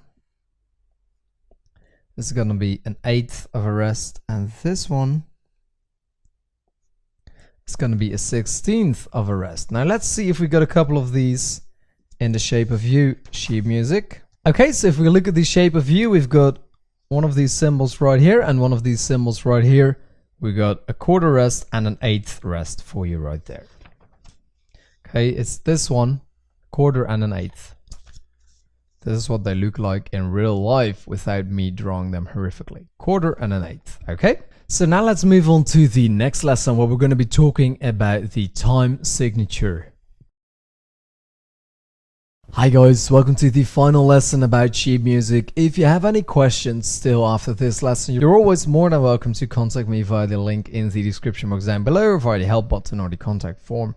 That's always absolutely fine. Right now, I just want to have a look. Let me shift it up until here at the key signature. Okay, the key signature. Basically, we're looking at this thing right here, where in this song it's showing sharps. Okay, now these sharps are actually placed on the line. So if we have a look at this one right here, you could for instance see a sharp here and then a sharp here and then a sharp there, and that would mean that these notes have to be sharped. Okay, so if you draw that on, you would see that we actually don't have a G right here, but a G would have to be sharped, a C would have to be sharped, and an E would have to be sharped. Okay, that's a little bit weird, but that's what it would be. In shape of U, we have them right here. So you can see the C has to be sharped, the D has to be sharped, the F has to be sharped, and the G has to be sharped. And then if you have a look right here at the bottom thing, you see the F and the G and the C and the D. Okay, so they also need to be sharped. Now sometimes the sharp or the flat, because this could also be flat of course, is not written here, but it's actually written in front of the notes. So you could see a little sharp right here. Okay, and that would mean that as of here until the rest of this measure, because it only counts for one measure, so the period between the two bars right here, that note would have to be sharped. Okay, let me show you that in the other view. Okay, I can show that to you right here. Let me draw a couple of notes. I've got one right here, I've got one right here, and I've got one right there. Okay, now maybe let me use another color. Of course, normally this will all be in black, but maybe this is where you see the sharp sign. Okay, and maybe this is all in one measure like that. Okay, that means that the rest of the measure you're gonna have to sharp that C. Okay, so this will become a C sharp, C sharp, C sharp. Now sometimes you see this little sign. Okay, I didn't draw that correctly. It's like this, this, this, and that. Okay, that is the reset sign. If you see that sign, it means go back to the way it was. So right here, you would sharp it, sharp, sharp. You see the reset sign, which looks like that, and you unsharp that note, so there will be a regular C. So that's what happens when you got them right there. Now it could also be flats. Okay, you have a little flat right there, a little flat right there, and a little flat right there, and then you could have the same kind of thing. You could maybe flat that note right there, and then it could be reset right there. Okay, so you could have a C sharp, a C flat, and then reset to regular C. That sometimes happens as well. Okay, so therefore it's always important to, when you read sheet music, pay attention right here which notes will have to be flattened or sharped, and then when you're actually reading through, pay attention to especially that sign, and of course the flat and the sharp sign, because sometimes notes will have to be sharpened or flattened in the middle of measures as well.